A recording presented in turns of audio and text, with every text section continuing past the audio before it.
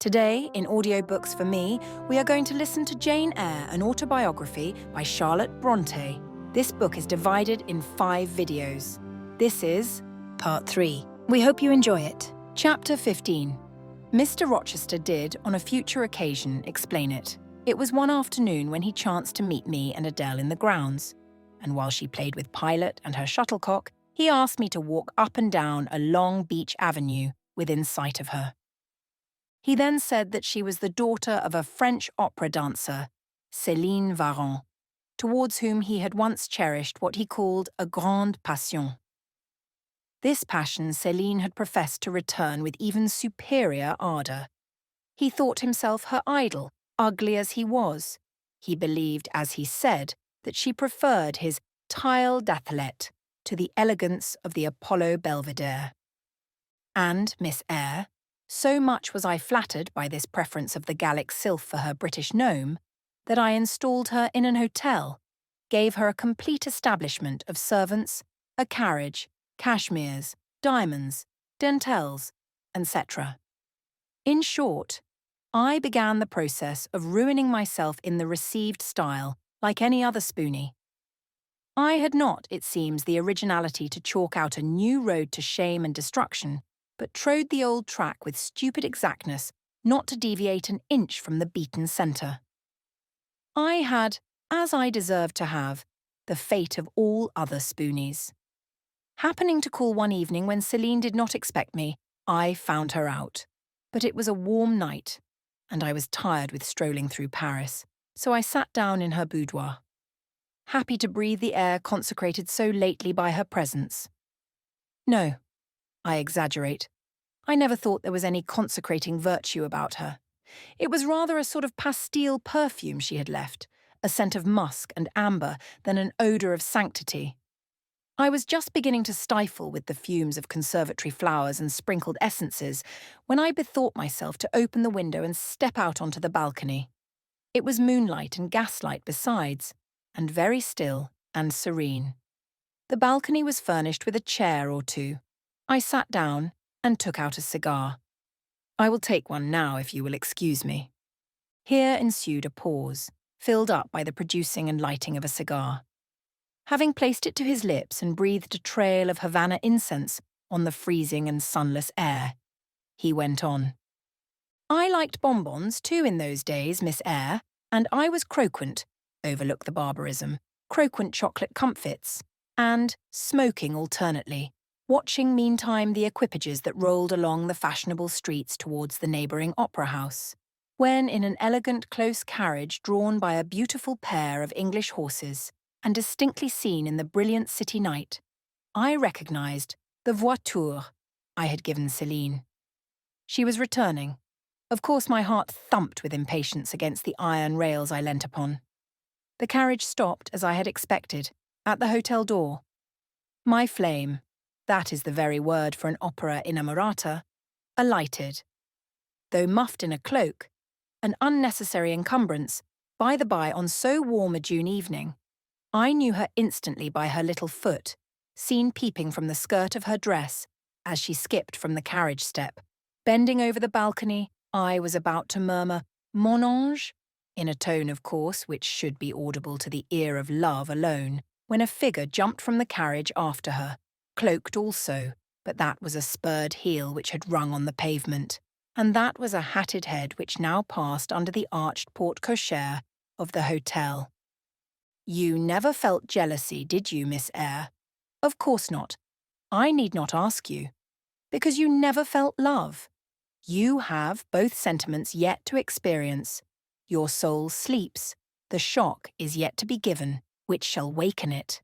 You think all existence lapses in as quiet a flow as that in which your youth has hitherto slid away. Floating on with closed eyes and muffled ears, you neither see the rocks bristling not far off in the bed of the flood, nor hear the breakers boil at their base. But I tell you, and you may mark my words, you will come some day to a craggy pass in the channel, where the whole of life's stream will be broken up into whirl and tumult, foam and noise. Either you will be dashed to atoms on crag points, or lifted up and borne on by some master wave into a calmer current, as I am now. I like this day. I like that sky of steel. I like the sternness and stillness of the world under this frost. I like Thornfield, its antiquity, its retirement, its old crow trees and thorn trees, its grey facade, and lines of dark windows reflecting that metal welkin. And yet how long have I abhorred the very thought of it, shunned it like a great plague house. How I do still abhor. He ground his teeth and was silent. He arrested his step and struck his boot against the hard ground. Some hated thought seemed to have him in its grip and to hold him so tightly that he could not advance. We were ascending the avenue when he thus paused. The hall was before us. Lifting his eye to its battlements, he cast over them a glare such as I never saw before or since. Pain, shame, ire, impatience, disgust, detestation seemed momentarily to hold a quivering conflict in the large pupil dilating under his ebon eyebrow. Wild was the wrestle which should be paramount, but another feeling rose and triumphed. Something hard and cynical, self-willed and resolute. It settled his passion and petrified his countenance. He went on. During the moment I was silent, Miss Eyre, I was arranging a point with my destiny. She stood there, by that beech trunk, a hag like one of those who appeared to Macbeth on the heath of Forres. "You like Thornfield," she said, lifting her finger, and then she wrote in the air a memento, which ran in lurid hieroglyphics all along the house front, between the upper and lower row of windows. "Like it if you can. Like it if you dare." "I will like it," said I. "I dare like it. And," he subjoined moodily, "I will keep my word. I will break obstacles to happiness, to goodness. Yes, goodness. I wish to be a better man than I have been, than I am. As Job's Leviathan broke the spear, the dart, and the habergeon, hindrances which others count as iron and brass, I will esteem but straw and rotten wood." Adele here ran before him with her shuttlecock. "Away!" he cried harshly. "Keep at a distance, child, or go into Sophie." Continuing then to pursue his walk in silence, I ventured to recall him to the point whence he had abruptly diverged. "Did you leave the balcony, sir?" I asked, when Mademoiselle Varens entered. I almost expected a rebuff for this hardly well-timed question, but, on the contrary, waking out of his scowling abstraction, he turned his eyes towards me, and the shade seemed to clear off his brow. "Oh, I had forgotten, Céline. Well, to resume.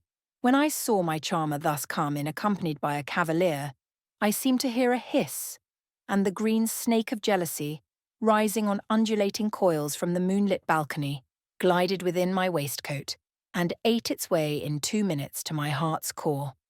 Strange," he exclaimed, suddenly starting again from the point. "Strange that I should choose you for the confidant of all this, young lady. Passing strange that you should listen to me quietly, as if it were the most usual thing in the world for a man like me to tell stories of his opera mistresses to a quaint, inexperienced girl like you. But the last singularity explains the first. As I intimated once before, you with your gravity, considerateness, and caution were made to be the recipient of secrets. Besides, I know what sort of a mind I have placed in communication with my own. I know it is one not liable to take infection. It is a peculiar mind. It is a unique one. Happily, I do not mean to harm it. But if I did, it would not take harm from me. The more you and I converse, the better, for while I cannot blight you, you may refresh me."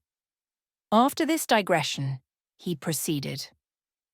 I remained in the balcony. They will come to her boudoir, no doubt, thought I. Let me prepare an ambush. So, putting my hand in through the open window, I drew the curtain over it, leaving only an opening through which I could take observations. Then I closed the casement, all but a chink, just wide enough to furnish an outlet to lovers' whispered vows. Then I stole back to my chair, and as I resumed it, the pair came in. My eye was quickly at the aperture. Celine's chambermaid entered, lit a lamp, left it on the table and withdrew. The couple were thus revealed to me clearly. Both removed their cloaks, and there was the Varens, shining in satin and jewels. My gifts, of course. And there was her companion in an officer's uniform, and I knew him for a young roué of a vicomte, a brainless and vicious youth whom I had sometimes met in society and had never thought of hating because I despised him so absolutely. On recognizing him, the fang of the snake jealousy was instantly broken, because at the same moment my love for Celine sank under an extinguisher. A woman who could betray me for such a rival was not worth contending for. She deserved only scorn. Less, however, than I, who had been her dupe. They began to talk. Their conversation eased me completely. Frivolous, mercenary, heartless, and senseless. It was rather calculated to weary than enrage a listener. A card of mine lay on the table. This being perceived, brought my name under discussion. Neither of them possessed energy or wit to belabor me soundly, but they insulted me as coarsely as they could in their little way. Especially Celine, who even waxed rather brilliant on my personal defects. Deformities, she termed them. Now it had been her custom to launch out into fervent admiration of what she called my beauté mâle, wherein she differed diametrically from you, who told me point-blank, at the second interview, that you did not think me handsome. The contrast struck me at the time, and Adele here came running up again. Monsieur, John has just been to say that your agent has called and wishes to see you. Ah, in that case I must abridge. Opening the window, I walked in upon them, liberated Celine from my protection, gave her notice to vacate her hotel, offered her a purse for immediate exigencies, disregarded screams, hysterics, prayers, protestations, convulsions, made an appointment with the Vicomte for a meeting at the Bois de Boulogne. Next morning, I had the pleasure of encountering him, left a bullet in one of his poor etiolated arms, feeble as the wing of a chicken in the pip, and then thought I had done with the whole crew. But unluckily the Varin, 6 months before, had given me this fillet Adele, who, she affirmed, was my daughter. And perhaps she may be, though I see no proofs of such grim paternity written in her countenance. Pilot is more like me than she. Some years after I had broken with the mother, she abandoned her child and ran away to Italy with a musician or singer. I acknowledged no natural claim on Adele's part to be supported by me, nor do I now acknowledge any, for I am not her father.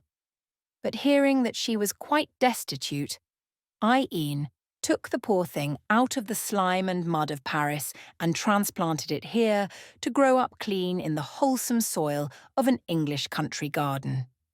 Mrs. Fairfax found you to train it, but now you know that it is the illegitimate offspring of a French opera girl.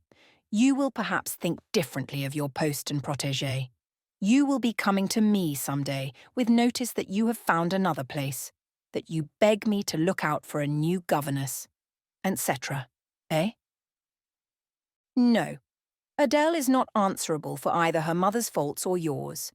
I have a regard for her, and now that I know she is, in a sense, parentless, forsaken by her mother and disowned by you, sir, I shall cling closer to her than before.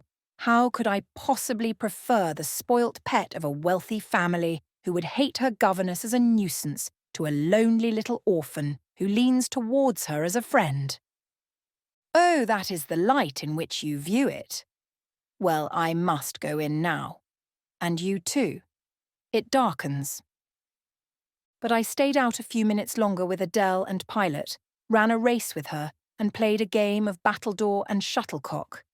When we went in, and I had removed her bonnet and coat, I took her on my knee, kept her there an hour, allowing her to prattle as she liked, not rebuking even some little freedoms and trivialities into which she was apt to stray when much noticed, and which betrayed in her a superficiality of character, inherited probably from her mother, hardly congenial to an English mind. Still she had her merits, and I was disposed to appreciate all that was good in her to the utmost. I sought in her countenance and features a likeness to Mr. Rochester, but found none. No trait, no turn of expression announced relationship. It was a pity. If she could but have been proved to resemble him, he would have thought more of her. It was not till after I had withdrawn to my own chamber for the night that I steadily reviewed the tale Mr. Rochester had told me. As he had said, there was probably nothing at all extraordinary in the substance of the narrative itself. A wealthy Englishman's passion for a French dancer, and her treachery to him, were everyday matters enough, no doubt, in society. But there was something decidedly strange in the paroxysm of emotion which had suddenly seized him when he was in the act of expressing the present contentment of his mood and his newly revived pleasure in the old hall and its environs. I meditated wonderingly on this incident, but gradually quitting it, as I found it for the present inexplicable, I turned to the consideration of my master's manner to myself. The confidence he had thought fit to repose in me seemed a tribute to my discretion. I regarded and accepted it as such. His deportment had now for some weeks been more uniform towards me than at the first. I never seemed in his way. He did not take fits of chilling hauteur. When he met me unexpectedly, the encounter seemed welcome. He had always a word and sometimes a smile for me. When summoned by formal invitation to his presence, I was honoured by a cordiality of reception that made me feel I really possessed the power to amuse him, and that these evening conferences were sought as much for his pleasure as for my benefit. I, indeed, talked comparatively little, but I heard him talk with relish. It was his nature to be communicative. He liked to open to a mind unacquainted with the world glimpses of its scenes and ways. I do not mean its corrupt scenes and wicked ways, but such as derived their interest from the great scale on which they were acted, the strange novelty by which they were characterized. And I had a keen delight in receiving the new ideas he offered, in imagining the new pictures he portrayed, and following him in thought through the new regions he disclosed, never startled or troubled by one noxious illusion. The ease of his manner freed me from painful restraint. The friendly frankness, as correct as cordial, with which he treated me, drew me to him. I felt at times as if he were my relation rather than my master, yet he was imperious sometimes still. But I did not mind that. I saw it was his way. So happy, so gratified did I become with this new interest added to life, that I ceased to pine after kindred. My thin crescent destiny seemed to enlarge. The blanks of existence were filled up. My bodily health improved. I gathered flesh and strength. And was Mr. Rochester now ugly in my eyes? No, reader. Gratitude and many associations, all pleasurable and genial, made his face the object I best liked to see. His presence in a room was more cheering than the brightest fire. Yet I had not forgotten his faults. Indeed, I could not, for he brought them frequently before me. He was proud, sardonic, harsh to inferiority of every description. In my secret soul I knew that his great kindness to me was balanced by unjust severity to many others. He was moody too, unaccountably so. I more than once, when sent for to read to him, found him sitting in his library alone, with his head bent on his folded arms. And, when he looked up, a morose, almost a malignant scowl blackened his features. But I believed that his moodiness, his harshness, and his former faults of morality, I say former, for now he seemed corrected of them, had their source in some cruel cross of fate. I believed he was naturally a man of better tendencies, higher principles, and purer tastes than such as circumstances had developed, education instilled, or destiny encouraged. I thought there were excellent materials in him, though for the present they hung together somewhat spoiled and tangled. I cannot deny that I grieved for his grief, whatever that was, and would have given much to assuage it. Though I had now extinguished my candle and was laid down in bed, I could not sleep for thinking of his look when he paused in the avenue and told how his destiny had risen up before him and dared him to be happy at Thornfield. Why not? I asked myself. What alienates him from the house? Will he leave it again soon? Mrs. Fairfax said he seldom stayed here longer than a fortnight at a time, and he has now been resident 8 weeks. If he does go, the change will be doleful. Suppose he should be absent spring, summer, and autumn. How joyless sunshine and fine days will seem. I hardly know whether I had slept or not after this musing. At any rate, I started wide awake on hearing a vague murmur, peculiar and lugubrious, which sounded, I thought, just above me.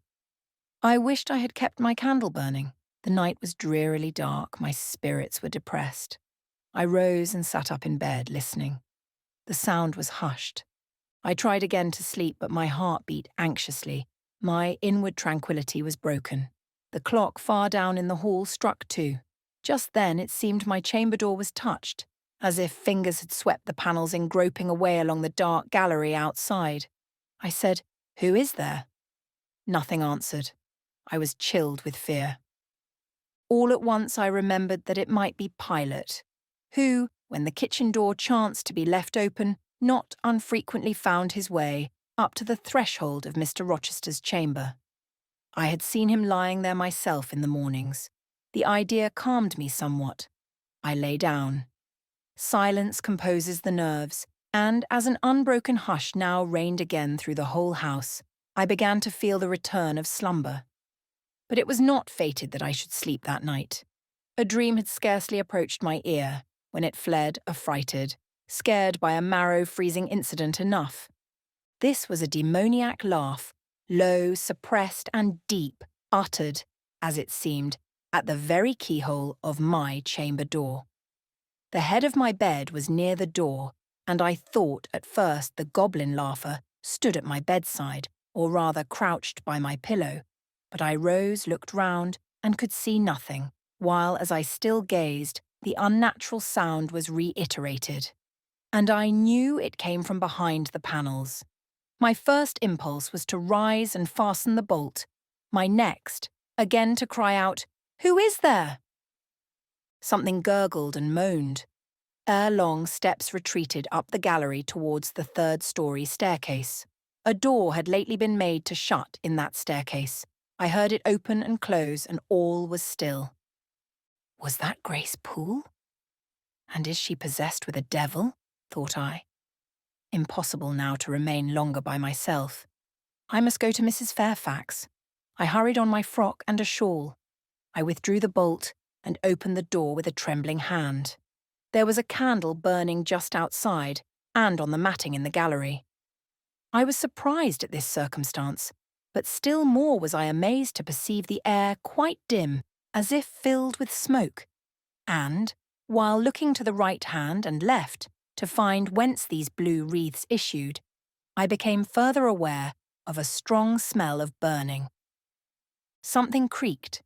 It was a door ajar, and that door was Mr. Rochester's, and the smoke rushed in a cloud from thence.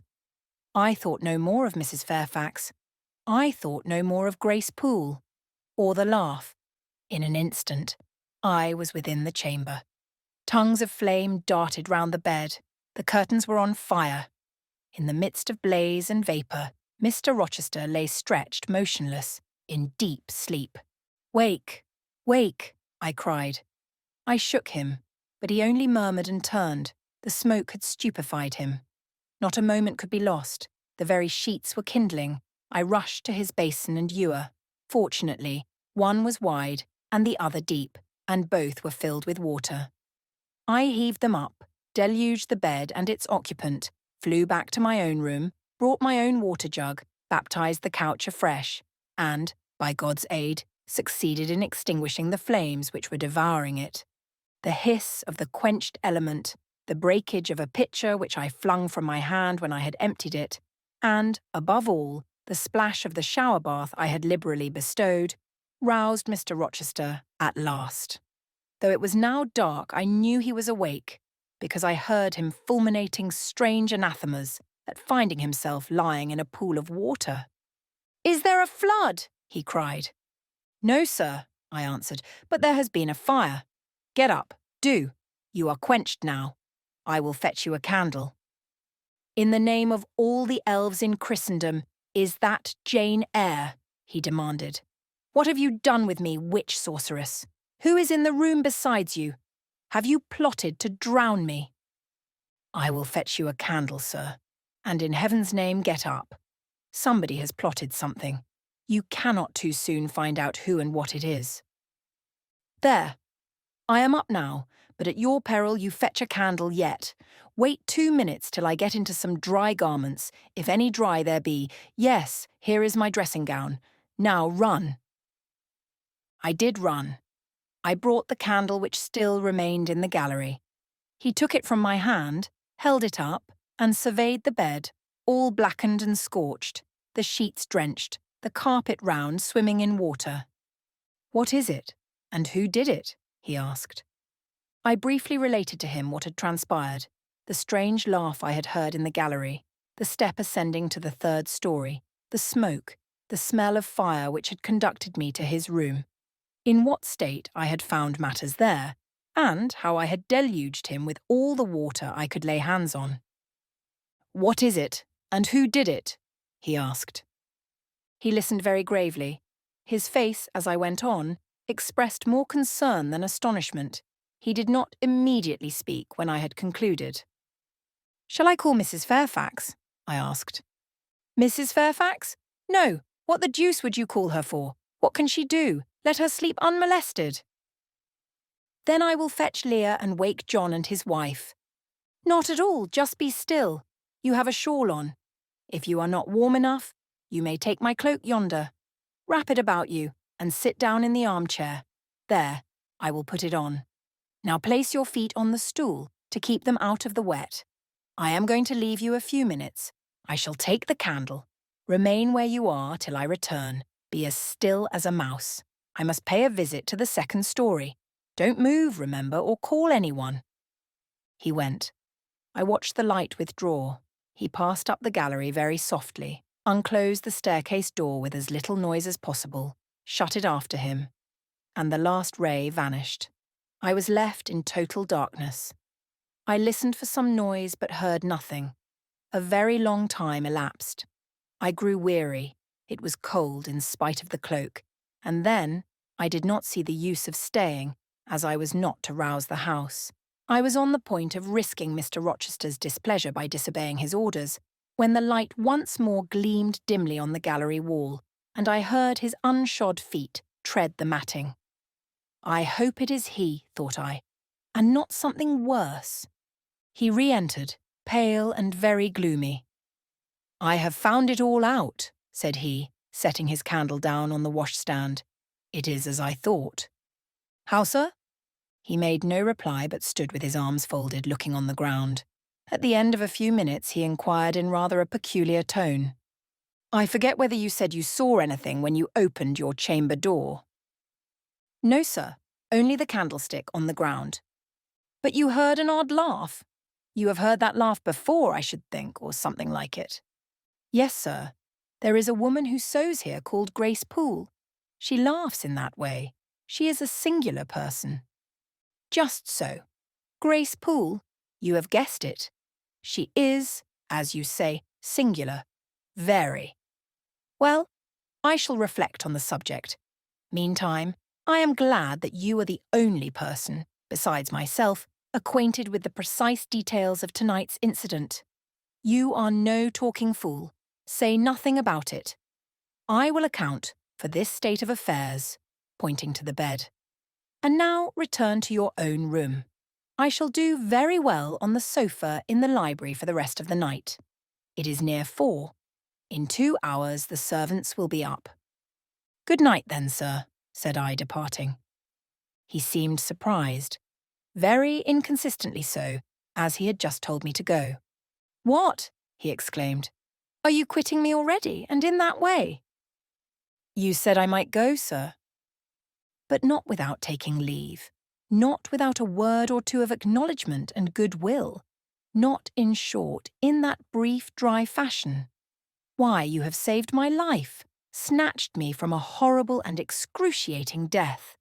And you walk past me as if we were mutual strangers. At least shake hands." He held out his hand. I gave him mine. He took it first in one, then in both his own. "You have saved my life. I have a pleasure in owing you so immense a debt. I cannot say more. Nothing else that has being would have been tolerable to me in the character of creditor for such an obligation. But you, it is different. I feel your benefits no burden, Jane." He paused, gazed at me. Words almost visible trembled on his lips, but his voice was checked. "Good night again, sir. There is no debt, benefit, burden, obligation in the case." "I knew," he continued, "you would do me good in some way, at some time. I saw it in your eyes when I first beheld you. Their expression and smile did not—" Again he stopped. "Did not," he proceeded hastily, "strike delight to my very inmost heart so for nothing. People talk of natural sympathies.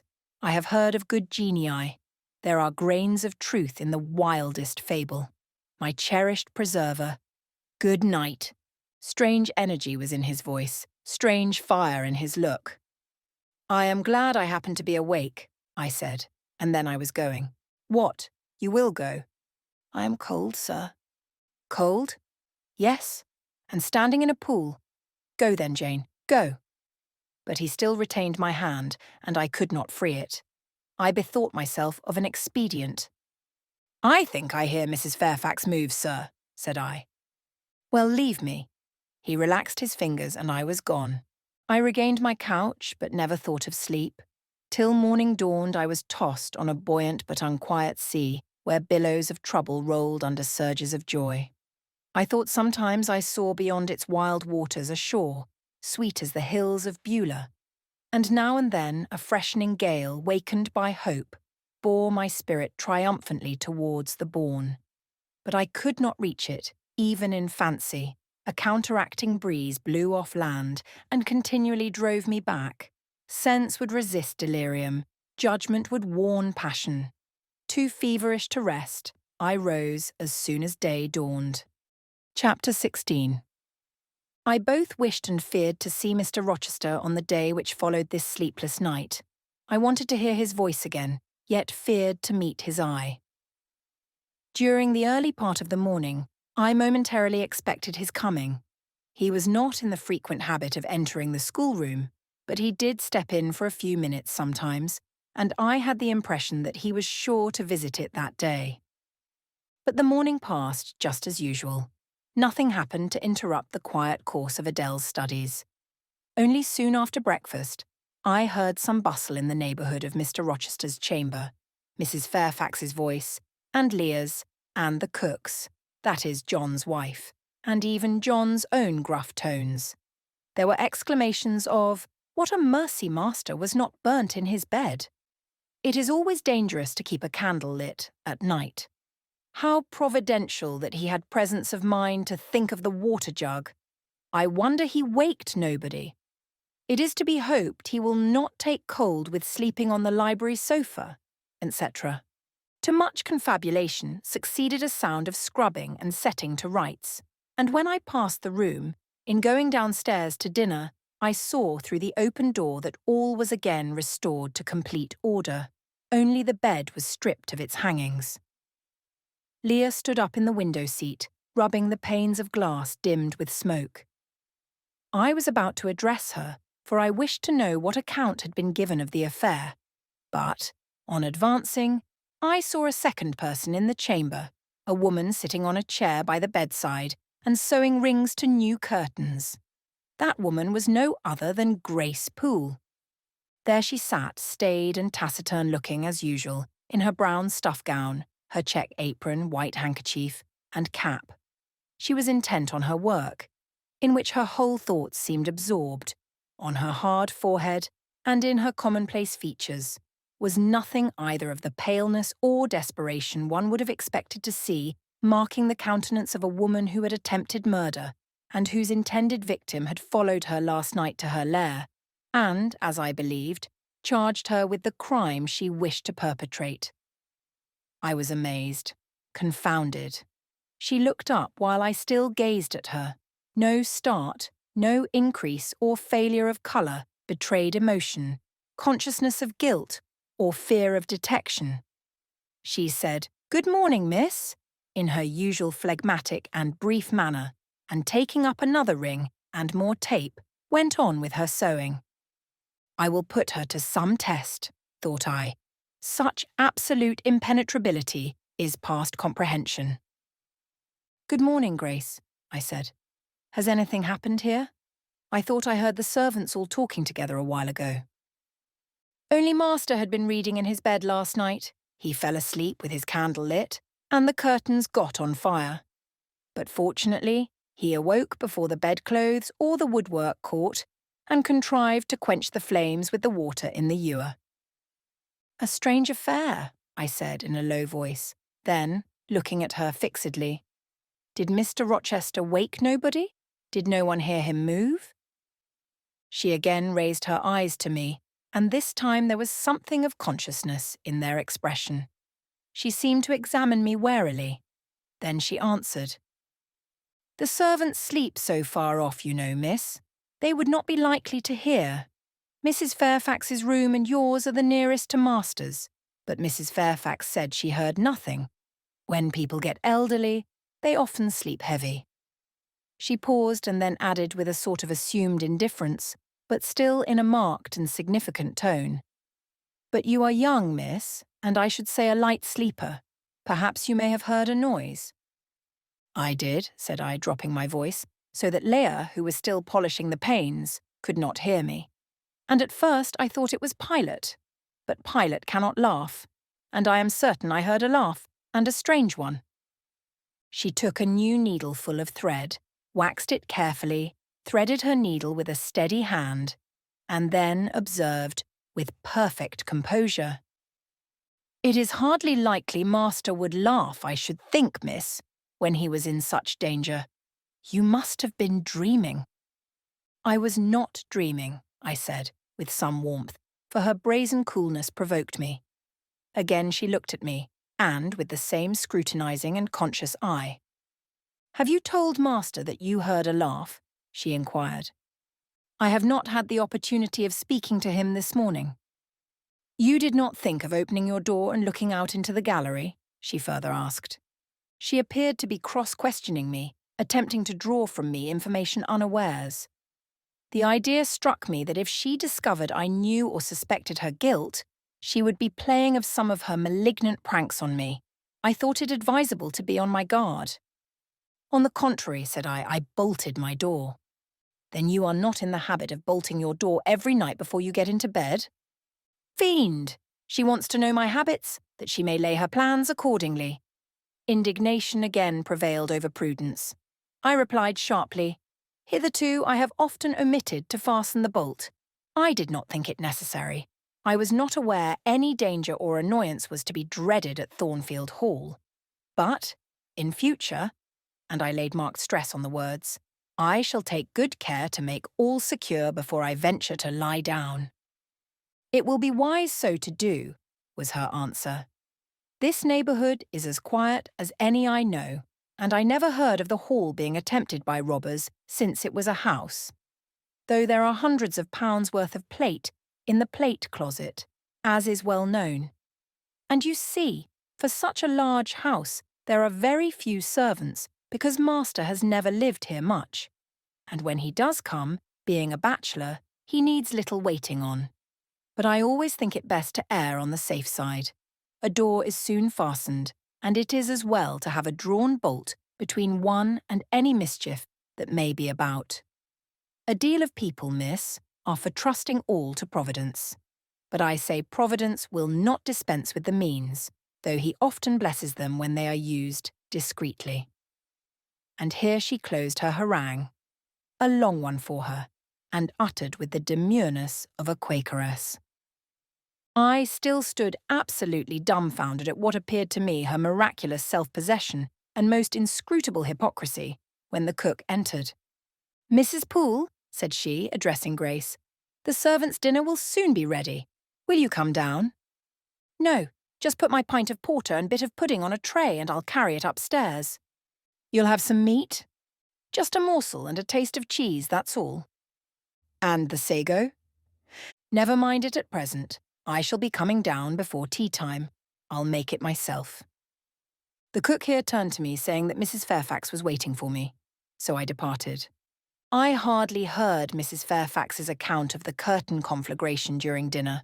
So much was I occupied in puzzling my brains over the enigmatical character of Grace Poole, and still more in pondering the problem of her position at Thornfield and questioning why she had not been given into custody that morning, or, at the very least, dismissed from her master's service.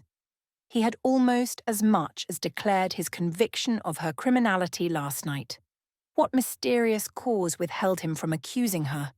Why had he enjoined me too to secrecy? It was strange. A bold, vindictive, and haughty gentleman seemed somehow in the power of one of the meanest of his dependents. So much in her power that even when she lifted her hand against his life, he dared not openly charge her with the attempt, much less punish her for it. Had Grace been young and handsome, I should have been tempted to think that tenderer feelings than prudence or fear influenced Mr. Rochester in her behalf. But, hard-favoured and matronly as she was, the idea could not be admitted. Yet, I reflected, she has been young once. Her youth would be contemporary with her master's. Mrs. Fairfax told me once she had lived here many years. I don't think she can ever have been pretty. But, for aught I know, she may possess originality and strength of character to compensate for the want of personal advantages. Mr. Rochester is an amateur of the decided and eccentric.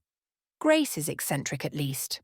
What if a former caprice, a freak very possible to a nature so sudden and headstrong as his, has delivered him into her power, and she now exercises over his actions a secret influence, the result of his own indiscretion, which he cannot shake off and dare not disregard.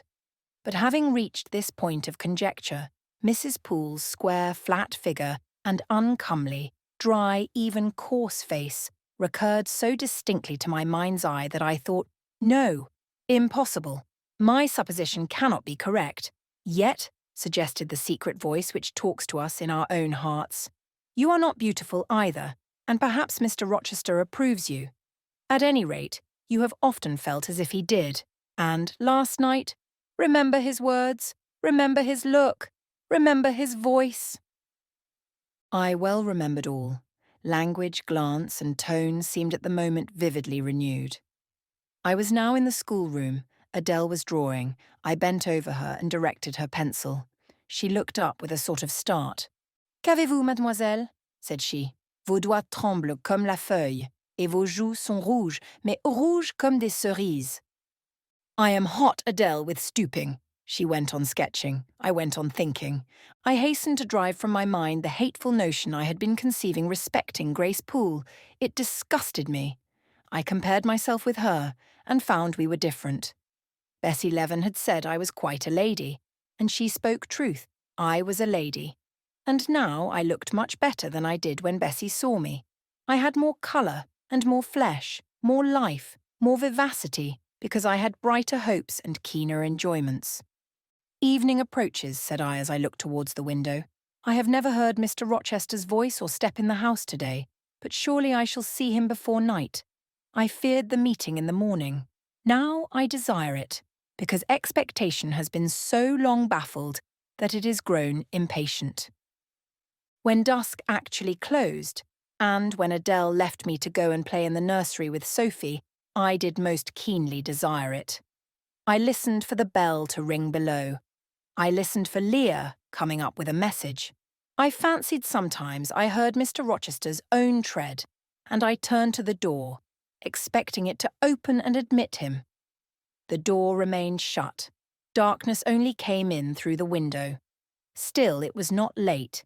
He often sent for me at 7 and 8 o'clock, and it was yet but 6. Surely I should not be wholly disappointed tonight when I had so many things to say to him. I wanted again to introduce the subject of Grace Poole and to hear what he would answer. I wanted to ask him plainly if he really believed it was she who had made last night's hideous attempt, and if so, why he kept her wickedness a secret. It little mattered whether my curiosity irritated him.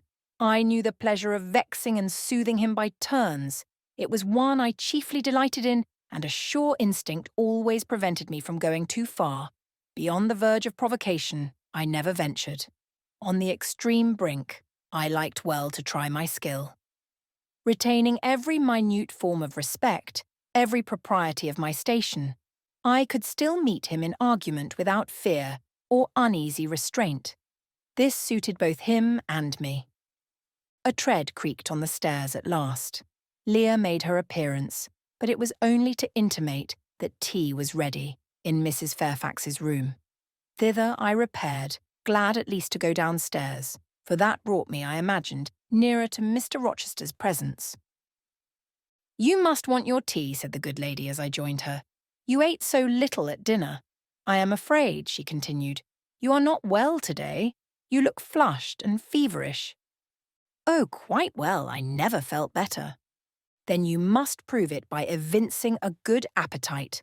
Will you fill the teapot while I knit off this needle?" Having completed her task, she rose to draw down the blind, which she had hitherto kept up, by way, I suppose, of making the most of daylight, though dusk was now fast deepening into total obscurity. "It is fair tonight," said she as she looked through the panes. "Though not starlight, Mr. Rochester has, on the whole, had a favourable day for his journey." "Journey? Is Mr. Rochester gone anywhere?" I did not know he was out. "Oh, he set off the moment he had breakfasted. He has gone to the Leas, Mr. Eshton's place, 10 miles on the other side Millcote.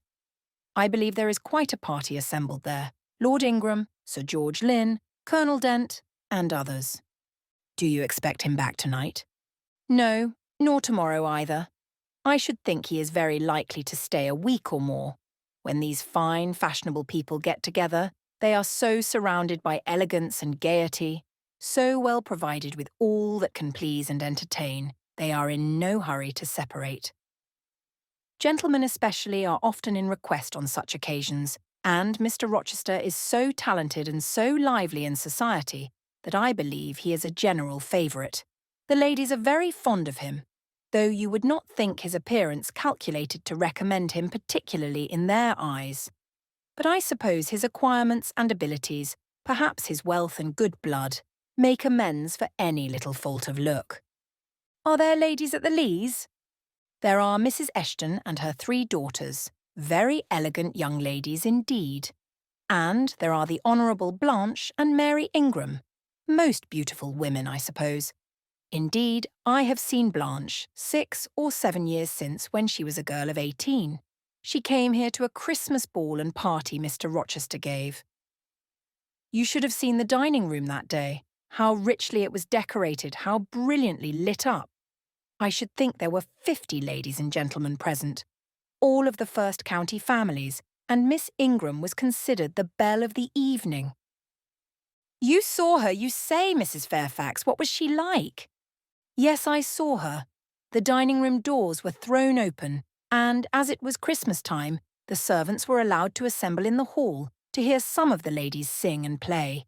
Mr. Rochester would have me to come in, and I sat down in a quiet corner and watched them. I never saw a more splendid scene. The ladies were magnificently dressed. Most of them, at least most of the younger ones, looked handsome, but Miss Ingram was certainly the queen. And what was she like? Tall, fine bust, sloping shoulders, long, graceful neck, olive complexion, dark and clear, noble features, eyes rather like Mr. Rochester's, large and black, and as brilliant as her jewels. And then she had such a fine head of hair, raven black and so becomingly arranged, a crown of thick plaits behind, and in front the longest, the glossiest curls I ever saw. She was dressed in pure white. An amber-coloured scarf was passed over her shoulder and across her breast, tied at the side, and descending in long fringed ends below her knee. She wore an amber-coloured flower, too, in her hair. It contrasted well with the jetty mass of her curls. She was greatly admired, of course. Yes, indeed, and not only for her beauty but for her accomplishments. She was one of the ladies who sang. A gentleman accompanied her on the piano. She and Mr. Rochester sang a duet. Mr. Rochester? I was not aware he could sing. Oh, he has a fine bass voice and an excellent taste for music. And Miss Ingram? What sort of a voice had she? A very rich and powerful one. She sang delightfully. It was a treat to listen to her. And she played afterwards.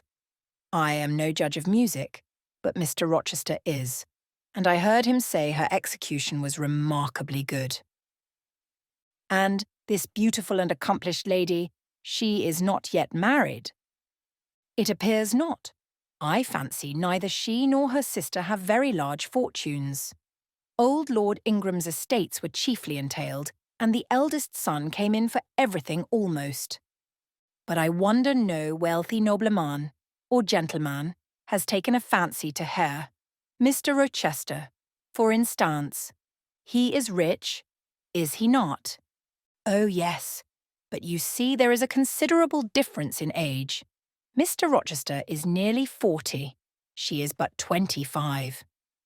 What of that? More unequal matches are made every day. True, yet I should scarcely fancy Mr. Rochester would entertain an idea of the sort. But you eat nothing. You have scarcely tasted since you began tea. No, I am too thirsty to eat. Will you let me have another cup?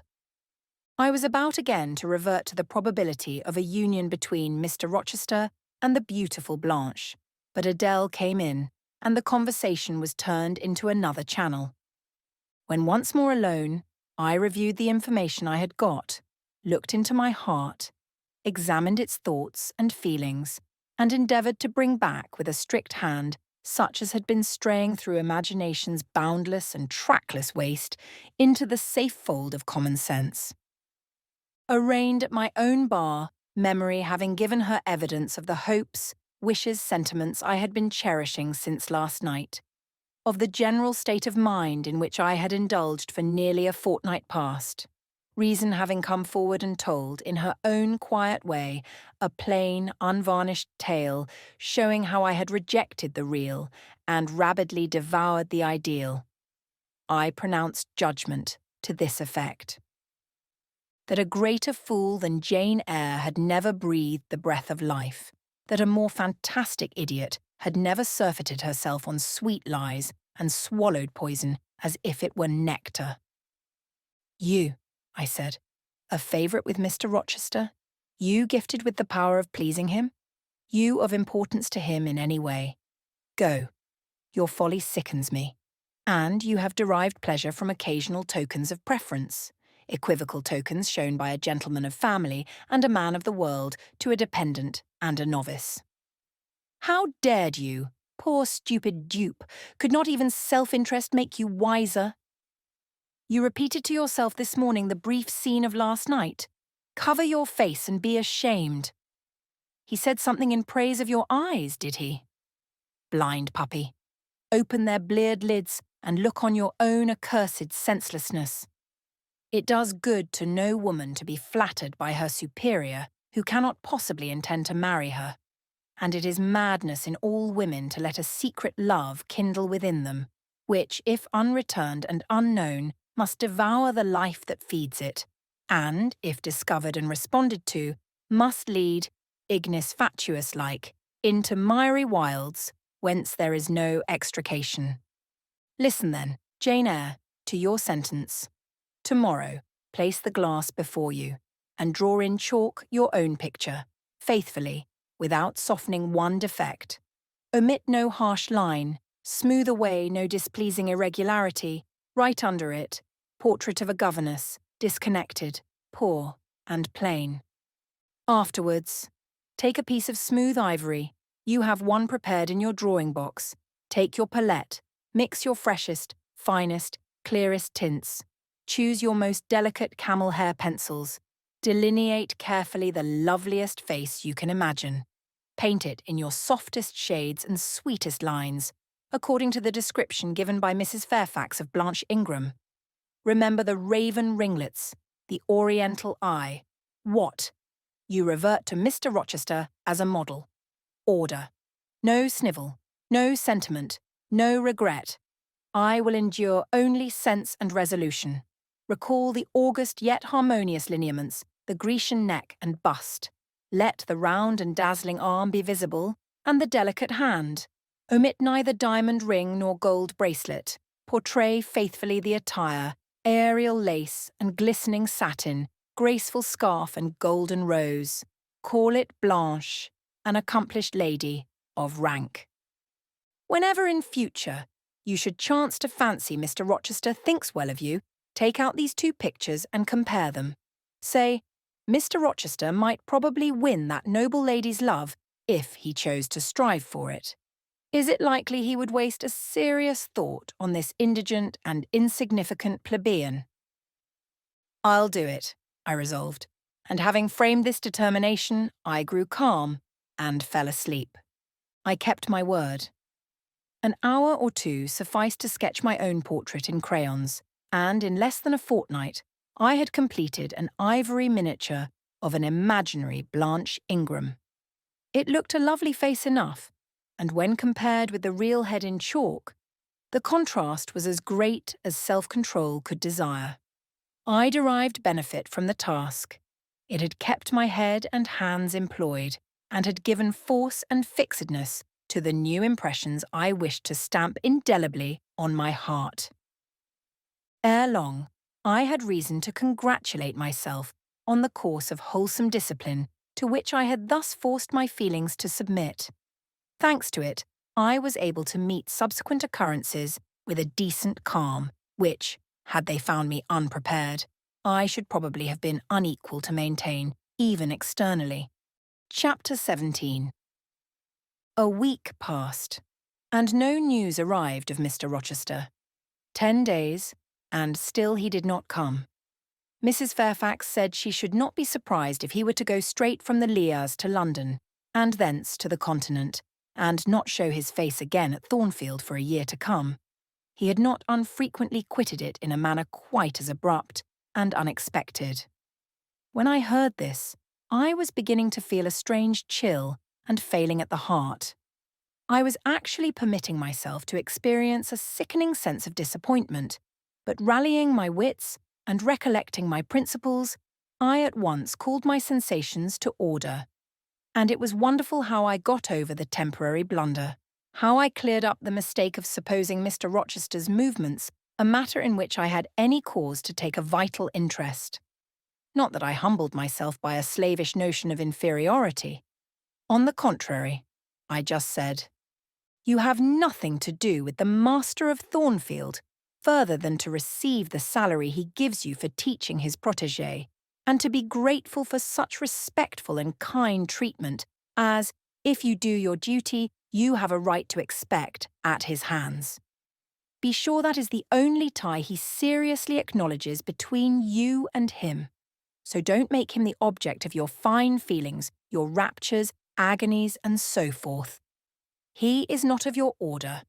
Keep to your caste, and be too self-respecting to lavish the love of the whole heart, soul, and strength, where such a gift is not wanted and would be despised." I went on with my day's business tranquilly, but ever and anon, vague suggestions kept wandering across my brain of reasons why I should quit Thornfield, and I kept involuntarily framing advertisements and pondering conjectures about new situations. These thoughts I did not think to check. They might germinate and bear fruit if they could. Mr. Rochester had been absent upwards of a fortnight when the post brought Mrs. Fairfax a letter. "It is from the master," said she, as she looked at the direction. "Now I suppose we shall know whether we are to expect his return or not." And while she broke the seal and perused the document, I went on taking my coffee. We were at breakfast. It was hot, and I attributed to that circumstance a fiery glow which suddenly rose to my face. Why my hand shook, and why I involuntarily spilt half the contents of my cup into my saucer, I did not choose to consider. Well, I sometimes think we are too quiet, but we run a chance of being busy enough now, for a little while at least, said Mrs. Fairfax, still holding the note before her spectacles. Ere I permitted myself to request an explanation, I tied the string of Adele's pinafore, which happened to be loose. Having helped her also to another bun and refilled her mug with milk, I said, nonchalantly, "Mr. Rochester is not likely to return soon, I suppose?" "Indeed he is. In 3 days, he says. That will be next Thursday, and not alone either. I don't know how many of the fine people at the Lees are coming with him. He sends directions for all the best bedrooms to be prepared, and the library and drawing rooms are to be cleaned out. I am to get more kitchen hands from the George Inn, at Millcote, and from wherever else I can. And the ladies will bring their maids and the gentlemen their valets. So we shall have a full house of it." And Mrs. Fairfax swallowed her breakfast and hastened away to commence operations. The 3 days were, as she had foretold, busy enough.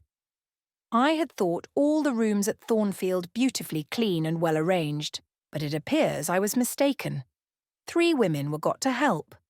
And such scrubbing, such brushing, such washing of paint and beating of carpets, such taking down and putting up of pictures, such polishing of mirrors and lustres, such lighting of fires in bedrooms, such airing of sheets and feather beds on hearths, I never beheld, either before or since.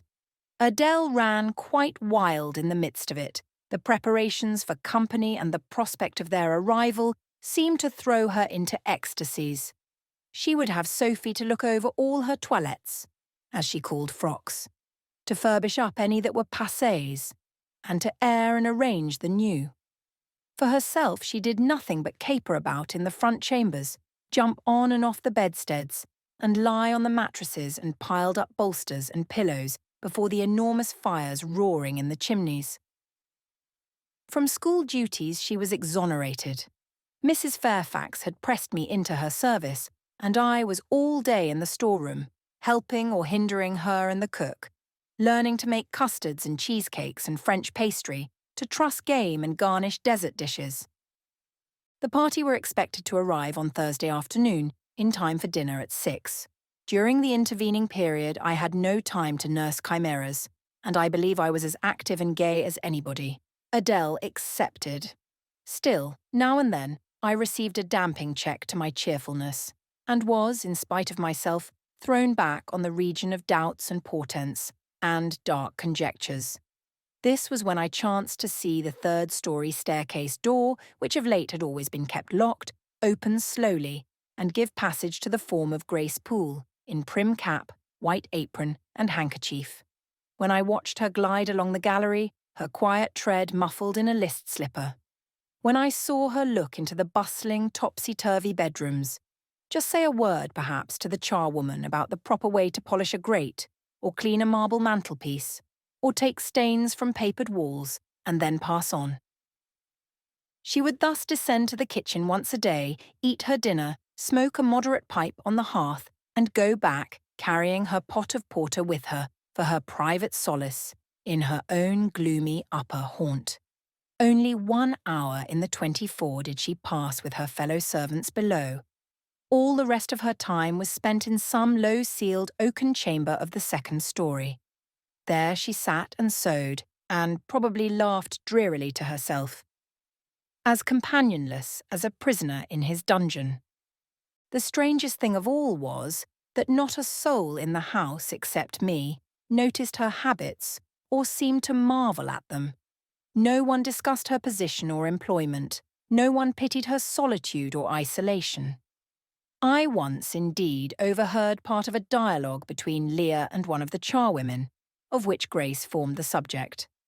Leah had been saying something I had not caught, and the charwoman remarked, "She gets good wages, I guess." "Yes," said Leah. "I wish I had as good. Not that mine are to complain of. There's no stinginess at Thornfield, but they're not 1/5 of the sum Mrs. Poole receives, and she is laying by. She goes every quarter to the bank at Millcote. I should not wonder but she has saved enough to keep her independent if she liked to leave, But I suppose she's got used to the place, and then she's not 40 yet, and strong and able for anything. It is too soon for her to give up business." "She is a good hand, I dare say," said the charwoman. "Ah, she understands what she has to do. Nobody better," rejoined Leah significantly. "And it is not everyone could fill her shoes, not for all the money she gets." "That it is not," was the reply. "I wonder whether the master—" The charwoman was going on, but here Leah turned and perceived me, and she instantly gave her companion a nudge. "Doesn't she know?" I heard the woman whisper. Leah shook her head, and the conversation was of course dropped. All I had gathered from it amounted to this, that there was a mystery at Thornfield, and that from participation in that mystery, I was purposely excluded. Thursday came. All work had been completed the previous evening. Carpets were laid down, bed hangings festooned, radiant white counterpanes spread, toilet tables arranged, furniture rubbed, flowers piled in vases. Both chambers and saloons looked as fresh and bright as hands could make them. The hall, too, was scoured, and the great carved clock, as well as the steps and banisters of the staircase, were polished to the brightness of glass. In the dining room, the sideboard flashed resplendent with plate. In the drawing room and boudoir, vases of exotics bloomed on all sides. Afternoon arrived. Mrs. Fairfax assumed her best black satin gown, her gloves and her gold watch, for it was her part to receive the company, to conduct the ladies to their rooms, etc. Adele, too, would be dressed, though I thought she had little chance of being introduced to the party that day at least. However, to please her, I allowed Sophie to apparel her in one of her short, full muslin frocks. For myself, I had no need to make any change. I should not be called upon to quit my sanctum of the schoolroom, for a sanctum it was now become to me. A very pleasant refuge in time of trouble. It had been a mild, serene spring day, one of those days which, towards the end of March or the beginning of April, rise shining over the earth as heralds of summer. It was drawing to an end now, but the evening was even warm, and I sat at work in the schoolroom with the window open. "It gets late," said Mrs. Fairfax, entering in rustling state. "I am glad I ordered dinner an hour after the time Mr. Rochester mentioned, for it is past 6 now. I have sent John down to the gates to see if there is anything on the road. One can see a long way from thence in the direction of Millcote." She went to the window. "Here he is," said she. "Well, John," leaning out, "any news?" "They're coming, ma'am," was the answer. "They'll be here in 10 minutes. Adele flew to the window. I followed, taking care to stand on one side so that, screened by the curtain, I could see without being seen. The 10 minutes John had given seemed very long, but at last wheels were heard. 4 equestrians galloped up the drive, and after them came 2 open carriages. Fluttering veils and waving plumes filled the vehicles. 2 of the cavaliers were young, dashing-looking gentlemen. The third was Mr. Rochester, on his black horse Mesrour, Pilot bounding before him. At his side rode a lady, and he and she were the first of the party. Her purple riding habit almost swept the ground. Her veil streamed long on the breeze, mingling with its transparent folds, and gleaming through them shone rich raven ringlets. "Miss Ingram!" exclaimed Mrs. Fairfax, and away she hurried to her post below. The cavalcade, following the sweep of the drive, quickly turned the angle of the house, and I lost sight of it.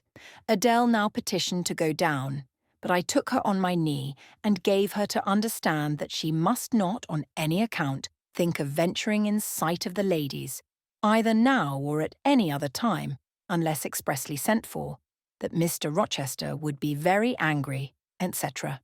Some natural tears she shed on being told this, but as I began to look very grave, she consented at last to wipe them. A joyous stir was now audible in the hall.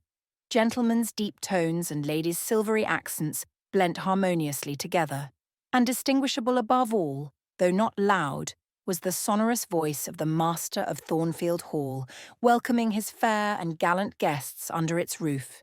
Then light steps ascended the stairs, and there was a tripping through the gallery, and soft, cheerful laughs, and opening and closing doors, and, for a time, a hush. "Elles changent de toilettes," said Adele, who, listening attentively, had followed every movement, and she sighed. "Chez maman," said she. "Quand il y avait du monde, je le suivais partout, au salon et à leur chambre. Souvent, je regardais les femmes de chambre coiffer et habiller les dames. Et c'était si amusant. Comme cela, on apprend. Don't you feel hungry, Adele?" "Mais oui, mademoiselle. Voilà 5 ou 6 heures que nous n'avons pas mangé." "Well now, while the ladies are in their rooms, I will venture down and get you something to eat." And issuing from my asylum with precaution, I sought a back stairs which conducted directly to the kitchen. All in that region was fire and commotion. The soup and fish were in the last stage of projection, and the cook hung over her crucibles in a frame of mind and body, threatening spontaneous combustion. In the servants' hall, 2 coachmen and 3 gentlemen's gentlemen stood or sat round the fire. The Abigails, I suppose, were upstairs with their mistresses. The new servants that had been hired from Millcote were bustling about everywhere. Threading this chaos, I at last reached the larder. There I took possession of a cold chicken, a roll of bread, some tarts, a plate or 2 and a knife and fork. With this booty I made a hasty retreat. I had regained the gallery and was just shutting the back door behind me when an accelerated hum warned me that the ladies were about to issue from their chambers.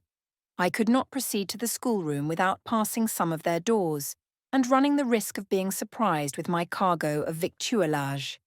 So I stood still at this end, which, being windowless, was dark. Quite dark now, for the sun was set and twilight gathering. Presently the chambers gave up their fair tenants, one after another. Each came out gaily and airily, with dress that gleamed lustrous through the dusk. For a moment, they stood grouped together at the other extremity of the gallery, conversing in a key of sweet, subdued vivacity. They then descended the staircase almost as noiselessly as a bright mist rolls down a hill. Their collective appearance had left on me an impression of high-born elegance, such as I had never before received. I found Adele peeping through the schoolroom door which she held ajar. "What beautiful ladies!" cried she in English. "Oh, I wish I might go to them. Do you think Mr. Rochester will send for us by and by after dinner?" "No, indeed, I don't. Mr. Rochester has something else to think about. Never mind the ladies tonight. Perhaps you will see them tomorrow. Here is your dinner." She was really hungry, so the chicken and tarts served to divert her attention for a time. It was well I secured this forage, or both she, I, and Sophie, to whom I conveyed a share of our repast, would have run a chance of getting no dinner at all. Everyone downstairs was too much engaged to think of us. The dessert was not carried out till after 9, and at 10 footmen were still running to and fro with trays and coffee cups. I allowed Adele to sit up much later than usual, for she declared she could not possibly go to sleep while the doors kept opening and shutting below, and people bustling about. Besides, she added, a message might possibly come from Mr. Rochester when she was undressed. "Et alors, quel dommage!" I told her stories as long as she would listen to them, and then for a change I took her out into the gallery. The hall lamp was now lit, and it amused her to look over the balustrade and watch the servants passing backwards and forwards. When the evening was far advanced, a sound of music issued from the drawing-room, whither the piano had been removed. Adele and I sat down on the top step of the stairs to listen. Presently, a voice blent with the rich tones of the instrument. It was a lady who sang, and very sweet her notes were. The solo over, a duet followed, and then a glee. A joyous conversational murmur filled up the intervals. I listened long. Suddenly I discovered that my ear was wholly intent on analysing the mingled sounds and trying to discriminate, amidst the confusion of accents, those of Mr. Rochester. And when it caught them, which it soon did, it found a further task in framing the tones, rendered by distance inarticulate, into words. The clock struck 11. I looked at Adele, whose head leant against my shoulder. Her eyes were waxing heavy, so I took her up in my arms and carried her off to bed. It was near 1 before the gentlemen and ladies sought their chambers. The next day was as fine as its predecessor. It was devoted by the party to an excursion to some site in the neighbourhood. They set out early in the forenoon, some on horseback, the rest in carriages. I witnessed both the departure and the return. Miss Ingram, as before, was the only lady equestrian, and, as before, Mr. Rochester galloped at her side. The two rode a little apart from the rest. I pointed out this circumstance to Mrs. Fairfax, who was standing at the window with me. "You said it was not likely they should think of being married," said I, "but you see Mr. Rochester evidently prefers her to any of the other ladies." "Yes, I dare say. No doubt he admires her. And she him," I added. "Look how she leans her head towards him, as if she were conversing confidentially. I wish I could see her face. I have never had a glimpse of it yet." "You will see her this evening," answered Mrs. Fairfax. I happened to remark to Mr. Rochester how much Adele wished to be introduced to the ladies, and he said, "Oh, let her come into the drawing-room after dinner, and request Miss Eyre to accompany her." "Yes, he said that from mere politeness. I need not go, I am sure," I answered. "Well, I observed to him that, as you were unused to company, I did not think you would like appearing before so gay a party. All strangers." And he replied, in his quick way, "Nonsense. If she objects, tell her it is my particular wish, and if she resists, say I shall come and fetch her in case of contumacy." "I will not give him that trouble," I answered. "I will go, if no better may be, but I don't like it." "Shall you be there, Mrs. Fairfax?" "No." I pleaded off, and he admitted my plea. "I'll tell you how to manage so as to avoid the embarrassment of making a formal entrance, which is the most disagreeable part of the business.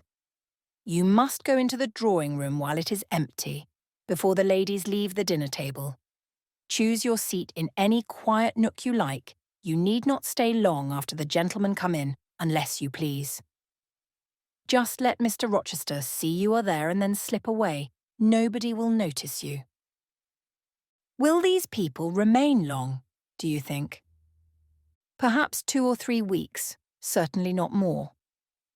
After the Easter recess, Sir George Lynn, who was lately elected member for Millcote, will have to go up to town and take his seat. I dare say Mr. Rochester will accompany him. It surprises me that he has already made so protracted a stay at Thornfield. It was with some trepidation that I perceived the hour approach when I was to repair with my charge to the drawing-room. Adele had been in a state of ecstasy all day after hearing she was to be presented to the ladies in the evening, and it was not till Sophie commenced the operation of dressing her that she sobered down. Then the importance of the process quickly steadied her, and by the time she had her curls arranged in well-smoothed, drooping clusters, her pink satin frock put on, her long sash tied, and her lace mittens adjusted, she looked as grave as any judge. No need to warn her not to disarrange her attire. When she was dressed, she sat demurely down in her little chair, taking care previously to lift up the satin skirt for fear she should crease it, and assured me she would not stir thence till I was ready. This I quickly was. My best dress, the silver grey one, purchased for Miss Temple's wedding and never worn since, was soon put on. My hair was soon smoothed, my sole ornament, the pearl brooch, soon assumed. We descended. Fortunately, there was another entrance to the drawing-room than that through the saloon where they were all seated at dinner. We found the apartment vacant, a large fire burning silently on the marble hearth, and wax candles shining in bright solitude amid the exquisite flowers with which the tables were adorned. The crimson curtain hung before the arch. Slight as was the separation this drapery formed from the party in the adjoining saloon, they spoke in so low a key that nothing of their conversation could be distinguished beyond a soothing murmur. Adele, who appeared to be still under the influence of a most solemnizing impression, sat down, without a word, on the footstool I pointed out to her. I retired to a window seat, and taking a book from a table near, endeavoured to read. Adele brought her stool to my feet. Ere long, she touched my knee. What is it, Adele? Est-ce que je ne puis pas prendre une seule de ces fleurs magnifiques, mademoiselle? Seulement pour compléter ma toilette. You think too much of your toilette, Adele. But you may have a flower. And I took a rose from a vase and fastened it in her sash. She sighed a sigh of ineffable satisfaction, as if her cup of happiness were now full. I turned my face away to conceal a smile I could not suppress. There was something ludicrous as well as painful in the little Parisienne's earnest and innate devotion to matters of dress. A soft sound of rising now became audible. The curtain was swept back from the arch. Through it appeared the dining room, with its lit lustre pouring down light on the silver and glass of a magnificent dessert service, covering a long table. A band of ladies stood in the opening. They entered, and the curtain fell behind them. There were but 8, yet somehow, as they flocked in, they gave the impression of a much larger number. Some of them were very tall, many were dressed in white, and all had a sweeping amplitude of array that seemed to magnify their persons as a mist magnifies the moon. I rose and curtsied to them. 1 or 2 bent their heads in return, the others only stared at me. They dispersed about the room, reminding me, by the lightness and buoyancy of their movements, of a flock of white plumy birds. Some of them threw themselves in half-reclining positions on the sofas and ottomans. Some bent over the tables and examined the flowers and books. The rest gathered in a group round the fire. All talked in a low but clear tone, which seemed habitual to them. I knew their names afterwards, and may as well mention them now. First, there was Mrs. Eshton and 2 of her daughters. She had evidently been a handsome woman, and was well preserved still. Of her daughters, the eldest, Amy, was rather little, naive and childlike in face and manner, and piquant in form. Her white muslin dress and blue sash became her well. The second, Louisa, was taller and more elegant in figure, with a very pretty face of that order the French term minois chiffonné. Both sisters were fair as lilies. Lady Lynn was a large and stout personage of about 40, very erect, very haughty-looking, richly dressed in a satin robe of changeful sheen. Her dark hair shone glossily under the shade of an azure plume, and within the circlet of a band of gems. Mrs. Colonel Dent was less showy, but, I thought, more ladylike. She had a slight figure, a pale, gentle face, and fair hair. Her black satin dress, her scarf of rich foreign lace, and her pearl ornaments pleased me better than the rainbow radiance of the titled dame. But the 3 most distinguished, partly perhaps because the tallest figures of the band, were the Dowager Lady Ingram and her daughters, Blanche and Mary.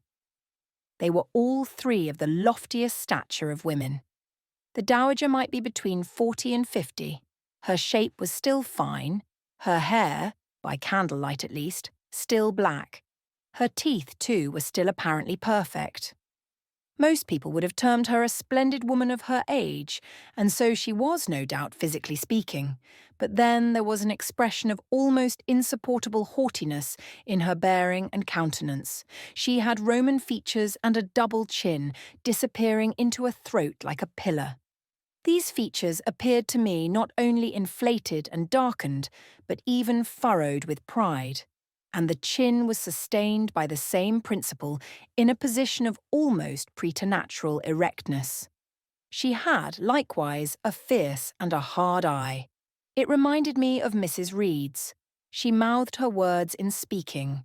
Her voice was deep, its inflections very pompous, very dogmatical, very intolerable in short. A crimson velvet robe and a shawl turban of some gold-wrought Indian fabric invested her, I suppose she thought, with a truly imperial dignity. Blanche and Mary were of equal stature, straight and tall as poplars. Mary was too slim for her height, but Blanche was moulded like a Dian. I regarded her, of course, with special interest. First, I wished to see whether her appearance accorded with Mrs. Fairfax's description. Secondly, whether it at all resembled the fancy miniature I had painted of her. And thirdly, it will out, whether it was such as I should fancy likely to suit Mr. Rochester's taste. As far as person went, she answered point for point, both to my picture and Mrs. Fairfax's description. The noble bust, the sloping shoulders, the graceful neck, the dark eyes and black ringlets were all there. But her face was like her mother's, a youthful unfurrowed likeness, the same low brow, the same high features, the same pride. It was not, however, so saturnine a pride. She laughed continually. Her laugh was satirical, and so was the habitual expression of her arched and haughty lip. Genius is said to be self-conscious. I cannot tell whether Miss Ingram was a genius, but she was self-conscious, remarkably self-conscious indeed. She entered into a discourse on botany with the gentle Mrs. Dent. It seemed Mrs. Dent had not studied that science, though, as she said, she liked flowers, especially wild ones. Miss Ingram had, and she ran over its vocabulary with an air. I presently perceived she was, what is vernacularly termed, trailing Mrs. Dent. That is, playing on her ignorance. Her trail might be clever, but it was decidedly not good-natured. She played. Her execution was brilliant. She sang. Her voice was fine. She talked French apart to her mamma, and she talked it well, with fluency and with a good accent. Mary had a milder and more open countenance than Blanche, softer features too, and a skin some shades fairer. Miss Ingram was dark as a Spaniard. But Mary was deficient in life. Her face lacked expression, her eye lustre. She had nothing to say, and having once taken her seat, remained fixed like a statue in its niche. The sisters were both attired in spotless white. And did I now think Miss Ingram such a choice as Mr. Rochester would be likely to make? I could not tell. I did not know his taste in female beauty.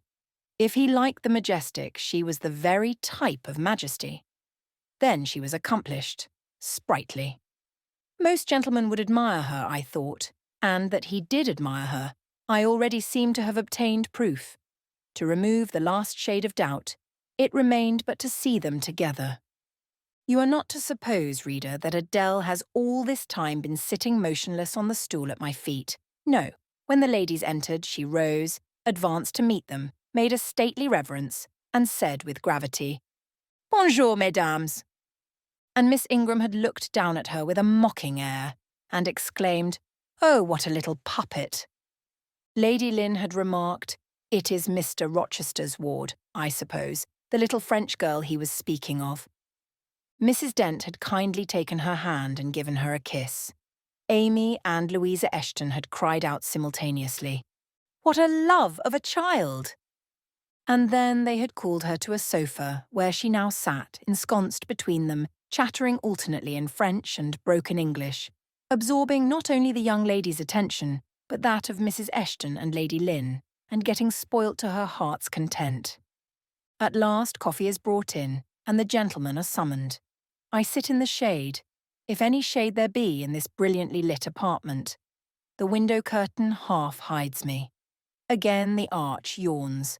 They come. The collective appearance of the gentlemen, like that of the ladies, is very imposing. They are all costumed in black. Most of them are tall, some young. Henry and Frederick Lynn are very dashing sparks indeed, and Colonel Dent is a fine soldierly man. Mr. Eshton, the magistrate of the district, is gentlemanlike. His hair is quite white, his eyebrows and whiskers still dark, which gives him something of the appearance of a père noble de théâtre. Lord Ingram, like his sisters, is very tall. Like them also he is handsome, but he shares Mary's apathetic and listless look. He seems to have more length of limb than vivacity of blood or vigour of brain. And where is Mr. Rochester? He comes in last. I am not looking at the arch, yet I see him enter. I try to concentrate my attention on those netting needles, on the meshes of the purse I am forming. I wish to think only of the work I have in my hands, to see only the silver beads and silk threads that lie in my lap. Whereas, I distinctly behold his figure, and I inevitably recall the moment when I last saw it. Just after I had rendered him, what he deemed an essential service, and he, holding my hand and looking down on my face, surveyed me with eyes that revealed a heart full and eager to overflow, in whose emotions I had a part. How near had I approached him at that moment? What had occurred since calculated to change his and my relative positions? Yet now how distant, how far estranged we were. So far estranged that I did not expect him to come and speak to me. I did not wonder when, without looking at me, he took a seat at the other side of the room and began conversing with some of the ladies. No sooner did I see that his attention was riveted on them, and that I might gaze without being observed, than my eyes were drawn involuntarily to his face. I could not keep their lids under control. They would rise, and the irids would fix on him. I looked, and had an acute pleasure in looking, a precious yet poignant pleasure, pure gold with a steely point of agony, a pleasure like what the thirst-perishing man might feel who knows the well to which he has crept is poisoned, yet stoops and drinks divine draughts nevertheless. Most true is it that beauty is in the eye of the gazer. My master's colourless olive face, square, massive brow, broad and jetty eyebrows, deep eyes, strong features, firm, grim mouth, all energy, decision, will, were not beautiful, according to rule. But they were more than beautiful to me. They were full of an interest, an influence that quite mastered me, that took my feelings from my own power and fettered them in his. I had not intended to love him. The reader knows I had wrought hard to extirpate from my soul the germs of love there detected, and now, at the first renewed view of him, they spontaneously arrived, green and strong. He made me love him without looking at me. I compared him with his guests. What was the gallant grace of the Lynns, the languid elegance of Lord Ingram, even the military distinction of Colonel Dent, contrasted with his look of native pith and genuine power? I had no sympathy in their appearance, their expression. Yet I could imagine that most observers would call them attractive, handsome, imposing, while they would pronounce Mr. Rochester at once harsh-featured and melancholy-looking. I saw them smile, laugh. It was nothing. The light of the candles had as much soul in it as their smile, the tinkle of the bell as much significance as their laugh. I saw Mr. Rochester smile. His stern features softened. His eye grew both brilliant and gentle, its ray both searching and sweet. He was talking at the moment to Louisa and Amy Eshton. I wondered to see them receive with calm that look which seemed to me so penetrating. I expected their eyes to fall, their colour to rise under it, yet I was glad when I found they were in no sense moved. He is not to them what he is to me, I thought. He is not of their kind. I believe he is of mine. I am sure he is. I feel akin to him. I understand the language of his countenance and movements. Though rank and wealth sever us widely, I have something in my brain and heart, in my blood and nerves, that assimilates me mentally to him. Did I say a few days since that I had nothing to do with him but to receive my salary at his hands? Did I forbid myself to think of him in any other light than as a paymaster? Blasphemy against nature.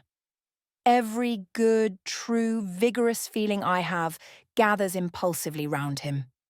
I know I must conceal my sentiments. I must smother hope. I must remember that he cannot care much for me.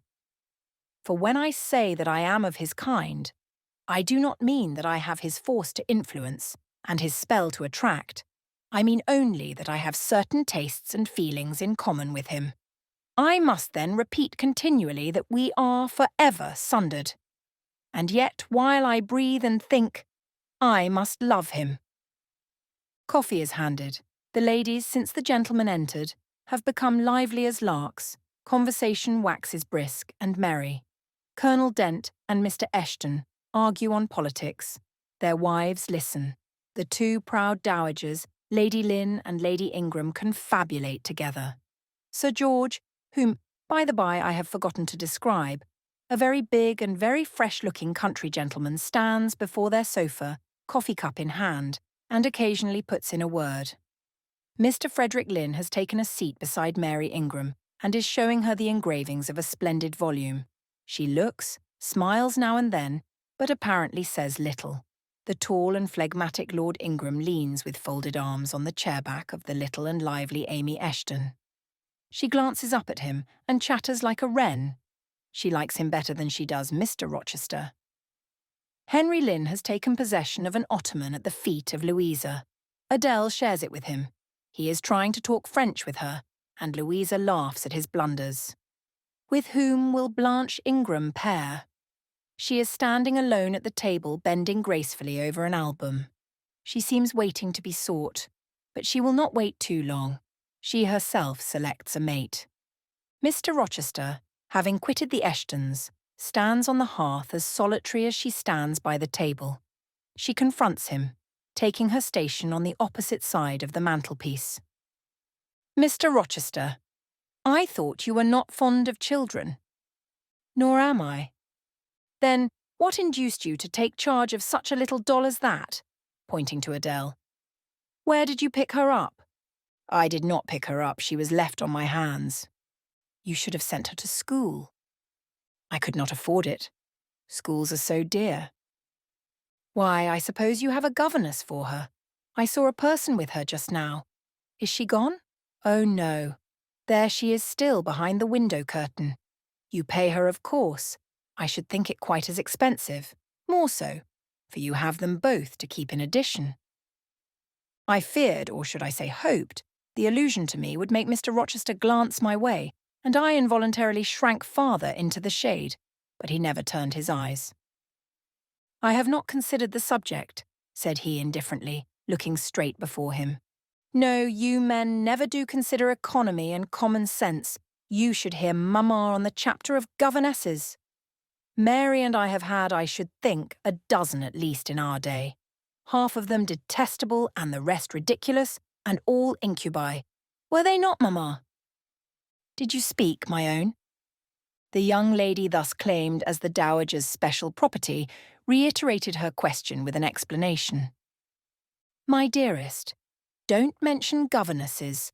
The word makes me nervous. I have suffered a martyrdom from their incompetency and caprice. I thank heaven I have now done with them. Mrs. Dent here bent over to the Pew's lady and whispered something in her ear. I suppose, from the answer elicited, it was a reminder that one of the anathematised race was present. Tant pis, said her ladyship. I hope it may do her good. Then, in a lower tone, but still loud enough for me to hear, I noticed her. I am a judge of physiognomy, and in hers I see all the faults of her class. What are they, madam? Inquired Mr. Rochester aloud. I will tell you in your private ear, replied she, wagging her turban 3 times with portentous significancy. But my curiosity will be past its appetite. It craves food now. Ask Blanche. She is nearer you than I. Oh, don't refer him to me, Mamma. I have just one word to say of the whole tribe. They are a nuisance. Not that I ever suffered much from them. I took care to turn the tables. What tricks Theodore and I used to play on our Miss Wilsons, and Mrs. Greys, and Madame Joubert's. Mary was always too sleepy to join in a plot with spirit. The best fun was with Madame Joubert.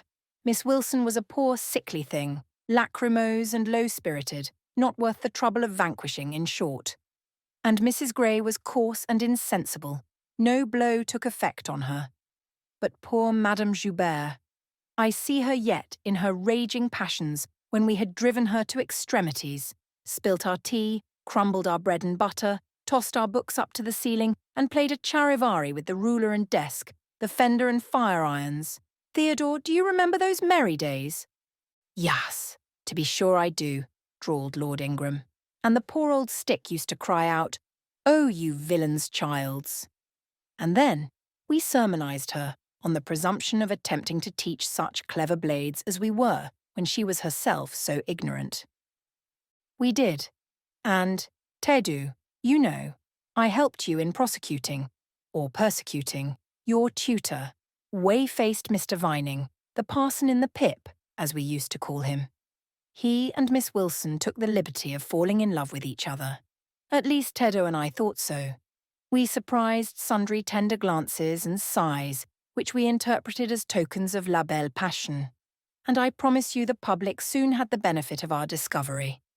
We employed it as a sort of lever to hoist our dead weights from the house. Dear Mamma, there, as soon as she got an inkling of the business, found out that it was of an immoral tendency. Did you not, my lady mother? Certainly my best. And I was quite right. Depend on that. There are 1,000 reasons why liaisons between governesses and tutors should never be tolerated a moment in any well-regulated house. Firstly, oh, gracious Mamma, spare us the enumeration. Au reste, we all know them. Danger of bad example to innocence of childhood, distractions and consequent neglect of duty on the part of the attached, mutual alliance and reliance, confidence thence resulting, insolence accompanying, mutiny and general blow-up. Am I right, Baroness Ingram, of Ingram Park? My lily-flower, you are right now, as always. Then no more need be said. Change the subject. Amy Eshton, not hearing or not heeding this dictum, joined in with her soft, infantine tone. Louisa and I used to quiz our governess too, but she was such a good creature, she would bear anything. Nothing put her out. She was never cross with us. Was she, Louisa? No, never. We might do what we pleased, ransack her desk and her workbox and turn her drawers inside out. And she was so good-natured, she would give us anything we asked for. I suppose now, said Miss Ingram, curling her lip sarcastically, we shall have an abstract of the memoirs of all the governesses extant. In order to avert such a visitation, I again move the introduction of a new topic. Mr. Rochester, do you second my motion? Madam, I support you on this point as on every other. Then on me be the honours of bringing it forward. Signor Eduardo, are you in voice tonight? Donna Bianca, if you command it, I will be. Then, Signia, I lay on you my sovereign behest, to furbish up your lungs and other vocal organs, as they will be wanted on my royal service. Who would not be the Rizzio of so divine a Mary? A fig for Rizzio, cried she, tossing her head with all its curls, as she moved to the piano. It is my opinion the fiddler David must have been an insipid sort of fellow. I like Black Bothwell better. To my mind, a man is nothing without a spice of the devil in him, and history may say what it will of James Hepburn, but I have a notion. He was just the sort of wild, fierce bandit hero whom I could have consented to gift with my hand. Gentlemen, you hear. Now which of you most resembles Bothwell? Cried Mr. Rochester. I should say the preference lies with you, responded Colonel Dent. On my honour, I am much obliged to you, was the reply. Miss Ingram, who had now seated herself with proud grace at the piano, spreading out her snowy robes in queenly amplitude, commenced a brilliant prelude. Talking meantime. She appeared to be on her high horse tonight. Both her words and her air seemed intended to excite not only the admiration, but the amazement of her auditors. She was evidently bent on striking them as something very dashing and daring indeed. Oh, I am so sick of the young men of the present day, exclaimed she, rattling away at the instrument. Poor, puny things, not fit to stir a step beyond Papa's park gates, nor to go even so far without Mamma's permission and guardianship. Creatures so absorbed in care about their pretty faces and their white hands and their small feet, as if a man had anything to do with beauty. As if loveliness were not the special prerogative of woman, her legitimate appanage and heritage. I grant an ugly woman is a blot on the fair face of creation, but as to the gentlemen, let them be solicitous to possess only strength and valour. Let their motto be, hunt, shoot, and fight. The rest is not worth a fillip. Such should be my device, were I a man.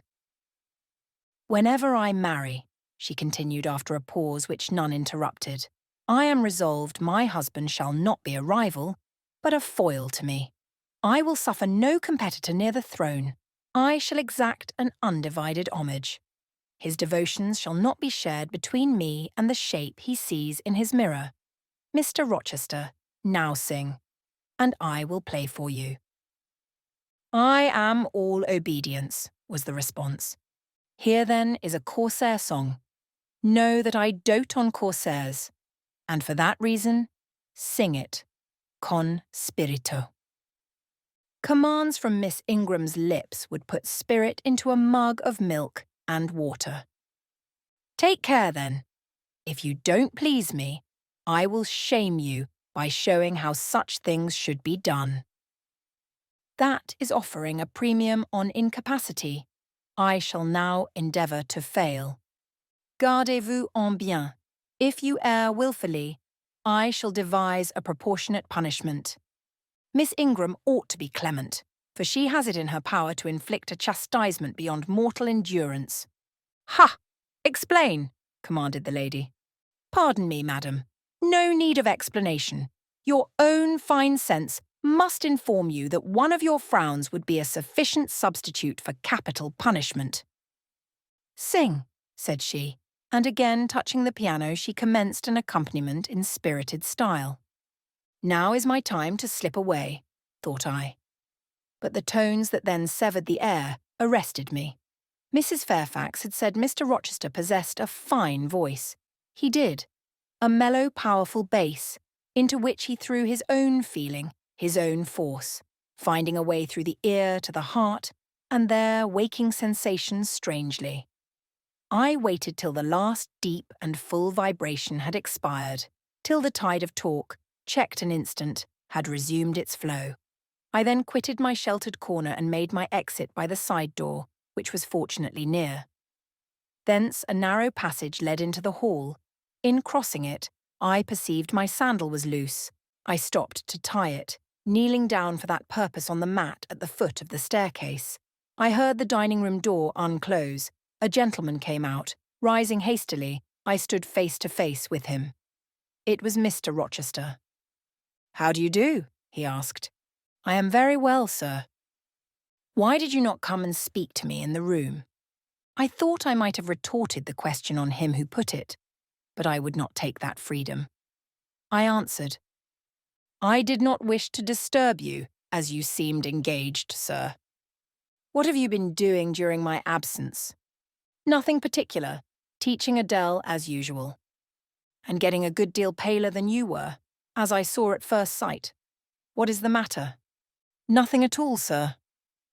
"Did you take any cold that night you half drowned me?" "Not the least."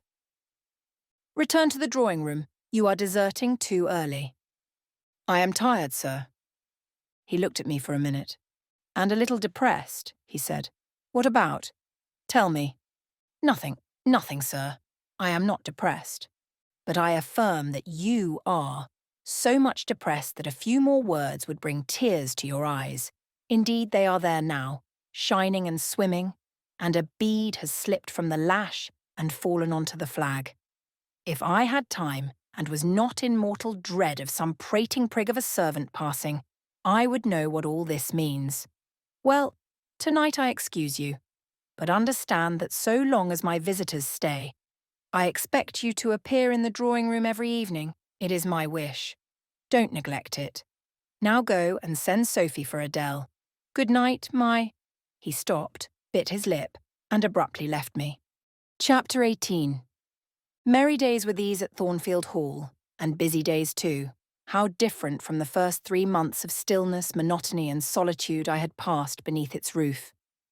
All sad feelings seemed now driven from the house, all gloomy associations forgotten. There was life everywhere, movement all day long. You could not now traverse the gallery, once so hushed, nor enter the front chambers, once so tenantless, without encountering a smart lady's maid or a dandy valet. The kitchen, the butler's pantry, the servants' hall, the entrance hall were equally alive, and the saloons were only left void and still when the blue sky and halcyon sunshine of the genial spring weather called their occupants out into the grounds. Even when that weather was broken and continuous rain set in for some days, No damp seemed cast over enjoyment. Indoor amusements only became more lively and varied in consequence of the stop put to outdoor gaiety. I wondered what they were going to do the first evening a change of entertainment was proposed. They spoke of playing charades, but in my ignorance I did not understand the term. The servants were called in, the dining room tables wheeled away, the lights otherwise disposed, the chairs placed in a semicircle opposite the arch. While Mr. Rochester and the other gentlemen directed these alterations, the ladies were running up and down stairs, ringing for their maids. Mrs. Fairfax was summoned to give information respecting the resources of the house in shawls, dresses, draperies of any kind, and certain wardrobes of the third story were ransacked, and their contents, in the shape of brocaded and hooped petticoats, satin sacks, black modes, lace lappets, etc., were brought down in armfuls by the Abigails. Then a selection was made, and such things as were chosen were carried to the boudoir within the drawing-room. Meantime, Mr. Rochester had again summoned the ladies round him, and was selecting certain of their number to be of his party. "Miss Ingram is mind, of course," said he. Afterwards, he named the two Mrs. Eshton and Mrs. Dent. He looked at me. I happened to be near him, as I had been fastening the clasp of Mrs. Dent's bracelet, which had got loose. "Will you play?" he asked. I shook my head. He did not insist, which I rather feared he would have done. He allowed me to return quietly to my usual seat. He and his aides now withdrew behind the curtain.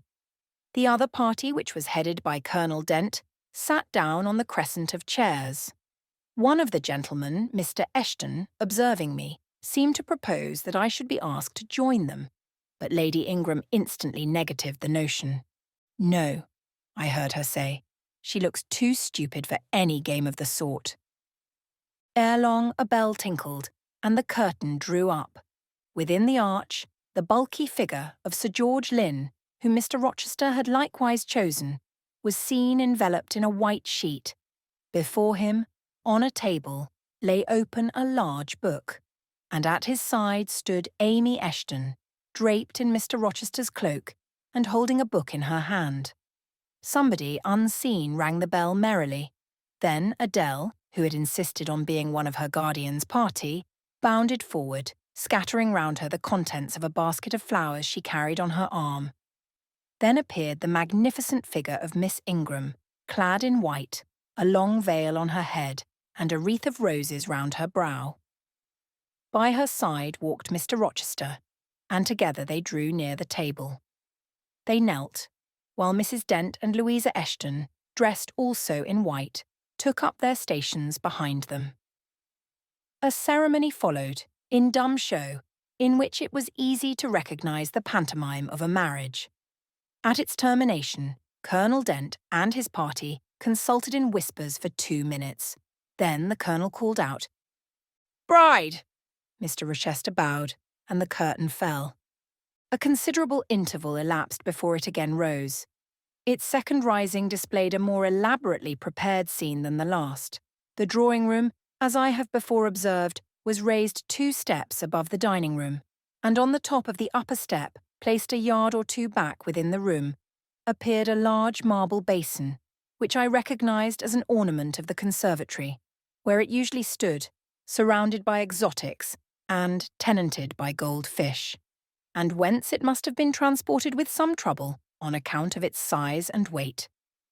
Seated on the carpet by the side of this basin was seen Mr. Rochester, costumed in shawls with a turban on his head. His dark eyes and swarthy skin and Paynim features suited the costume exactly. He looked the very model of an Eastern emir, an agent or a victim of the bowstring. Presently advanced into view Miss Ingram.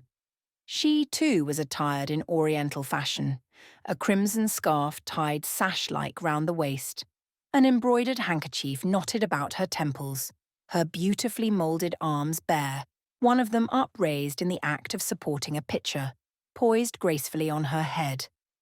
Both her cast of form and feature, her complexion and her general air, suggested the idea of some Israelitish princess of the patriarchal days. and such was doubtless the character she intended to represent. She approached the basin and bent over it as if to fill her pitcher. She again lifted it to her head. The personage on the well brink now seemed to accost her. To make some request, she hasted, let down her pitcher on her hand, and gave him to drink. From the bosom of his robe he then produced a casket, opened it, and showed magnificent bracelets and earrings. She acted astonishment and admiration. Kneeling, he laid the treasure at her feet. Incredulity and delight were expressed by her looks and gestures. The stranger fastened the bracelets on her arms and the rings in her ears. It was Eliezer and Rebecca. The camels only were wanting. The divining party again laid their heads together. Apparently they could not agree about the word or syllable the scene illustrated. Colonel Dent, their spokesman, demanded the tableau of the whole, whereupon the curtain again descended. On its third rising, only a portion of the drawing-room was disclosed, the rest being concealed by a screen, hung with some sort of dark and coarse drapery. The marble basin was removed. In its place stood a deal table and a kitchen chair. These objects were visible by a very dim light proceeding from a horn lantern, the wax candles being all extinguished. Amidst this sordid scene sat a man with his clenched hands resting on his knees and his eyes bent on the ground. I knew Mr. Rochester, though the begrimed face, the disordered dress, his coat hanging loose from one arm as if it had been almost torn from his back in a scuffle, the desperate and scowling countenance, the rough, bristling hair might well have disguised him. As he moved, a chain clanked. To his wrists were attached fetters. "Bridewell!" exclaimed Colonel Dent, and the charade was solved. A sufficient interval having elapsed for the performers to resume their ordinary costume, they re-entered the dining-room. Mr. Rochester led in Miss Ingram. She was complimenting him on his acting. "Do you know," said she, "that, of the 3 characters, I liked you in the last best? Oh, had you but lived a few years earlier, what a gallant gentleman highwayman you would have made." "Is all the soot washed from my face?" he asked, turning it towards her. "Alas, yes. The more's the pity. Nothing could be more becoming to your complexion than that ruffian's rouge." "You would like a hero of the road, then?" An English hero of the road would be the next best thing to an Italian bandit, and that could only be surpassed by a Levantine pirate. "Well, whatever I am, remember you are my wife. We were married an hour since, in the presence of all these witnesses," she giggled, and her colour rose. "Now, Dent," continued Mr. Rochester, "it is your turn." And as the other party withdrew, he and his band took the vacated seats. Miss Ingram placed herself at her leader's right hand. The other diviners filled the chairs on each side of him and her. I did not now watch the actors. I no longer waited with interest for the curtain to rise. My attention was absorbed by the spectators. My eyes, erewhile fixed on the arch, were now irresistibly attracted to the semicircle of chairs. What charade Colonel Dent and his party played, what word they chose, how they acquitted themselves, I no longer remember. But I still see the consultation which followed each scene. I see Mr. Rochester turn to Miss Ingram, and Miss Ingram to him. I see her incline her head towards him, till the jetty curls almost touch his shoulder and wave against his cheek. I hear their mutual whisperings. I recall their interchanged glances, and something even of the feeling roused by the spectacle returns in memory at this moment. I have told you, reader, that I had learnt to love Mr. Rochester. I could not unlove him now, merely because I found that he had ceased to notice me, because I might pass hours in his presence, and he would never once turn his eyes in my direction, because I saw all his attentions appropriated by a great lady who scorned to touch me with the hem of her robes as she passed, who, if ever her dark and imperious eye fell on me by chance, would withdraw it instantly as from an object too mean to merit observation. I could not unlove him because I felt sure he would soon marry this very lady, because I read daily in her a proud security in his intentions respecting her, because I witnessed hourly in him a style of courtship which, if careless and choosing rather to be sought than to seek, was yet, in its very carelessness, captivating, and in its very pride, irresistible. There was nothing to cool or banish love in these circumstances, though much to create despair. Much, too, you will think, reader, to engender jealousy. If a woman, in my position, could presume to be jealous of a woman in Miss Ingram's. But I was not jealous, or very rarely. The nature of the pain I suffered could not be explained by that word. Miss Ingram was a mark beneath jealousy. She was too inferior to excite the feeling. Pardon the seeming paradox, I mean what I say. She was very showy, but she was not genuine. She had a fine person, many brilliant attainments, but her mind was poor, her heart barren by nature. Nothing bloomed spontaneously on that soil. No unforced natural fruit delighted by its freshness. She was not good, she was not original. She used to repeat sounding phrases from books. She never offered, nor had, an opinion of her own. She advocated a high tone of sentiment, but she did not know the sensations of sympathy and pity. Tenderness and truth were not in her. Too often she betrayed this by the undue vent she gave to a spiteful antipathy she had conceived against little Adele, pushing her away with some contumelious epithet if she happened to approach her, sometimes ordering her from the room, and always treating her with coldness and acrimony. Other eyes besides mine watched these manifestations of character, watched them closely, keenly, shrewdly. Yes, the future bridegroom, Mr. Rochester himself, exercised over his intended a ceaseless surveillance, and it was from this sagacity, this guardedness of his, this perfect, clear consciousness of his fair one's defects, this obvious absence of passion in his sentiments towards her, that my ever-torturing pain arose. I saw he was going to marry her, for family, perhaps political reasons, because her rank and connections suited him. I felt he had not given her his love, and that her qualifications were ill-adapted to win from him that treasure. This was the point. This was where the nerve was touched and teased. This was where the fever was sustained and fed. She could not charm him. If she had managed the victory at once and he had yielded and sincerely laid his heart at her feet, I should have covered my face, turned to the wall and, figuratively, have died to them. If Miss Ingram had been a good and noble woman, endowed with force, fervour, kindness, sense, I should have had one vital struggle with two tigers, jealousy and despair.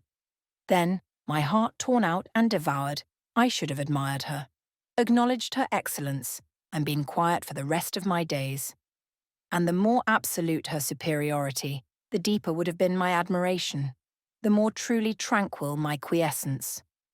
But as matters really stood, to watch Miss Ingram's efforts at fascinating Mr. Rochester, to witness their repeated failure, herself unconscious that they did fail, vainly fancying that each shaft launched hit the mark, and infatuatedly pluming herself on success, when her pride and self-complacency repelled further and further what she wished to allure.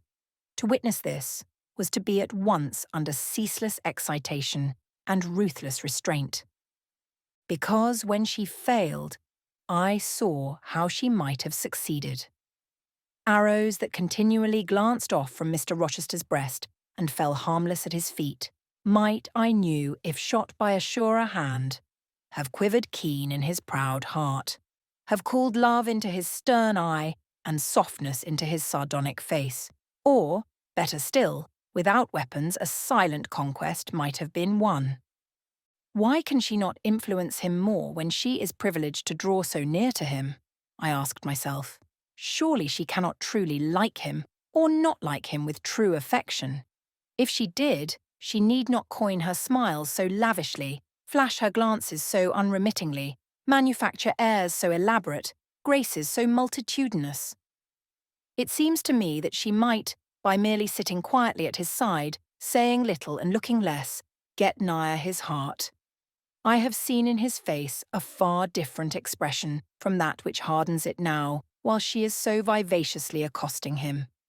But then it came of itself.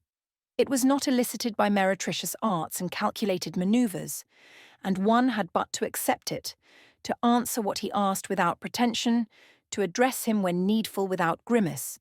And it increased and grew kinder and more genial, and warmed one like a fostering sunbeam. How will she manage to please him when they are married? I do not think she will manage it, and yet it might be managed. And his wife might, I verily believe, be the very happiest woman the sun shines on. I have not yet said anything condemnatory of Mr. Rochester's project of marrying for interest and connections. It surprised me when I first discovered that such was his intention. I had thought him a man unlikely to be influenced by motives so commonplace in his choice of a wife. But the longer I considered the position, education, etc., of the parties, the less I felt justified in judging and blaming either him or Miss Ingram for acting in conformity to ideas and principles instilled into them, doubtless, from their childhood. All their class held these principles. I supposed then they had reasons for holding them such as I could not fathom. It seemed to me that, were I a gentleman like him, I would take to my bosom only such a wife as I could love. But the very obviousness of the advantages to the husband's own happiness offered by this plan convinced me that there must be arguments against its general adoption, of which I was quite ignorant. Otherwise, I felt sure all the world would act as I wished to act. But in other points, as well as this, I was growing very lenient to my master. I was forgetting all his faults, for which I had once kept a sharp lookout. It had formerly been my endeavour to study all sides of his character, to take the bad with the good, and from the just weighing of both, to form an equitable judgment. Now I saw no bad.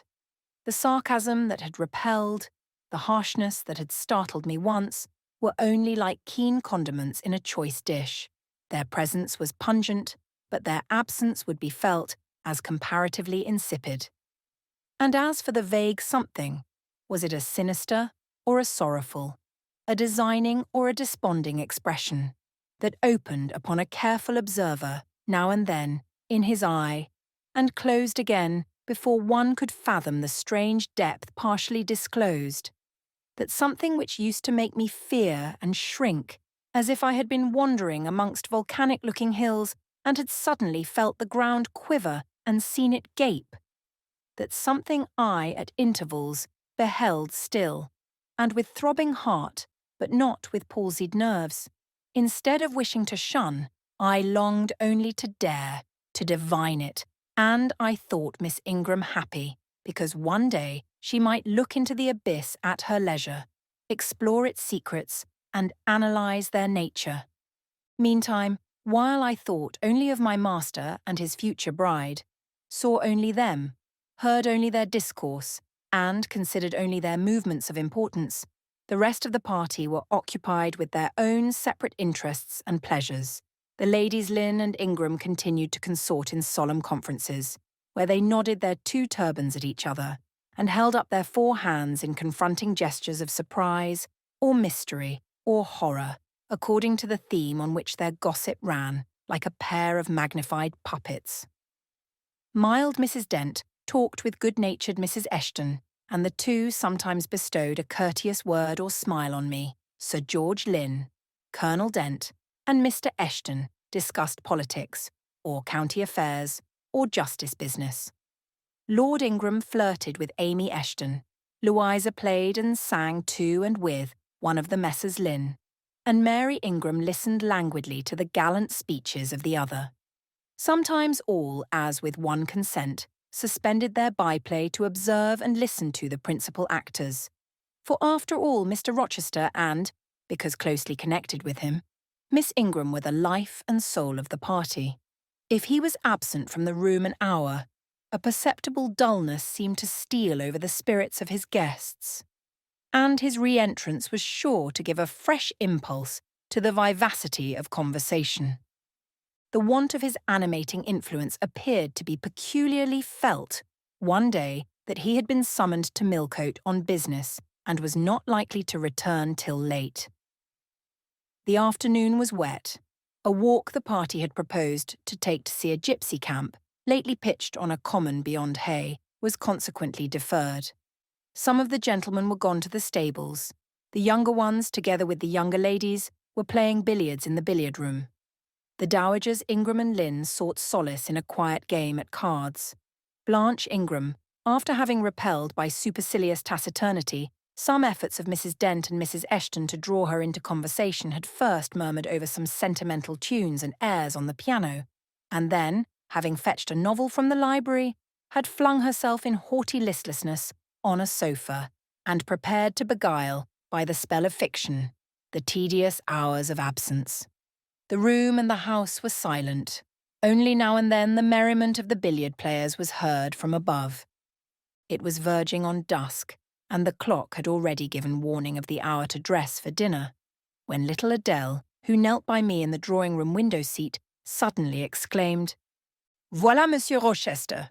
Qui revient?" I turned, and Miss Ingram darted forwards from her sofa. The others, too, looked up from their several occupations, for at the same time a crunching of wheels and a splashing tramp of horse-hoofs became audible on the wet gravel. A post-chaise was approaching. "What can possess him to come home in that style?" said Miss Ingram. "He rode Mesrour, the black horse, did he not, when he went out? And Pilot was with him. What has he done with the animals?" As she said this, she approached her tall person and ample garments so near the window that I was obliged to bend back almost to the breaking of my spine. In her eagerness she did not observe me at first, but when she did, she curled her lip and moved to another casement. The post-chaise stopped, the driver rang the doorbell, and a gentleman alighted attired in travelling garb. But it was not Mr. Rochester. It was a tall, fashionable-looking man, a stranger. "How provoking!" exclaimed Miss Ingram. "You tiresome monkey," apostrophising Adele. "Who perched you up in the window to give false intelligence?" And she cast on me an angry glance, as if I were in fault. Some parleying was audible in the hall, and soon the newcomer entered. He bowed to Lady Ingram, as deeming her the eldest lady present. "It appears I come at an inopportune time, madam," said he, "when my friend, Mr. Rochester, is from home, but I arrive from a very long journey, and I think I may presume so far on old and intimate acquaintance as to install myself here till he returns." His manner was polite. His accent, in speaking, struck me as being somewhat unusual. Not precisely foreign, but still not altogether English. His age might be about Mr. Rochester's, between 30 and 40. His complexion was singularly sallow. Otherwise he was a fine-looking man, at first sight especially. On closer examination, you detected something in his face that displeased, or rather that failed to please. His features were regular, but too relaxed. His eye was large and well cut, but the life looking out of it was a tame, vacant life. At least so I thought. The sound of the dressing bell dispersed the party. It was not till after dinner that I saw him again. He then seemed quite at his ease, but I liked his physiognomy even less than before. It struck me as being at the same time unsettled and inanimate. His eye wandered, and had no meaning in its wandering. This gave him an odd look, such as I never remembered to have seen. For a handsome and not an unamiable-looking man, he repelled me exceedingly. There was no power in that smooth-skinned face of a full oval shape, no firmness in that aquiline nose and small cherry mouth. There was no thought on the low, even forehead, no command in that blank brown eye.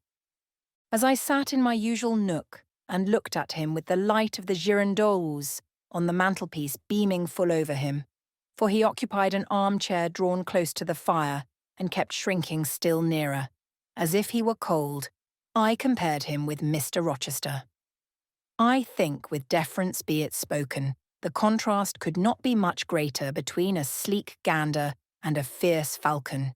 between a meek sheep and the rough-coated, keen-eyed dog, its guardian. He had spoken of Mr. Rochester as an old friend. A curious friendship theirs must have been, a pointed illustration indeed of the old adage that extremes meet. 2 or 3 of the gentlemen sat near him, and I caught at times scraps of their conversation across the room. At first I could not make much sense of what I heard, for the discourse of Louisa Eshton and Mary Ingram, who sat nearer to me, confused the fragmentary sentences that reached me at intervals. These last were discussing the stranger. They both called him a beautiful man. Louisa said he was a love of a creature, and she adored him. And Mary instanced his pretty little mouth and nice nose as her ideal of the charming. "And what a sweet-tempered forehead he has," cried Louisa. "So smooth.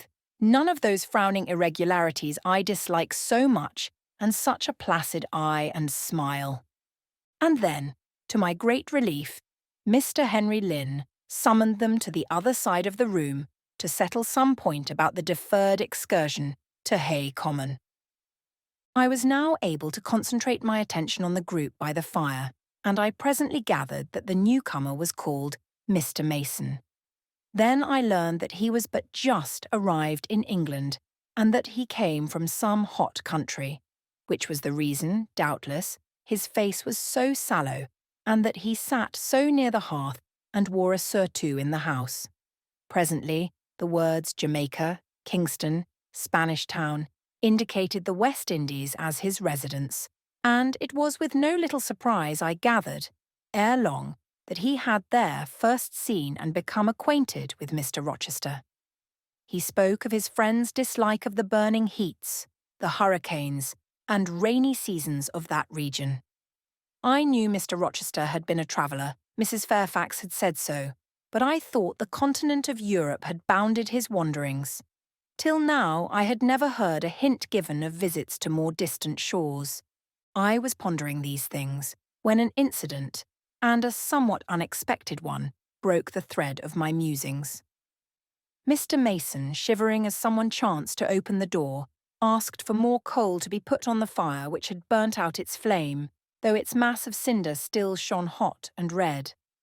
The footman who brought the coal, in going out, stopped near Mr. Eshton's chair and said something to him in a low voice, of which I heard only the words, "Old woman." Quite troublesome.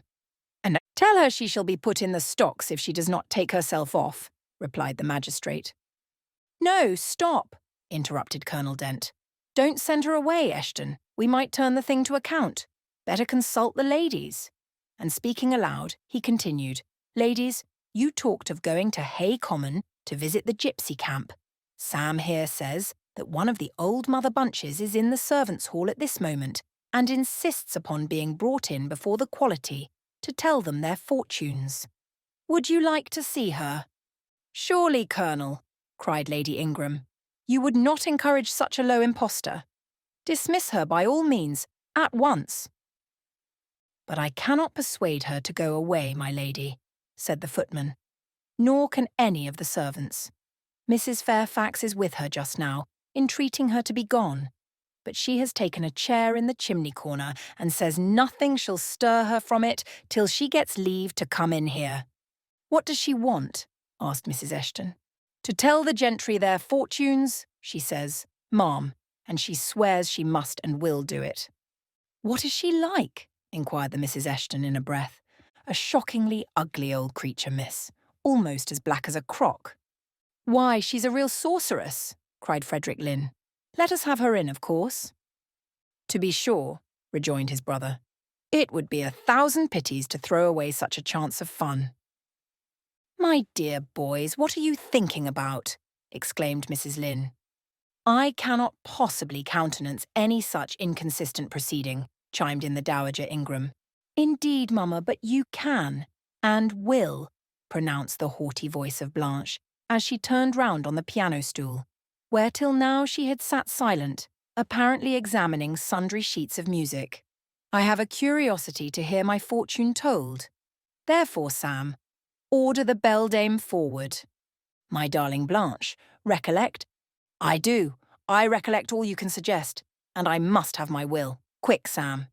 Yes, yes, yes, cried all the juveniles, both ladies and gentlemen. Let her come. It will be excellent sport. The footman still lingered. She looks such a rough one, said he. Go, ejaculated Miss Ingram, and the man went. Excitement instantly seized the whole party. A running fire of raillery and jests was proceeding when Sam returned. She won't come now, said he. She says it's not her mission to appear before the vulgar herd. Them's her words. I must show her into a room by herself, and then those who wish to consult her must go to her one by one. You see now, my queenly Blanche, began Lady Ingram, she encroaches. Be advised, my angel girl, and— Show her into the library, of course, cut in the angel girl. It is not my mission to listen to her before the vulgar herd either. I mean to have her all to myself. Is there a fire in the library? Yes, ma'am, but she looks such a tinkler. Cease that chatter, blockhead, and do my bidding. Again Sam vanished, and mystery, animation, expectation rose to full flow once more. She's ready now, said the footman as he reappeared. She wishes to know who will be her first visitor. I think I'd better just look in upon her before any of the ladies go, said Colonel Dent. Tell her, Sam, a gentleman is coming. Sam went and returned. She says, sir, that she'll have no gentleman. They need not trouble themselves to come near her, nor, he added with difficulty suppressing a titter, any ladies either, except the young and single. By Jove, she has taste, exclaimed Henry Lynn. Miss Ingram rose solemnly. I go first, she said in a tone which might have befitted the leader of a forlorn hope, mounting a breach in the van of his men. Oh, my best! Oh, my dearest! Pause, reflect, was her mamma's cry, but she swept past her in stately silence, passed through the door which Colonel Dent held open, and we heard her enter the library. A comparative silence ensued. Lady Ingram thought it le cas to wring her hands, which she did accordingly. Miss Mary declared she felt, for her part, she never dared venture. Amy and Louisa Eshton tittered under their breath and looked a little frightened. The minutes passed very slowly. 15 were counted before the library door again opened. Miss Ingram returned to us through the arch. Would she laugh? Would she take it as a joke? All eyes met her with a glance of eager curiosity, and she met all eyes with one of rebuff and coldness. She looked neither flurried nor merry. She walked stiffly to her seat and took it in silence. Well, Blanche, said Lord Ingram. What did she say, sister? Asked Mary. What did you think? How do you feel? Is she a real fortune-teller? Demanded the Mrs. Eshton. Now, now, good people, returned Miss Ingram, don't press upon me. Really, your organs of wonder and credulity are easily excited. You seem, by the importance of you all, my good mamma included, ascribe to this matter absolutely to believe we have a genuine witch in the house who is in close alliance with the old gentleman. I have seen a gypsy vagabond. She has practised in hackneyed fashion the science of palmistry and told me what such people usually tell. My whim is gratified, and now I think Mr. Eshton will do well to put the hag in the stocks tomorrow morning, as he threatened. Miss Ingram took a book, leant back in her chair, and so declined further conversation. I watched her for nearly half an hour. During all that time she never turned a page, and her face grew momently darker, more dissatisfied, and more sourly expressive of disappointment. She had obviously not heard anything to her advantage, and it seemed to me, from her prolonged fit of gloom and taciturnity, that she herself, notwithstanding her professed indifference, attached undue importance to whatever revelations had been made her. During all that time she never turned a page. Meantime, Mary Ingram, Amy, and Louisa Eshton declared they dared not go alone, and yet they all wished to go. A negotiation was opened through the medium of the ambassador, Sam, and after much pacing to and fro till, I think, the said Sam's calves must have ached with the exercise, Permission was at last, with great difficulty, extorted from the rigorous Sibyl for the three to wait upon her in a body. Their visit was not so still as Miss Ingram's had been. We heard hysterical giggling and little shrieks proceeding from the library, and at the end of about 20 minutes they burst the door open and came running across the hall as if they were half scared out of their wits. "I am sure she is something not right," they cried, one and all. "She told us such things. She knows all about us." And they sank breathless into the various seats the gentleman hastened to bring them.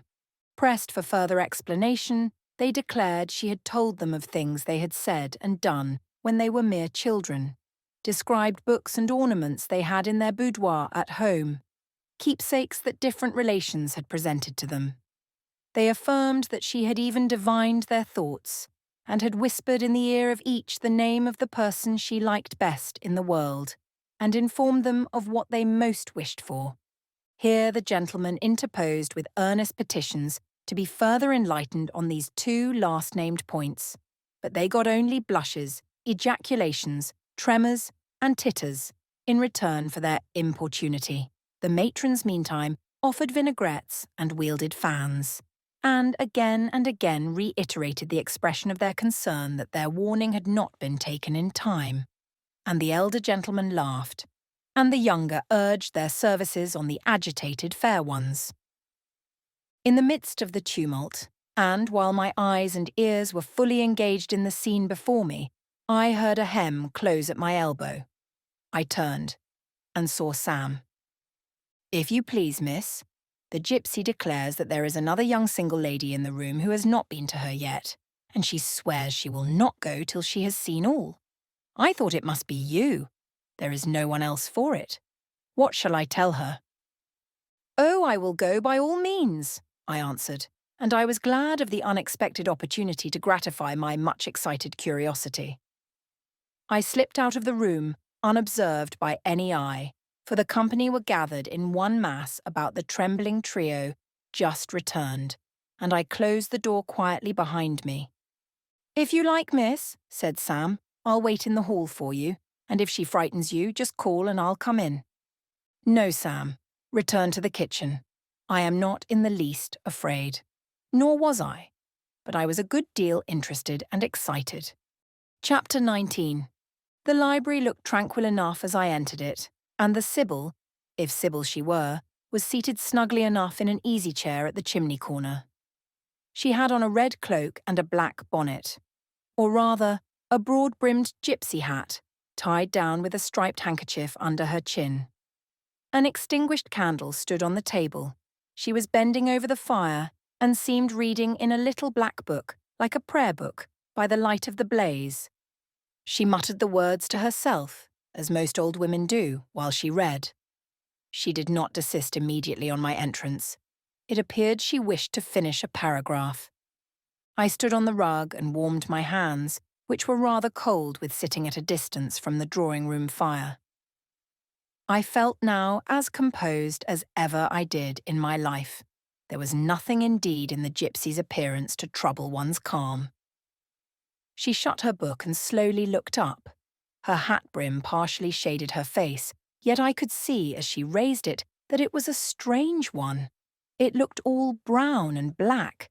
Elf locks bristled out from beneath a white band which passed under her chin and came half over her cheeks, or rather jaws. Her eye confronted me at once with a bold and direct gaze.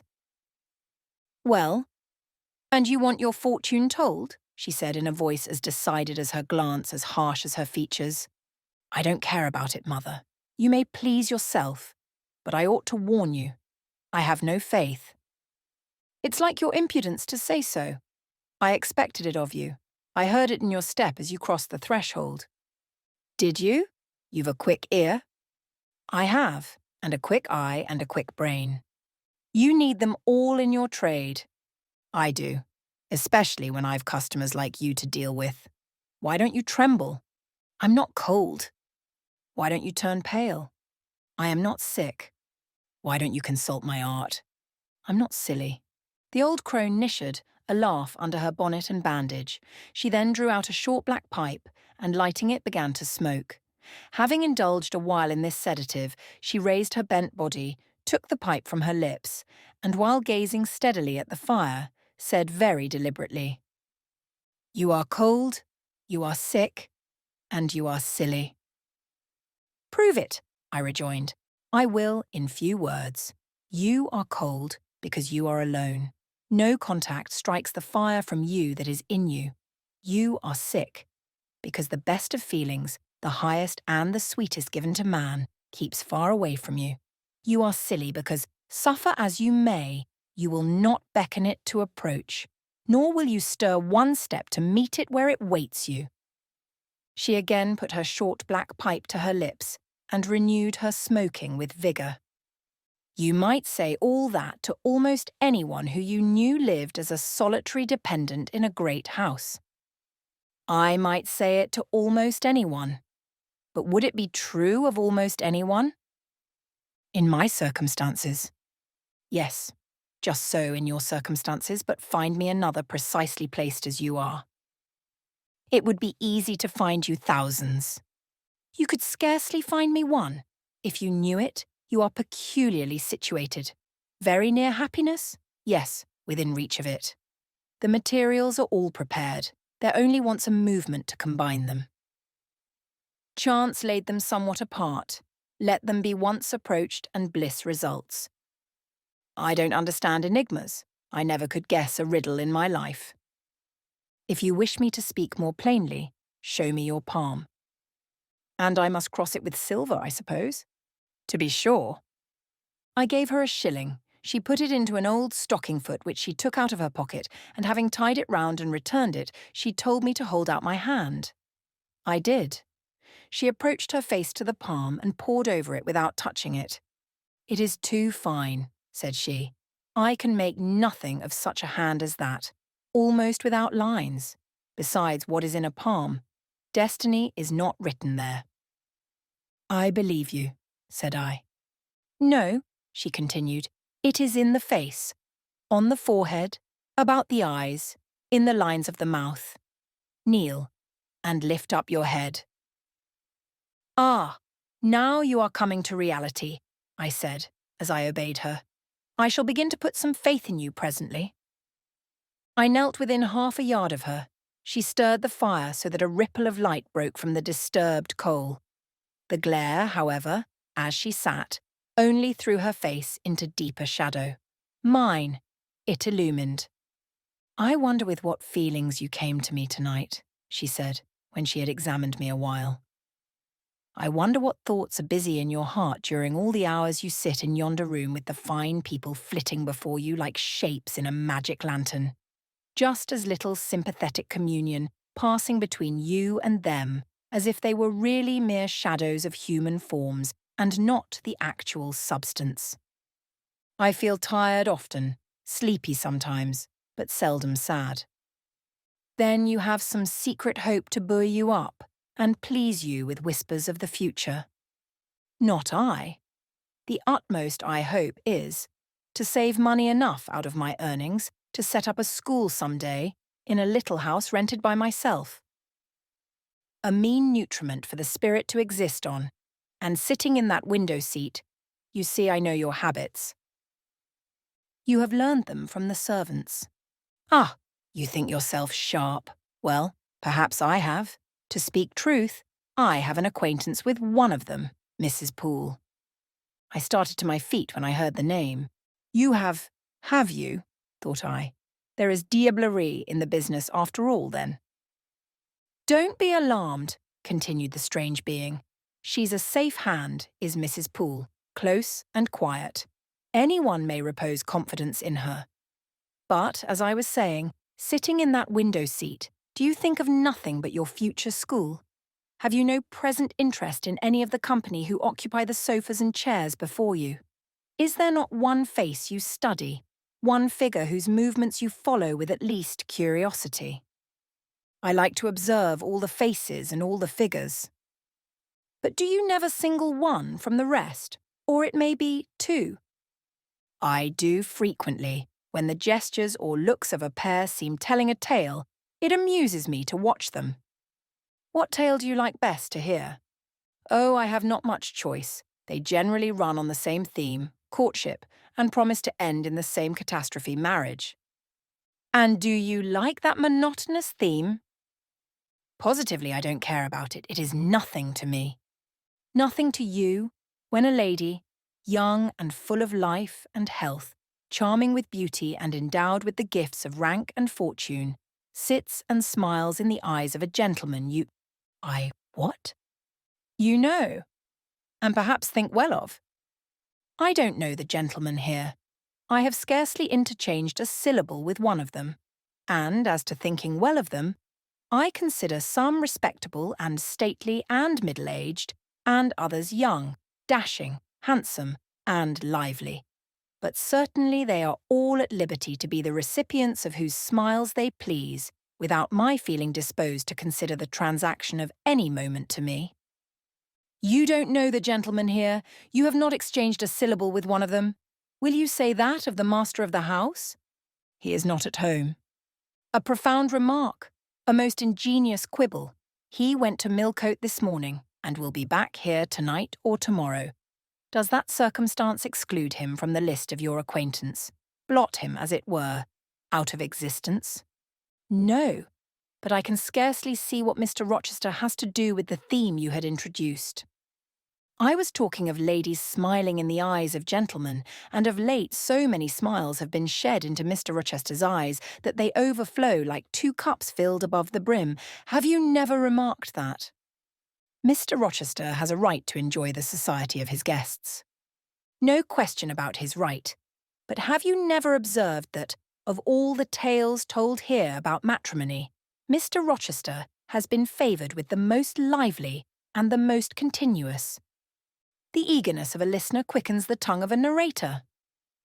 I said this rather to myself than to the gypsy, whose strange talk, voice, manner had by this time wrapped me in a kind of dream.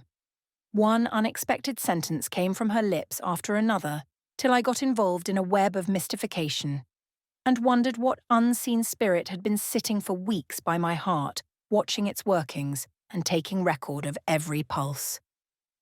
Eagerness of a listener, repeated she. Yes, Mr. Rochester has sat by the hour, his ear inclined to the fascinating lips that took such delight in their task of communicating, and Mr. Rochester was so willing to receive and looked so grateful for the pastime given him. You have noticed this?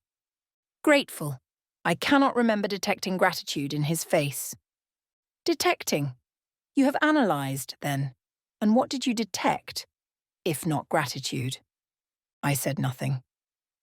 You have seen love, have you not? And, looking forward, you have seen him married and beheld his bride happy? Not exactly. Your witch's skill is rather at fault sometimes. What the devil have you seen, then? Never mind. I came here to inquire, not to confess. Is it known that Mr. Rochester is to be married? Yes, and to the beautiful Miss Ingram. Shortly?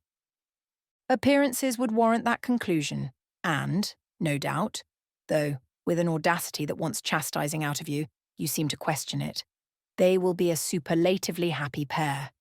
He must love such a handsome, noble, witty, accomplished lady, and probably she loves him, or, if not his person, at least his purse.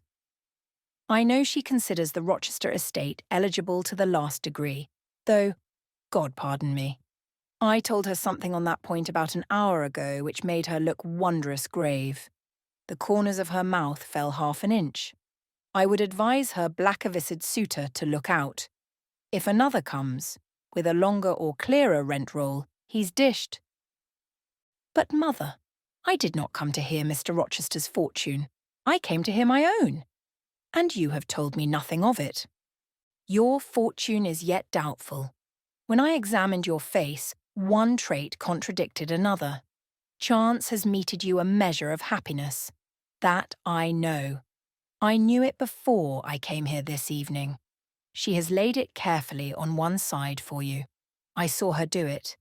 It depends on yourself to stretch out your hand and take it up. But whether you will do so is the problem I study. Kneel again on the rug. Don't keep me long. The fire scorches me. She did not stoop towards me, but only gazed, leaning back in her chair. I knelt. She did not stoop towards me, but only gazed, leaning back in her chair. She began muttering. The flame flickers in the eye. The eye shines like dew. It looks soft and full of feeling. It smiles at my jargon. It is susceptible. Impression follows impression through its clear sphere. Where it ceases to smile, it is sad. An unconscious lassitude weighs on the lid. That signifies melancholy resulting from loneliness. It turns from me. It will not suffer further scrutiny. It seems to deny, by a mocking glance, the truth of the discoveries I have already made, to disown the charge both of sensibility and chagrin. Its pride and reserve only confirm me in my opinion. The eye is favourable. As to the mouth, it delights at times in laughter. It is disposed to impart all that the brain conceives, though I dare say it would be silent on much the heart experiences. Mobile and flexible, it was never intended to be compressed in the eternal silence of solitude. It is a mouth which should speak much and smile often and have human affection for its interlocutor. That feature, too, is propitious. I see no enemy to a fortunate issue but in the brow, and that brow professes to say, I can live alone, if self-respect, and circumstances require me so to do. I need not sell my soul to buy bliss. I have an inward treasure born with me, which can keep me alive if all extraneous delights should be withheld, or offered only at a price I cannot afford to give. The forehead declares, reason sits firm and holds the reins, and she will not let the feelings burst away and hurry her to wild chasms. The passions may rage furiously, like true heathens as they are, and the desires may imagine all sorts of vain things, but judgment shall still have the last word in every argument, and the casting vote in every decision. Strong wind, earthquake shock, and fire may pass by, but I shall follow the guiding of that still small voice which interprets the dictates of conscience. Well said, forehead, your declaration shall be respected. I have formed my plans. Right plans I deem them, and in them I have attended to the claims of conscience, the counsels of reason. I know how soon youth would fade and bloom perish, if, in the cup of bliss offered, but one dreg of shame or one flavour of remorse were detected, and I do not want sacrifice, sorrow, dissolution. Such is not my taste. I wish to foster, not to blight, to earn gratitude, not to wring tears of blood, no, nor of brine. My harvest must be in smiles, in endearments, in sweet. That will do. I think I rave in a kind of exquisite delirium. I should wish now to protract this moment ad infinitum, but I dare not. So far I have governed myself thoroughly. I have acted as I inwardly swore I would act, but further might try me beyond my strength. Rise, Miss Eyre. Leave me. The play is played out. Where was I? Did I wake or sleep? Had I been dreaming? Did I dream still?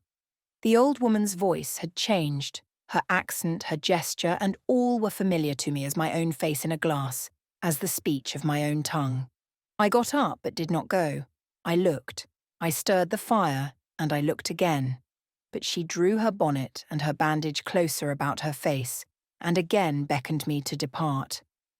The flame illuminated her hand stretched out, roused now, and on the alert for discoveries, I at once noticed that hand. It was no more the withered limb of eld than my own. It was a rounded, supple member, with smooth fingers, symmetrically turned. A broad ring flashed on the little finger, and stooping forward, I looked at it, and saw a gem I had seen 100 times before. Again I looked at the face, which was no longer turned from me. On the contrary, the bonnet was doffed, the bandage displaced, the head advanced. "Well, Jane, do you know me?" asked the familiar voice. "Only take off the red cloak, sir, and then— But the string is in a knot, help me. Break it, sir." There then, off your lendings. And Mr. Rochester stepped out of his disguise. Now, sir, what a strange idea. But well carried out, eh? Don't you think so? With the ladies you must have managed well. But not with you. You did not act the character of a gypsy with me. What character did I act? My own? No, some unaccountable one. In short, I believe you have been trying to draw me out, or in. You have been talking nonsense to make me talk nonsense. It is scarcely fair, sir. Do you forgive me, Jane? I cannot tell till I have thought it all over. If, on reflection, I find I have fallen into no great absurdity, I shall try to forgive you. But it was not right. Oh, you have been very correct, very careful, very sensible. I reflected and thought, on the whole, I had. It was a comfort. But, indeed, I had been on my guard almost from the beginning of the interview. Something of masquerade, I suspected. I knew gypsies and fortune-tellers did not express themselves as this seeming old woman had expressed herself. Besides, I had noted her feigned voice, her anxiety to conceal her features. But my mind had been running on Grace Poole, that living enigma, that mystery of mysteries, as I considered her. I had never thought of Mr. Rochester. Well, said he, what are you musing about? What does that grave smile signify? Wonder and self-congratulation, sir. I have your permission to retire now, I suppose. No, stay a moment, and tell me what the people in the drawing-room yonder are doing. Discussing the gypsy, I dare say. Sit down. Let me hear what they said about me. I had better not stay long, sir. It must be near 11 o'clock. Oh, are you aware, Mr. Rochester, that a stranger has arrived here since you left this morning? A stranger? No. Who can it be? I expected no one. Is he gone? No. He said he had known you long and that he could take the liberty of installing himself here till you returned. The devil he did! Did he give his name?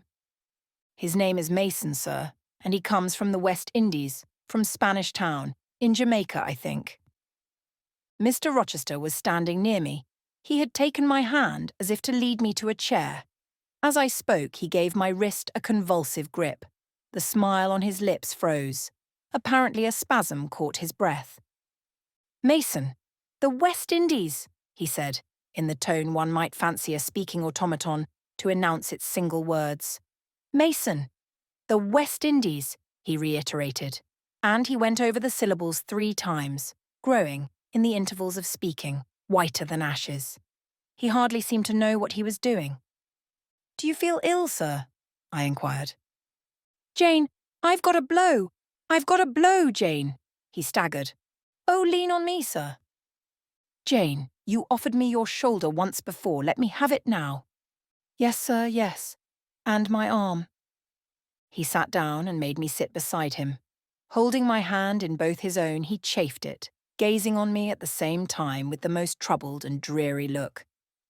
My little friend, said he, I wish I were in a quiet island with only you, and trouble, and danger, and hideous recollections removed from me. Can I help you, sir? I'd give my life to serve you. Jane, if aid is wanted, I'll seek it at your hands. I promise you that. Thank you, sir. Tell me what to do. I'll try, at least, to do it. Fetch me now, Jane, a glass of wine from the dining room. They will be at supper there. And tell me if Mason is with them and what he is doing. I went. I found all the party in the dining room at supper. As Mr. Rochester had said, they were not seated at table. The supper was arranged on the sideboard. Each had taken what he chose, and they stood about here and there in groups, their plates and glasses in their hands. Everyone seemed in high glee. Laughter and conversation were general and animated. Mr. Mason stood near the fire, talking to Colonel and Mrs. Dent, and appeared as merry as any of them. I filled a wine-glass. I saw Miss Ingram watch me frowningly as I did so. She thought I was taking a liberty, I dare say. And I returned to the library. Mr. Rochester's extreme pallor had disappeared, and he looked once more firm and stern. He took the glass from my hand. "Here is to your health, ministrant spirit," he said. He swallowed the contents and returned it to me. "What are they doing, Jane?" "Laughing and talking, sir." "They don't look grave and mysterious, as if they had heard something strange." "Not at all, they are full of jests and gaiety." "And Mason?" "He was laughing too." "If all these people came in a body and spat at me, what would you do, Jane?" "Turn them out of the room, sir, if I could." He half smiled. "But if I were to go to them, and they only looked at me coldly, and whispered sneeringly amongst each other, and then dropped off and left me one by one, what then? Would you go with them?" "I rather think not, sir. I should have more pleasure in staying with you." "To comfort me?" "Yes, sir, to comfort you as well as I could." "And if they laid you under a ban for adhering to me?" "I probably should know nothing about their ban, and if I did, I should care nothing about it." "Then you could dare censure for my sake." "I could dare it for the sake of any friend who deserved my adherence, as you, I am sure, do. Go back now into the room, step quietly up to Mason, and whisper in his ear that Mr. Rochester is come and wishes to see him. Show him in here and then leave me." "Yes, sir." I did his behest. The company all stared at me as I passed straight among them. I sought Mr. Mason, delivered the message, and preceded him from the room.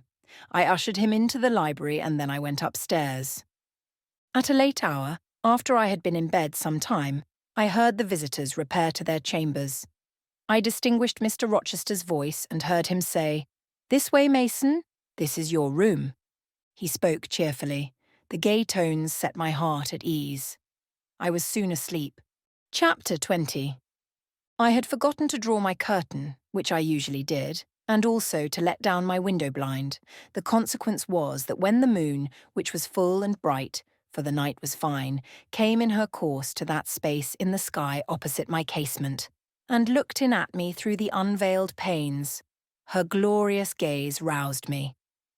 Awaking in the dead of night, I opened my eyes on her disk, silver white and crystal clear. It was beautiful but too solemn. I half rose and stretched my arm to draw the curtain. Good God, what a cry! The night, its silence, its rest, was rent in twain by a savage, a sharp, a shrilly sound that ran from end to end of Thornfield Hall. My pulse stopped, my heart stood still, my stretched arm was paralysed. The cry died and was not renewed. Indeed, whatever being uttered that fearful shriek could not soon repeat it. Not the widest-winged condor on the Andes could, twice in succession, send out such a yell from the cloud shrouding his eyrie. The thing delivering such utterance must rest ere it could repeat the effort. It came out of the third story, for it passed overhead, and overhead, yes, in the room just above my chamber ceiling, I now heard a struggle. A deadly one it seemed from the noise, and a half-smothered voice shouted, "Help! Help! Help!" 3 times rapidly. "Will no one come?" it cried, and then, while the staggering and stamping went on wildly, I distinguished through plank and plaster. "Rochester! Rochester! For God's sake, come!" A chamber door opened, someone ran or rushed along the gallery, another step stamped on the flooring above and something fell, and there was silence. I had put on some clothes, though horror shook all my limbs. I issued from my apartment. The sleepers were all aroused. Ejaculations, terrified murmurs sounded in every room. Door after door unclosed. One looked out, and another looked out. The gallery filled. Gentlemen and ladies alike had quitted their beds. And, "Oh, what is it? Who is hurt? What has happened? Fetch a light. Is it fire? Are there robbers? Where shall we run?" was demanded confusedly on all hands. But for the moonlight, they would have been in complete darkness. They ran to and fro, they crowded together. Some sobbed, some stumbled. The confusion was inextricable. "Where the devil is Rochester?" cried Colonel Dent. "I cannot find him in his bed." "Here, here," was shouted in return. "Be composed, all of you, I'm coming." And the door at the end of the gallery opened, and Mr. Rochester advanced with a candle. He had just descended from the upper story. One of the ladies ran to him directly. She seized his arm. It was Miss Ingram. "What awful event has taken place?" said she. "Speak. Let us know the worst at once." "But don't pull me down or strangle me, he replied. For the Misses Eshton were clinging about him now, and the two dowagers, in vast white wrappers, were bearing down on him like ships in full sail. "All's right! All's right!" he cried. "It's a mere rehearsal of Much Ado About Nothing. Ladies, keep off, or I shall wax dangerous." And dangerous he looked. His black eyes darted sparks. Calming himself by an effort, he added, "A servant has had the nightmare, that is all. She's an excitable, nervous person. She construed her dream into an apparition, or something of that sort, no doubt, and has taken a fit with fright. Now then, I must see you all back into your rooms, for till the house is settled, she cannot be looked after. Gentlemen, have the goodness to set the ladies the example. Miss Ingram, I am sure you will not fail in evincing superiority to idle terrors. Amy and Louisa, return to your nests like a pair of doves, as you are. Mesdames," to the dowagers, "you will take cold to a dead certainty if you stay in this chill gallery any longer." And so, by dint of alternate coaxing and commanding, he contrived to get them all once more enclosed in their separate dormitories. I did not wait to be ordered back to mine, but retreated unnoticed, as unnoticed I had left it. Not, however, to go to bed. On the contrary, I began and dressed myself carefully.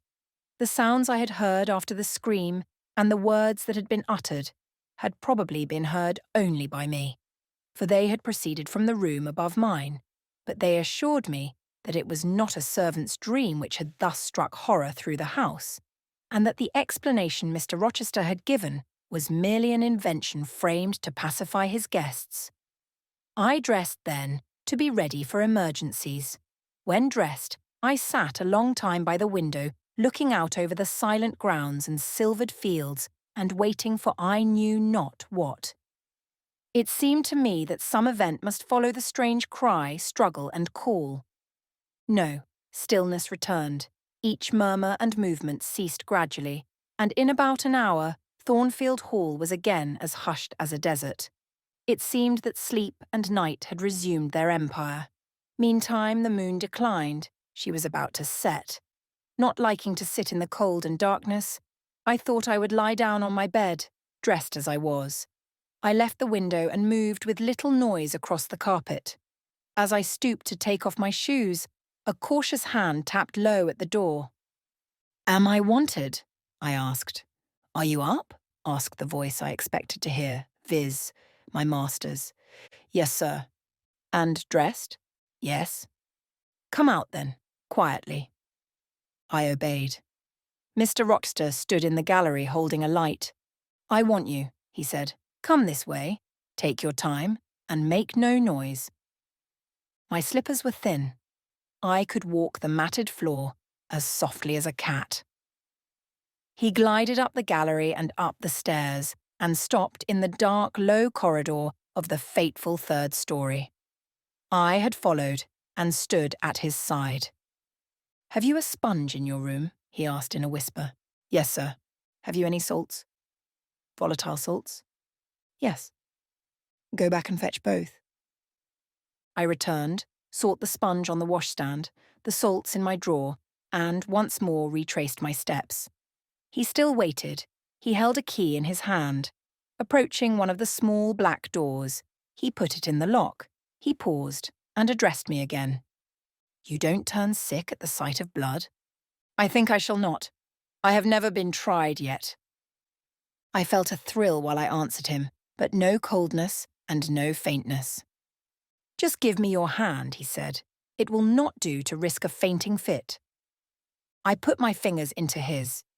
"Warm and steady," was his remark. He turned the key and opened the door.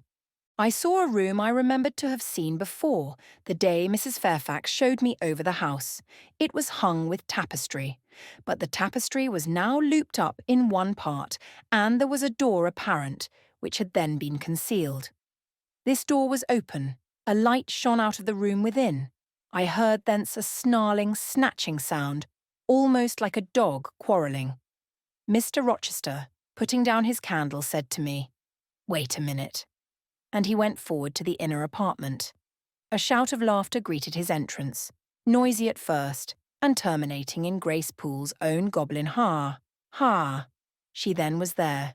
He made some sort of arrangement without speaking, though I heard a low voice address him. He came out and closed the door behind him. "Here, Jane," he said, and I walked round to the other side of a large bed, which with its drawn curtains concealed a considerable portion of the chamber. An easy chair was near the bedhead.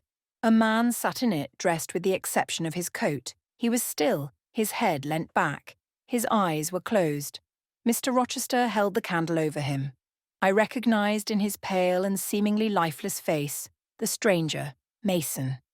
I saw, too, that his linen on one side and one arm was almost soaked in blood.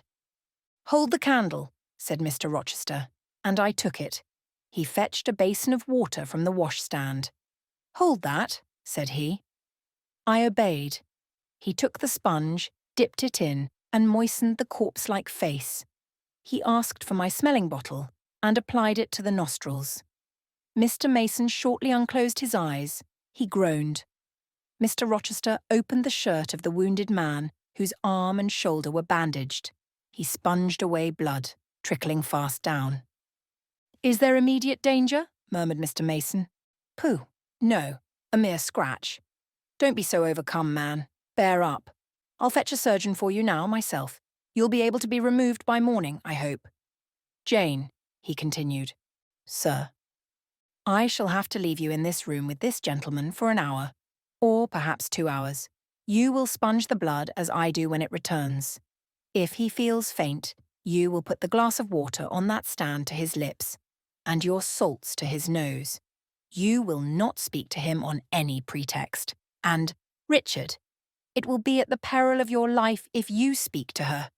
Open your lips, agitate yourself, and I'll not answer for the consequences." Again the poor man groaned. He looked as if he dared not move.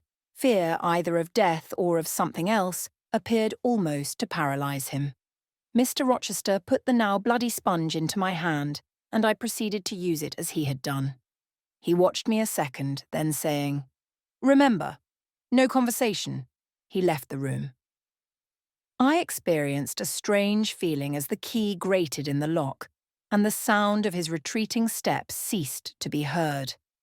Here, then, I was in the 3rd story, fastened into one of its mystic cells, night around me, a pale and bloody spectacle under my eyes and hands, a murderess hardly separated from me by a single door. Yes, that was appalling. The rest I could bear. But I shuddered at the thought of Grace Poole bursting out upon me. I must keep to my post, however. I must watch this ghastly countenance, these blue, still lips forbidden to unclose, these eyes now shut, now opening, now wandering through the room, now fixing on me, and ever glazed with the dullness of horror. I must dip my hand again and again in the basin of blood and water, and wipe away the trickling gore. I must see the light of the unsnuffed candle wane on my employment, the shadows darken on the wrought antique tapestry round me, and grow black under the hangings of the vast old bed, and quiver strangely over the doors of a great cabinet opposite, whose front, divided into 12 panels, bore, in grim design, the heads of the 12 apostles, each enclosed in its separate panel as in a frame, while above them, at the top, rose an ebon crucifix and a dying Christ. According as the shifting obscurity and flickering gleam hovered here or glanced there, it was now the bearded physician, Luke, that bent his brow, now St. John's long hair that waved, and anon the devilish face of Judas, that grew out of the panel and seemed gathering life and threatening a revelation of the arch-traitor, of Satan himself, in his subordinate's form. Amidst all this, I had to listen as well as watch, to listen for the movements of the wild beast or the fiend in yonder side den. But since Mr. Rochester's visit, it seemed spellbound.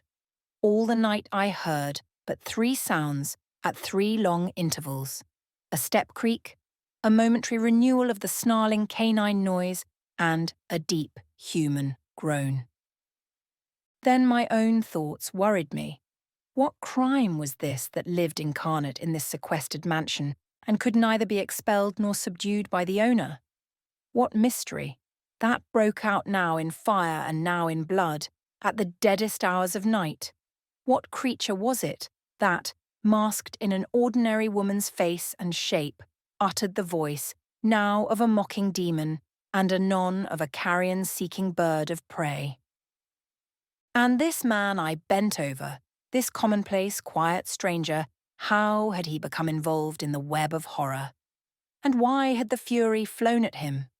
What made him seek this quarter of the house at an untimely season when he should have been asleep in bed? I had heard Mr. Rochester assign him an apartment below. What brought him here? And why now was he so tame under the violence or treachery done him? Why did he so quietly submit to the concealment Mr. Rochester enforced? Why did Mr. Rochester enforce this concealment?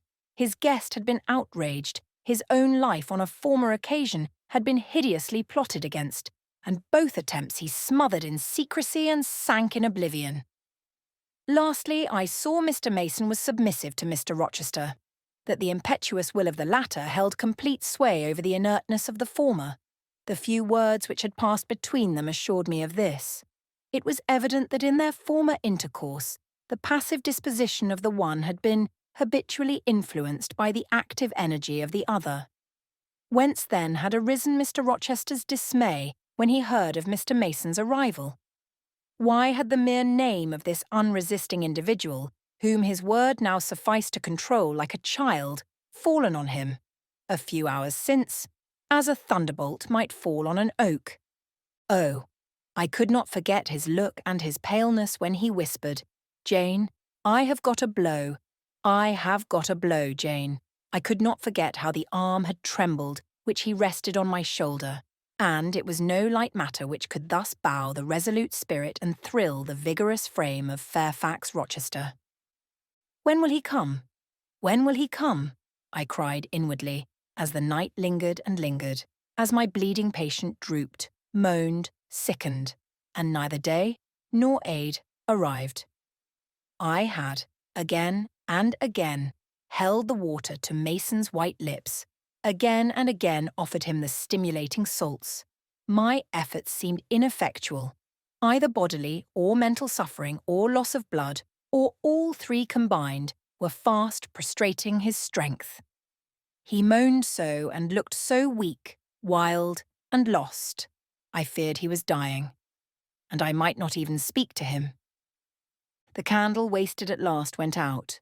As it expired, I perceived streaks of grey light edging the window curtains. Dawn was then approaching. Presently I heard Pilot bark far below, out of his distant kennel in the courtyard. Hope revived. Nor was it unwarranted. In 5 minutes more the grating key, the yielding lock, warned me my watch was relieved. It could not have lasted more than 2 hours. Many a week has seemed shorter. Mr. Rochester entered, and with him the surgeon he had been to fetch. "Now, Carter, be on the alert," he said to this last. "I give you but half an hour for dressing the wound, fastening the bandages, getting the patient downstairs and all. But is he fit to move, sir?" "No doubt of it. It is nothing serious. He is nervous. His spirits must be kept up. Come, set to work." Mr. Rochester drew back the thick curtain, drew up the Holland blind, let in all the daylight he could, and I was surprised and cheered to see how far dawn was advanced. What rosy streaks were beginning to brighten the east. Then he approached Mason, whom the surgeon was already handling. "Now, my good fellow, how are you?" he asked. "She's done for me, I fear," was the faint reply. Not a whit. Courage. This day fortnight you'll hardly be a pin the worse of it. You've lost a little blood, that's all. Carter, assure him there's no danger. I can do that conscientiously, said Carter, who had now undoned the bandages. Only I wish I could have got here sooner. He would not have bled so much. But how is this? The flesh on the shoulder is torn, as well as cut. This wound was not done with a knife. There have been teeth here. She bit me, he murmured. She worried me like a tigress when Rochester got the knife from her. You should not have yielded. You should have grappled with her at once, said Mr. Rochester. But under such circumstances, what could one do? Returned Masson. Oh, it was frightful, he added, shuddering. And I did not expect it. She looked so quit at first. I warned you, was his friend's answer. I said, be on your guard when you go near her. Besides, you might have waited till tomorrow and had me with you. It was mere folly to attempt the interview tonight, and alone. I thought I could have done some good. You thought. Yes, it makes me impatient to hear you. But, however, you have suffered, and are likely to suffer enough for not taking my advice, so I'll say no more. Carter, hurry, hurry! The sun will soon rise, and I must have him off. Directly, sir. The shoulder is just bandaged. I must look to this other wound in the arm. She has had her teeth here too, I think. She sucked the blood. She said she'd drain my heart, said Mason. I saw Mr. Rochester shudder. A singularly marked expression of disgust, horror, hatred, warped his countenance almost to distortion. But he only said, Come, be silent, Richard, and never mind her gibberish. Don't repeat it. I wish I could forget it, was the answer. You will when you are out of the country. When you get back to Spanish Town, you may think of her as dead and buried, or rather, you need not think of her at all. Impossible to forget this night. It is not impossible. Have some energy, man. You thought you were as dead as a herring 2 hours since, and you are all alive and talking now. There, Carter has done with you, or nearly so. I'll make you decent in a trice. Jane, he turned to me for the first time since his re-entrance. Take this key, go down into my bedroom and walk straight forward into my dressing room, open the top drawer of the wardrobe and take out a clean shirt and neck handkerchief. Bring them here and be nimble. I went, sought the repository he had mentioned, found the articles named and returned with them. Now, said he, go to the other side of the bed while I order his toilet, but don't leave the room. You may be wanted again. I retired as directed. Was anybody stirring below when you went down, Jane? Inquired Mr. Rochester presently. No, sir. All was very still. We shall get you off cannily, Dick, and it will be better, both for your sake and for that of the poor creature in yonder. I have striven long to avoid exposure, and I should not like it to come at last. Here, Carter, help him on with his waistcoat. Where did you leave your furred cloak? You can't travel a mile without that, I know, in this damned cold climate. In your room, Jane, run down to Mr. Mason's room, the one next mine, and fetch a cloak you will see there. Again I ran, and again returned, bearing an immense mantle lined and edged with fur. Now, I've another errand for you, said my untiring master. You must away to my room again. What a mercy you are shod with velvet, Jane. A clod-hopping messenger would never do at this juncture. You must open the middle drawer of my toilet table and take out a little phial and a little glass you will find there. Quick! I flew thither and back, bringing the desired vessels. That's well. Now, doctor, I shall take the liberty of administering a dose myself, on my own responsibility. I got this cordial at Rome, of an Italian charlatan, a fellow you would have kicked, Carter. It is not a thing to be used indiscriminately, but it is good upon occasion. As now, for instance. Jane, a little water. He held out the tiny glass, and I half filled it from the water bottle on the washstand. That will do. Now wet the lip of the phial. I did so, He measured 12 drops of a crimson liquid and presented it to Mason. "Drink, Richard. It will give you the heart you lack for an hour or so." "But will it hurt me? Is it inflammatory?" "Drink, drink, drink." Mr. Mason obeyed because it was evidently useless to resist. He was dressed now. He still looked pale, but he was no longer gory and sullied. Mr. Rochester let him sit 3 minutes after he had swallowed the liquid. He then took his arm. "Now I am sure you can get on your feet," he said. "Try." The patient rose. "Carter, take him under the other shoulder. Be of good cheer, Richard. Step out. That's it." "I do feel better," remarked Mr. Mason. "I am sure you do.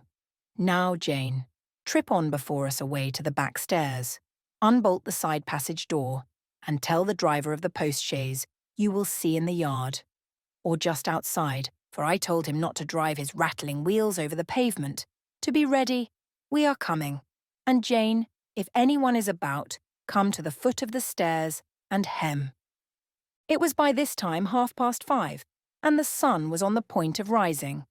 But I found the kitchen still dark and silent. The side passage door was fastened. I opened it with as little noise as possible.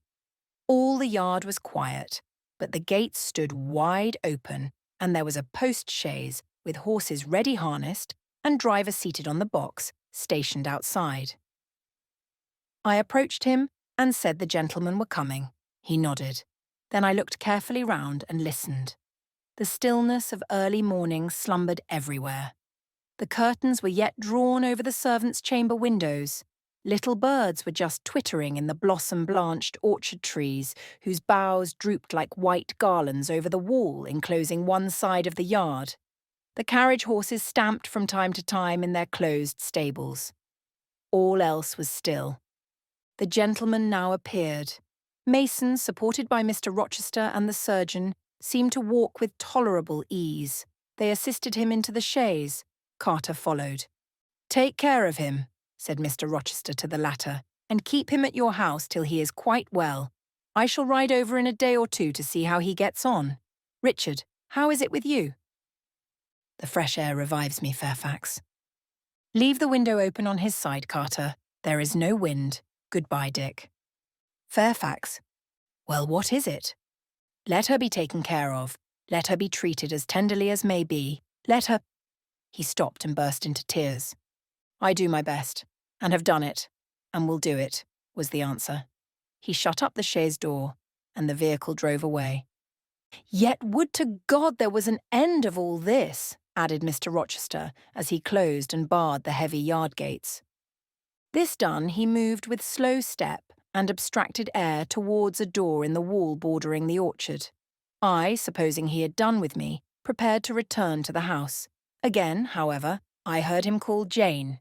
He had opened the portal and stood at it, waiting for me. "Come where there is some freshness for a few moments," he said. "That house is a mere dungeon. Don't you feel it so?" "It seems to me a splendid mansion, sir." "The glamour of inexperience is over your eyes," he answered, "and you see it through a charmed medium. You cannot discern that the gilding is slime and the silk draperies cobwebs, that the marble is sordid slate and the polished woods mere refuse chips and scaly bark. Now here," he pointed to the leafy enclosure we had entered, "all is real, sweet, and pure." He strayed down a walk edged with box with apple trees, pear trees, and cherry trees on one side, and a border on the other full of all sorts of old-fashioned flowers, stocks, sweet williams, primroses, pansies, mingled with southernwood, sweetbriar, and various fragrant herbs. They were fresh now as a succession of April showers and gleams, followed by a lovely spring morning, could make them. The sun was just entering the dappled east, and his light illumined the wreathed and dewy orchard trees and shone down the quiet walks under them. "Jane, will you have a flower?" He gathered a half-blown rose, the first on the bush, and offered it to me. "Thank you, sir." "Do you like this sunrise, Jane? That sky with its high and light clouds which are sure to melt away as the day waxes warm? This placid and balmly atmosphere?" "I do. Very much. You have passed a strange night, Jane. Yes, sir. And it has made you look pale. Were you afraid when I left you alone with Mason? I was afraid of someone coming out of the inner room. But I had fastened the door. I had the key in my pocket. I should have been a careless shepherd if I had left a lamb, my pet lamb, so near a wolf's den, unguarded. You were safe. Will Grace Poole live here still, sir? Oh, yes, don't trouble your head about her. Put the thing out of your thoughts. Yet, it seems to me your life is hardly secure while she stays. Never fear.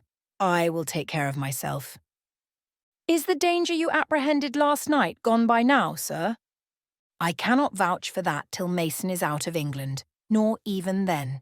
To live, for me, Jane, is to stand on a crater crust which may crack and spew fire any day. But Mr. Mason seems a man easily led. Your influence, sir, is evidently potent with him. He will never set you at defiance or wilfully injure you. Oh no, Mason will not defy me, nor knowing it will he hurt me. But, unintentionally, he might in a moment, by one careless word, deprive me, if not of life, yet for ever, of happiness. Tell him to be cautious, sir. Let him know what you fear, and show him how to avert the danger. He laughed sardonically, hastily took my hand, and as hastily threw it from him. If I could do that, simpleton, where would the danger be? Annihilated in a moment. Ever since I have known Mason, I have only had to say to him, do that, and the thing has been done. But I cannot give him orders in this case. I cannot say, beware of harming me, Richard. For it is imperative that I should keep him ignorant that harm to me is possible. Now, you look puzzled, and I will puzzle you further. You are my little friend, are you not? I like to serve you, sir, and to obey you in all that is right. Precisely, I see you do. I see genuine contentment in your gait and mien, your eye and face, when you are helping me and pleasing me, working for me and with me in, as you characteristically say, all that is right. For if I bid you do what you thought wrong, there would be no light-footed running, no neat-handed alacrity, no lively glance and animated complexion. My friend would then turn to me, quiet and pale, and would say, no, sir, that is impossible. I cannot do it, because it is wrong, and would become immutable as a fixed star. Well, you too have power over me and may injure me, yet I dare not show you where I am vulnerable, lest, faithful and friendly as you are, you should transfix me at once. If you have no more to fear from Mr. Mason than you have from me, sir, you are very safe. God grant it may be so. Here, Jane, is an arbour. Sit down. The arbour was an arch in the wall lined with ivy. It contained a rustic seat. Mr. Rochester took it, leaving room, however, for me. But I stood before him. Sit, he said. The bench is long enough for two. You don't hesitate to take a place at my side, do you? Is that wrong, Jane? I answered him by assuming it. To refuse would, I felt, have been unwise. Now, my little friend, while the sun drinks the dew, while all the flowers in this old garden awake and expand, and the birds fetch their young ones' breakfast out of the thornfield, and the early bees do their first spell of work, I'll put a case to you, which you must endeavour to suppose your own. But first, look at me, and tell me you are at ease, and not fearing that I err in detaining you, or that you err in staying. No, sir, I am content. Well then, Jane, call to aid your fancy. Suppose you were no longer a girl well reared and disciplined, but a wild boy indulged from childhood upwards.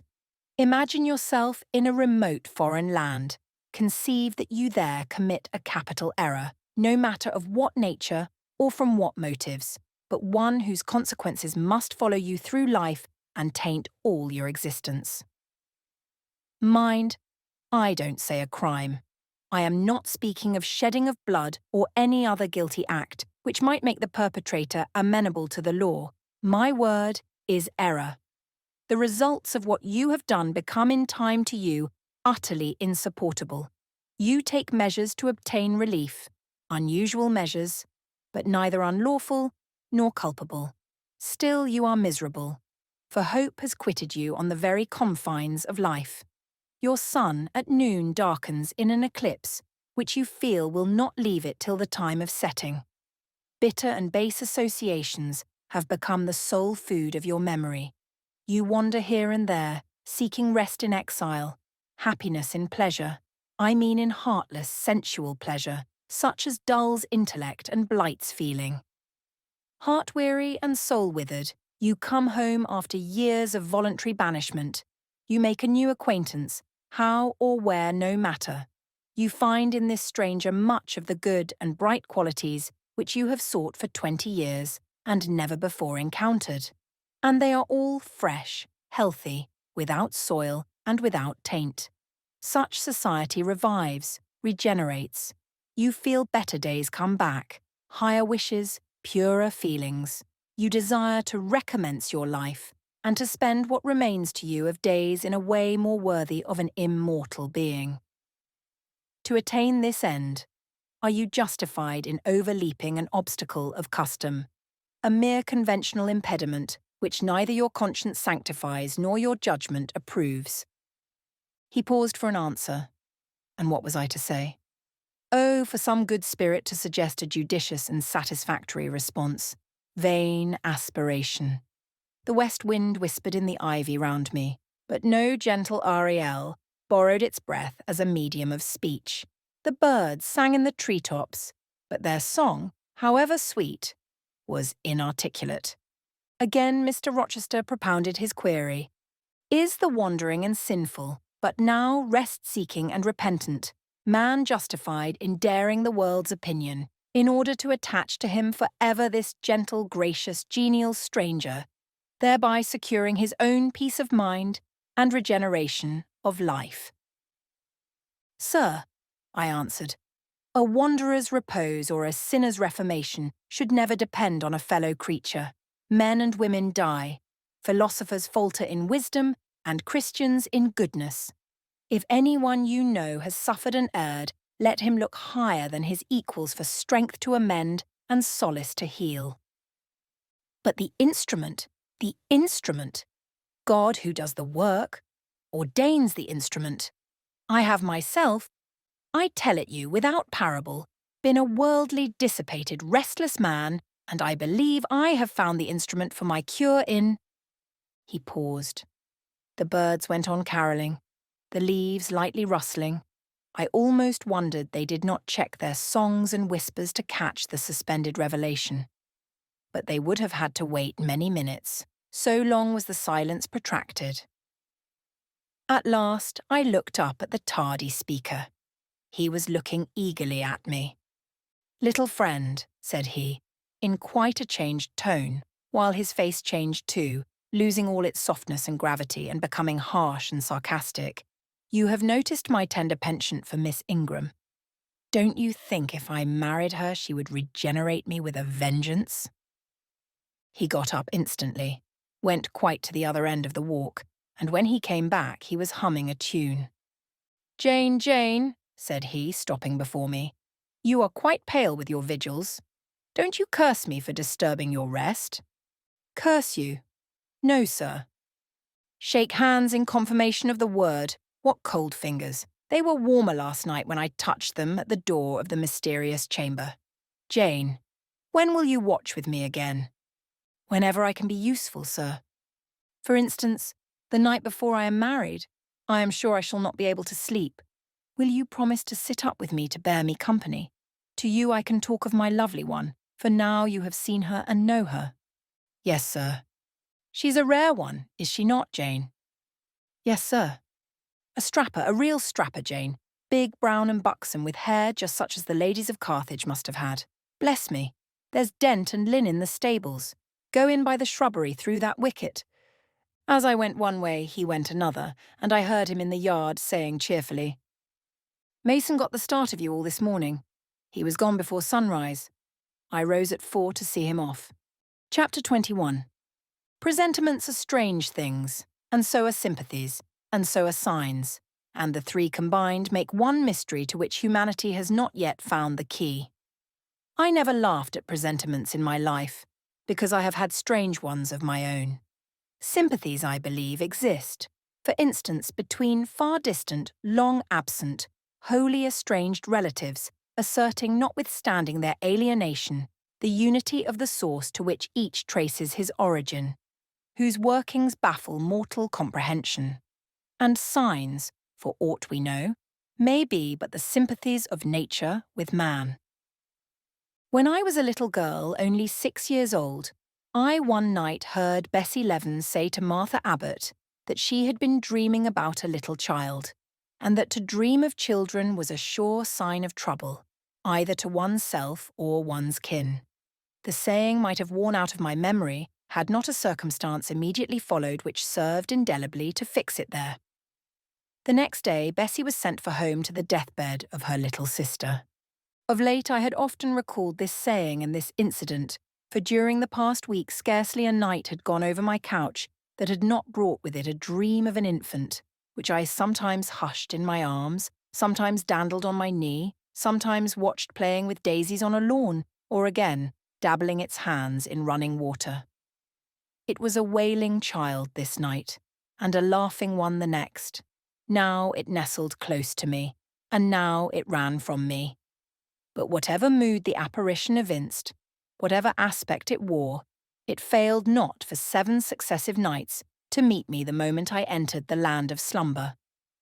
I did not like this iteration of one idea, this strange recurrence of one image, and I grew nervous as bedtime approached and the hour of the vision drew near. It was from companionship with this baby phantom I had been roused on that moonlight night when I heard the cry. And it was on the afternoon of the day following I was summoned downstairs by a message that someone wanted me in Mrs. Fairfax's room. On repairing thither, I found a man waiting for me, having the appearance of a gentleman's servant. He was dressed in deep mourning, and the hat he held in his hand was surrounded with a crape band. "I dare say you hardly remember me, miss," he said, rising as I entered, "but my name is Leaven. I lived coachman with Mrs. Reed when you were at Gateshead, 8 or 9 years since, and I live there still. Oh, Robert, how do you do?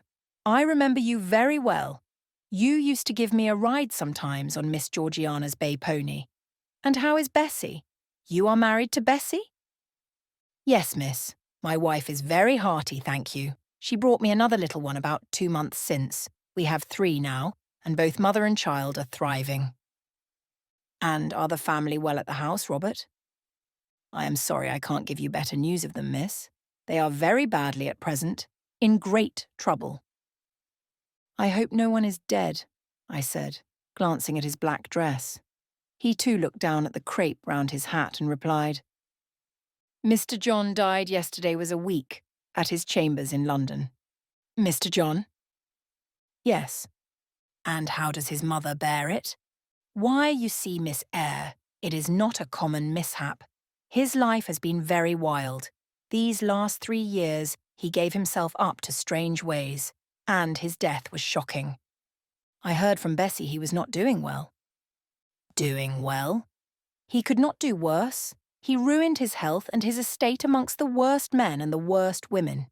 He got into debt and into jail. His mother helped him out twice, but as soon as he was free, he returned to his old companions and habits. His head was not strong. The knaves he lived amongst fooled him beyond anything I ever heard. He came down to Gateshead about 3 weeks ago and wanted Mrs. to give up all to him. Mrs. refused. Her means have long been much reduced by his extravagance, so he went back again, and the next news was that he was dead. How he died, God knows. They say he killed himself." I was silent. The tidings were frightful. Robert Leaven resumed. "Mrs. had been out of health herself for some time. She had got very stout but was not strong with it, and the loss of money and fear of poverty were quite breaking her down. The information about Mr. John's death and the manner of it came too suddenly. It brought on a stroke. She was 3 days without speaking, but last Tuesday she seemed rather better. She appeared as if she wanted to say something and kept making signs to my wife and mumbling. It was only yesterday morning, however, that Bessie understood she was pronouncing your name, and at last she made out the words, "Bring Jane. Fetch Jane Eyre. I want to speak to her." Bessie is not sure whether she is in her right mind or means anything by the words, but she told Miss Reed and Miss Georgiana and advised them to send for you. The young ladies put it off at first, but their mother grew so restless and said, "Jane, Jane," so many times, that at last they consented. I left Gateshead yesterday, and if you can get ready, miss, I should like to take you back with me early tomorrow morning. Yes, Robert, I shall be ready. It seems to me that I ought to go. I think so too, miss. Bessie said she was sure you would not refuse, but I suppose you will have to ask leave before you can get off. Yes, and I will do it now. And having directed him to the servants' hall, and recommended him to the care of John's wife, and the attentions of John himself, I went in search of Mr. Rochester. He was not in any of the lower rooms. He was not in the yard, the stables, or the grounds. I asked Mrs. Fairfax if she had seen him. Yes, she believed he was playing billiards with Miss Ingram. To the billiard room I hastened. The click of balls and the hum of voices resounded thence. Mr. Rochester, Miss Ingram, the two Misses Eshton, and their admirers were all busied in the game. It required some courage to disturb so interesting a party. My errand, however, was one I could not defer, so I approached the master where he stood at Miss Ingram's side. She turned as I drew near, and looked at me haughtily. Her eyes seemed to demand, "What can the creeping creature want now?" And when I said in a low voice, "Mr. Rochester," she made a movement as if tempted to order me away. I remember her appearance at the moment. It was very graceful and very striking. She wore a morning robe of sky-blue crepe. A gauzy azure scarf was twisted in her hair.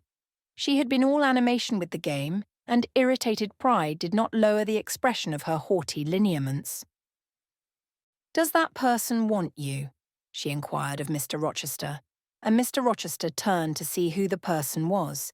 He made a curious grimace, one of his strange and equivocal demonstrations, threw down his cue and followed me from the room. "Well, Jane," he said, as he rested his back against the schoolroom door, which he had shut. "If you please, sir. I want leave of absence for a week or two." "What to do? Where to go?" "To see a sick lady who has sent for me." "What sick lady? Where does she live?" "At Gateshead, in Shire." "Shire? That is 100 miles off. Who may she be that sends for people to see her that distance?" "Her name is Reed, sir. Mrs. Reed." "Reed of Gateshead? There was a Reed of Gateshead. A magistrate." "It is his widow, sir." "And what have you to do with her? How do you know her?" "Mr. Reed was my uncle, my mother's brother." "The deuce he was! You never told me that before. You always said you had no relations." "None that would own me, sir. Mr. Reed is dead, and his wife cast me off." "Why?" "Because I was poor and burdensome, and she disliked me." "But Reed left children. You must have cousins. Sir George Lynn was talking of a Reed of Gateshead yesterday who, he said, was one of the veriest rascals on town. And Ingram was mentioning a Georgiana Reed of the same place, who was much admired for her beauty a season or two ago in London." "John Reed is dead too, sir. He ruined himself and half-ruined his family, and is supposed to have committed suicide. The news so shocked his mother that it brought on an apoplectic attack." "And what good can you do her?" "Nonsense, Jane. I would never think of running 100 miles to see an old lady who will perhaps be dead before you reach her. Besides, you say she cast you off?" "Yes, sir, but that is long ago, and when her circumstances were very different. I could not be easy to neglect her wishes now." "How long will you stay?" "As short a time as possible, sir. Promise me only to stay a week. I had better not pass my word. I might be obliged to break it. At all events, you will come back. You will not be induced under any pretext to take up a permanent residence with her? Oh no, I shall certainly return if all be well. And who goes with you? You don't travel 100 miles alone? No, sir, she has sent her coachman. A person to be trusted? Yes, sir. He has lived 10 years in the family. Mr. Rochester meditated. When do you wish to go? Early tomorrow morning, sir. Well, you must have some money. You can't travel without money. And I dare say you have not much. I have given you no salary yet. How much have you in the world, Jane? He asked, smiling. I drew out my purse, a meagre thing it was. 5 shillings, sir. He took the purse, poured the hoard into his palm, and chuckled over it as if its scantiness amused him. Soon he produced his pocketbook. Here, said he, offering me a note. It was £50, and he owed me but 15. I told him I had no change. I don't want change, you know that. Take your wages. I declined accepting more than was my due. He scowled at first. Then, as if recollecting something, he said, Right, better not give you all now. You would perhaps stay away 3 months if you had £50. There are 10. Is it not plenty? Yes, sir, but now you owe me 5. Come back for it then. I am your banker for £40. Mr. Rochester, I may as well mention another matter of business to you while I have the opportunity. Matter of business? I am curious to hear it. You have as good as informed me, sir, that you are going shortly to be married. Yes. What then? In that case, sir, Adele ought to go to school. I am sure you will perceive the necessity of it. To get her out of my bride's way who might otherwise walk over her rather too emphatically. There's sense in the suggestion, not a doubt of it. Adele, as you say, must go to school. And you, of course, must march straight to the devil. I hope not, sir, but I must seek another situation somewhere. In course, he exclaimed, with a twang of voice and a distortion of features equally fantastic and ludicrous.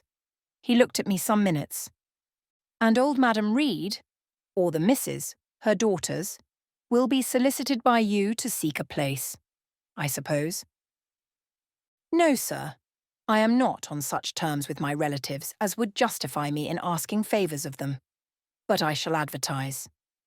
You shall walk up the pyramids of Egypt, he growled. At your peril you advertise. I wish I had only offered you a sovereign instead of £10. Give me back £9, Jane, I've a use for it. And so have I, sir, I returned, putting my hands and my purse behind me.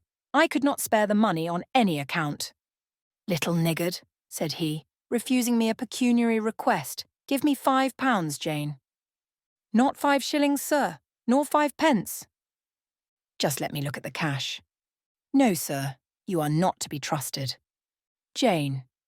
Sir. Promise me one thing.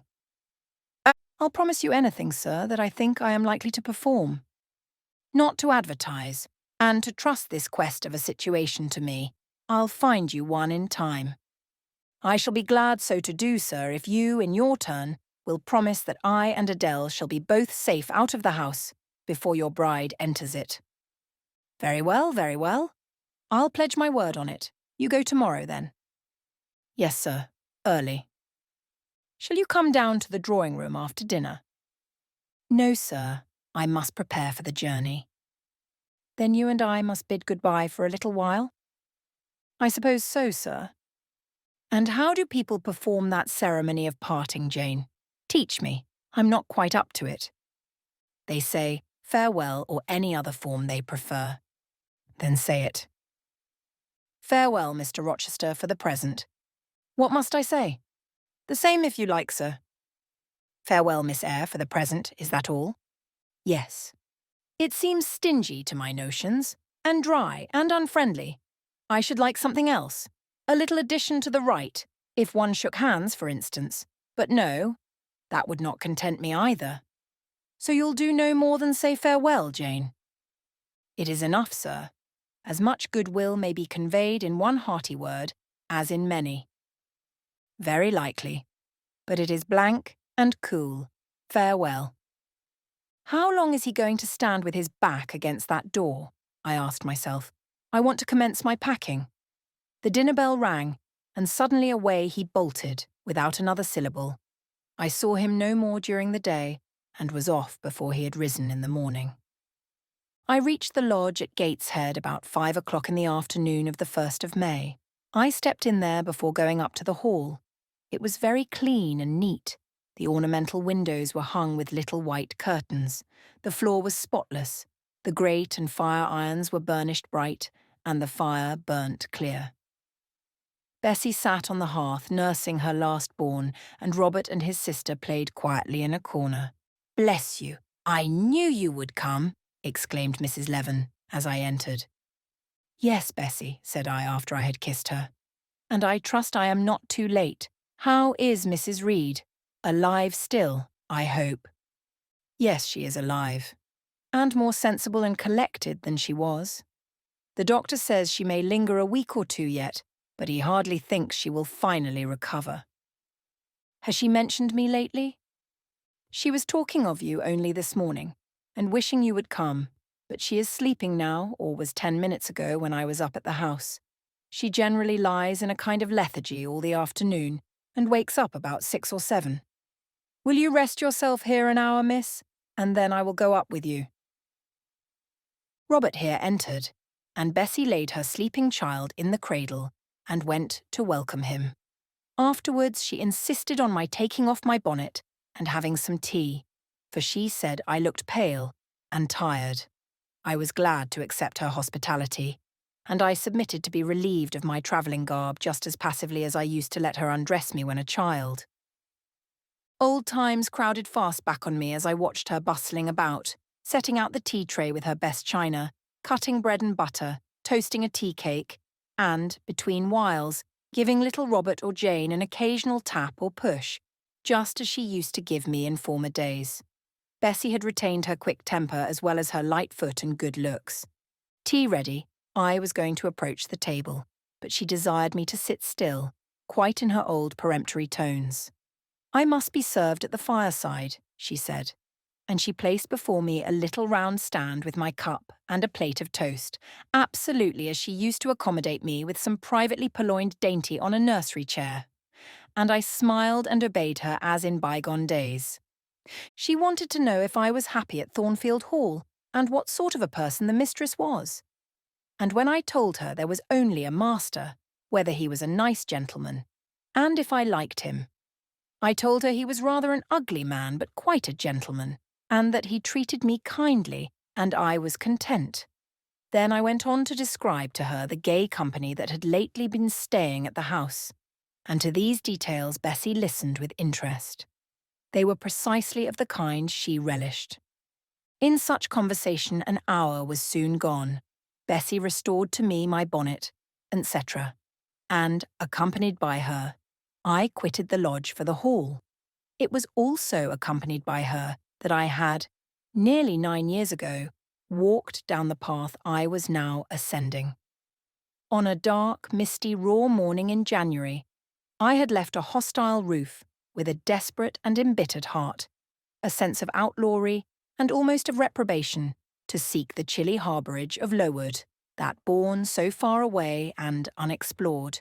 The same hostile roof now again rose before me. My prospects were doubtful yet, and I had yet an aching heart.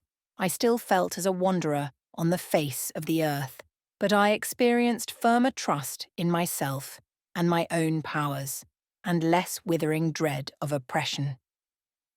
The gaping wound of my wrongs, too, was now quite healed, and the flame of resentment extinguished. "You shall go into the breakfast-room first," said Bessie, as she preceded me through the hall. "The young ladies will be there." In another moment I was within that apartment. There was every article of furniture looking just as it did on the morning I was first introduced to Mr. Brocklehurst. The very rug he had stood upon still covered the hearth. Glancing at the bookcases, I thought I could distinguish the 2 volumes of Bewick's British Birds occupying their old place on the 3rd shelf, and Gulliver's Travels and the Arabian Nights ranged just above. The inanimate objects were not changed, but the living things had altered past recognition. Two young ladies appeared before me.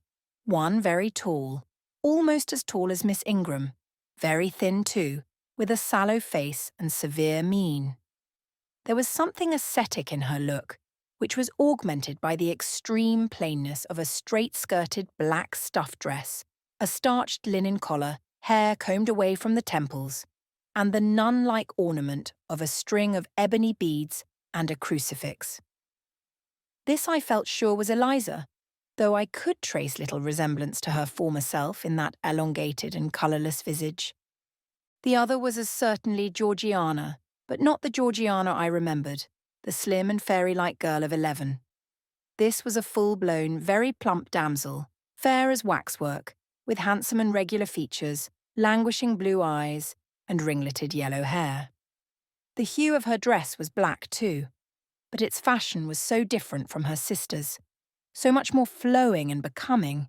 It looked as stylish as the others looked puritanical. In each of the sisters there was one trait of the mother, and only one. The thin and pallid elder daughter had her parents' Cairngorm eye. The blooming and luxuriant younger girl had her contour of jaw and chin, perhaps a little softened, but still imparting an indescribable hardness to the countenance otherwise so voluptuous and buxom. Both ladies, as I advanced, rose to welcome me, and both addressed me by the name of Miss Eyre. Eliza's greeting was delivered in a short, abrupt voice without a smile, and then she sat down again, fixed her eyes on the fire, and seemed to forget me. Georgiana added to her "How do you do?" Several commonplaces about my journey, the weather and so on, uttered in rather a drawling tone, and accompanied by sundry side glances that measured me from head to foot, now traversing the folds of my drab merino pelisse, and now lingering on the plain trimming of my cottage bonnet. Young ladies have a remarkable way of letting you know that they think you a quiz without actually saying the words. A certain superciliousness of look, coolness of manner, nonchalance of tone, express fully their sentiments on the point, without committing them by any positive rudeness in word or deed. A sneer, however, whether covert or open, had now no longer that power over me it once possessed. As I sat between my cousins, I was surprised to find how easy I felt under the total neglect of the one and the semi-sarcastic attentions of the other. Eliza did not mortify, nor Georgiana ruffle me. The fact was, I had other things to think about. Within the last few months, feelings had been stirred in me so much more potent than any they could raise. Pains and pleasures so much more acute and exquisite had been excited than any it was in their power to inflict or bestow, that their airs gave me no concern either for good or bad. "How is Mrs. Reed?" I asked soon, looking calmly at Georgiana, who thought fit to bridle at the direct address, as if it were an unexpected liberty. "Mrs. Reed? Ah, mamma, you mean. She is extremely poorly. I doubt if you can see her tonight." "If," said I, "you would just step upstairs and tell her I am come, I should be much obliged to you." Georgiana almost started, and she opened her blue eyes wild and wide. "I know she had a particular wish to see me," I added, "and I would not defer attending to her desire longer than is absolutely necessary." "Mamma dislikes being disturbed in an evening," remarked Eliza. I soon rose, quietly took off my bonnet and gloves uninvited, and said I would just step out to Bessie, who was, I dared say, in the kitchen, and ask her to ascertain whether Mrs. Reed was disposed to receive me or not tonight. I went, and having found Bessie and dispatched her on my errand, I proceeded to take further measures. It had heretofore been my habit always to shrink from arrogance. Received as I had been today, I should, a year ago, have resolved to quit Gateshead the very next morning. Now it was disclosed to me all at once that that would be a foolish plan. I had taken a journey of 100 miles to see my aunt, and I must stay with her till she was better. Or dead. As to her daughter's pride or folly, I must put it on one side, make myself independent of it. So I addressed the housekeeper, asked her to show me a room, told her I should probably be a visitor here for a week or two, had my trunk conveyed to my chamber, and followed it thither myself. I met Bessie on the landing. "Mrs. is awake," said she. "I have told her you are here. Come and let us see if she will know you." I did not need to be guided to the well-known room to which I had so often been summoned for chastisement or reprimand in former days. I hastened before Bessie. I softly opened the door. A shaded light stood on the table, for it was now getting dark. There was the great four-post bed with amber hangings as of old. There the toilet table, the armchair and the footstool, at which I had 100 times been sentenced to kneel, to ask pardon for offences by me uncommitted. I looked into a certain corner near, half expecting to see the slim outline of a once-dreaded switch which used to lurk there, waiting to leap out imp-like and lace my quivering palm or shrinking neck. I approached the bed. I opened the curtains and leant over the high-piled pillows. Well did I remember Mrs. Reed's face, and I eagerly sought the familiar image. It is a happy thing that time quells the longings of vengeance and hushes the promptings of rage and aversion. I had left this woman in bitterness and hate, and I came back to her now with no other emotion than a sort of ruth for her great sufferings and a strong yearning to forget and forgive all injuries, to be reconciled and clasp hands in amity. The well-known face was there, stern, relentless as ever. There was that peculiar eye which nothing could melt, and the somewhat raised, imperious, despotic eyebrow. How often had it lowered on me menace and hate, and how the recollection of childhood's terrors and sorrows revived as I traced its harsh line now. And yet I stooped down and kissed her. She looked at me. "Is this Jane Eyre?" she said. "Yes. Aunt Reed. How are you, dear aunt?" I had once vowed that I would never call her aunt again. I thought it no sin to forget and break that vow now. My fingers had fastened on her hand which lay outside the sheet. Had she pressed mine kindly, I should at that moment have experienced true pleasure. But unimpressionable natures are not so soon softened, nor are natural antipathies so readily eradicated. Mrs. Reed took her hand away, and, turning her face rather from me, she remarked that the night was warm. Again she regarded me so icily. I felt at once that her opinion of me, her feeling towards me, was unchanged and unchangeable. I knew by her stony eye, opaque to tenderness, indissoluble to tears, that she was resolved to consider me bad to the last, because to believe me good would give her no generous pleasure, only a sense of mortification. I felt pain, and then I felt ire, and then I felt a determination to subdue her, to be her mistress in spite both of her nature and her will. My tears had risen, just as in childhood. I ordered them back to their source. I brought a chair to the bedhead. I sat down and leaned over the pillow.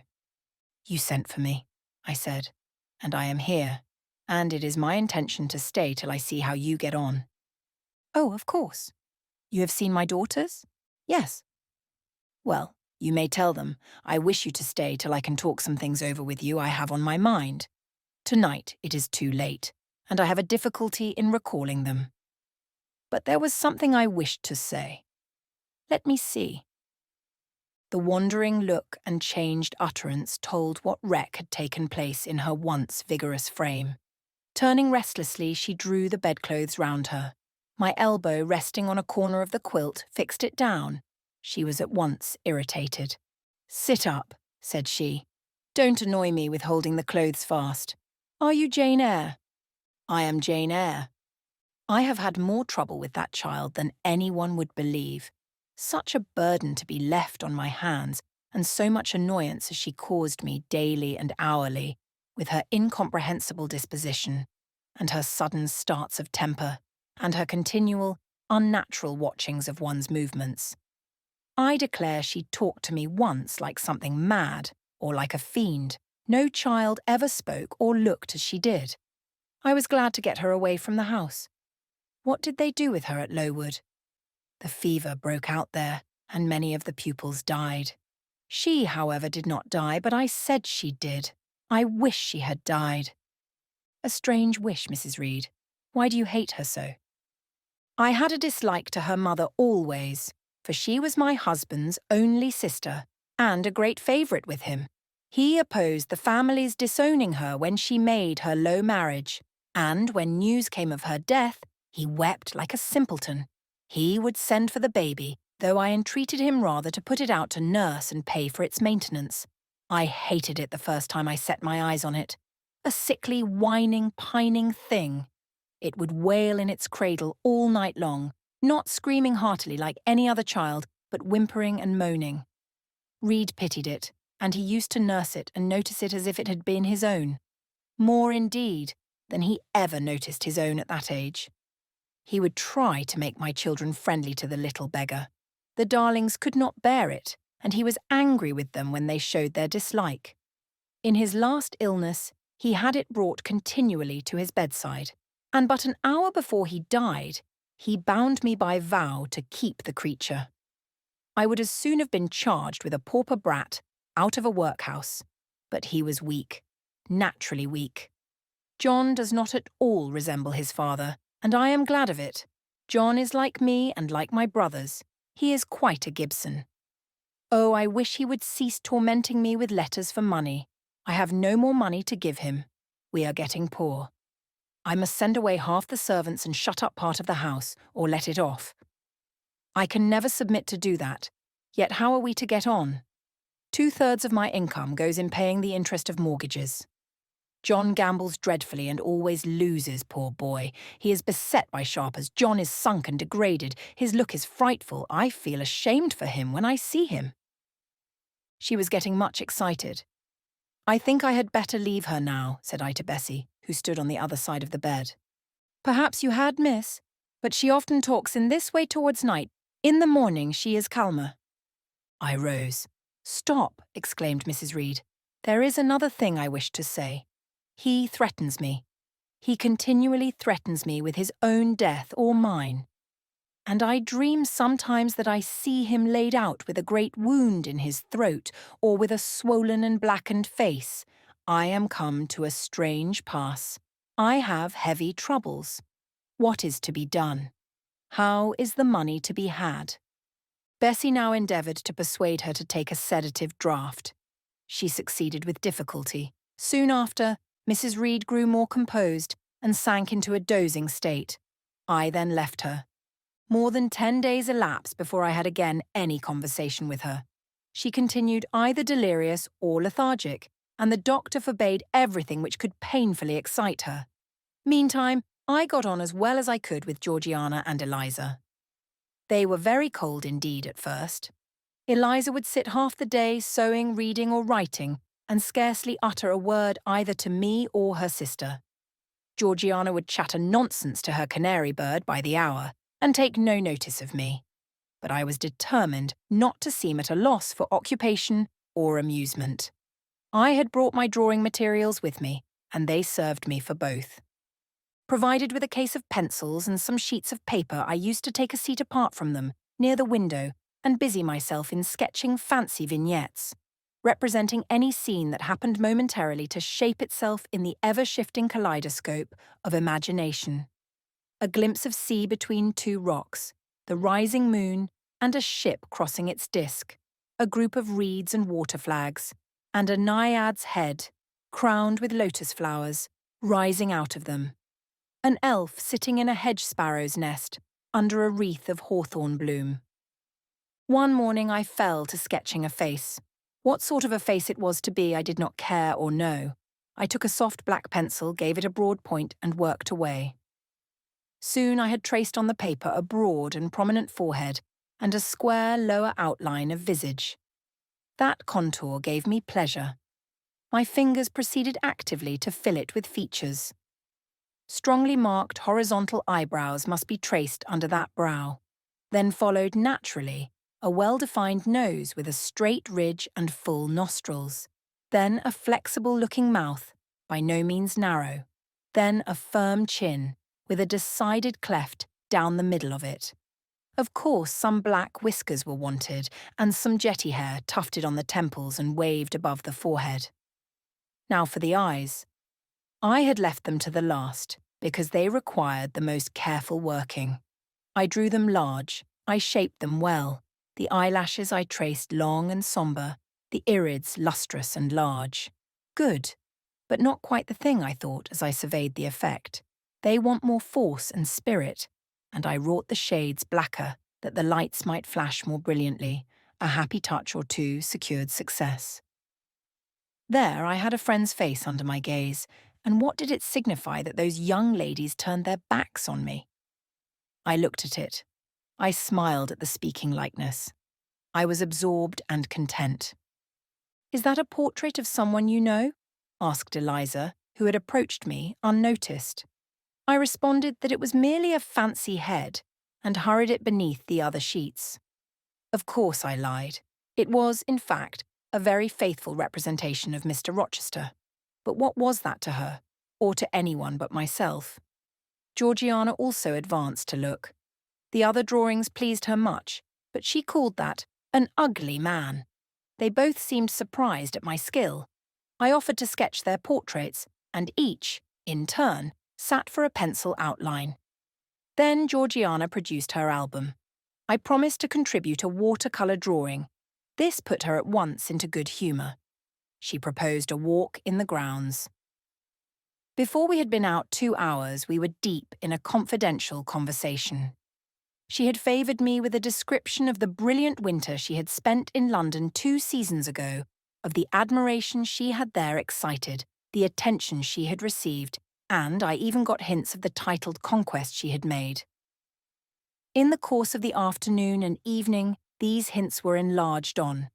Various soft conversations were reported, and sentimental scenes represented, and, in short, a volume of a novel of fashionable life was that day improvised by her, for my benefit. The communications were renewed from day to day. They always ran on the same theme: herself, her loves, and woes. It was strange she never once adverted either to her mother's illness, or her brother's death, or the present gloomy state of the family prospects. Her mind seemed wholly taken up with reminiscences of past gaiety and aspirations after dissipations to come.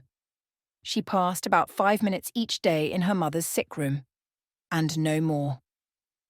Eliza still spoke little. She had evidently no time to talk. I never saw a busier person than she seemed to be, yet it was difficult to say what she did, or rather to discover any result of her diligence. She had an alarm to call her up early. I know not how she occupied herself before breakfast, but after that meal she divided her time into regular portions, and each hour had its allotted task. 3 times a day she studied a little book, which I found, on inspection, was a common prayer book. I asked her once what was the great attraction of that volume, and she said, the rubric. 3 hours she gave to stitching with gold thread, the border of a square crimson cloth, almost large enough for a carpet. In answer to my inquiries after the use of this article, she informed me it was a covering for the altar of a new church lately erected near Gateshead. 2 hours she devoted to her diary, 2 to working by herself in the kitchen garden, and 1 to the regulation of her accounts. She seemed to want no company, no conversation. I believe she was happy in her way. This routine sufficed for her, and nothing annoyed her so much as the occurrence of any incident which forced her to vary its clockwork regularity. She told me one evening, when more disposed to be communicative than usual, that John's conduct, and the threatened ruin of the family, had been a source of profound affliction to her, but she had now, she said, settled her mind, and formed her resolution. Her own fortune she had taken care to secure, and when her mother died, and it was wholly improbable, she tranquilly remarked, that she should either recover or linger long, she would execute a long-cherished project, seek a retirement where punctual habits would be permanently secured from disturbance, and place safe barriers between herself and a frivolous world. I asked if Georgiana would accompany her. Of course not. Georgiana and she had nothing in common. They never had had. She would not be burdened with her society for any consideration. Georgiana should take her own course, and she, Eliza, would take hers.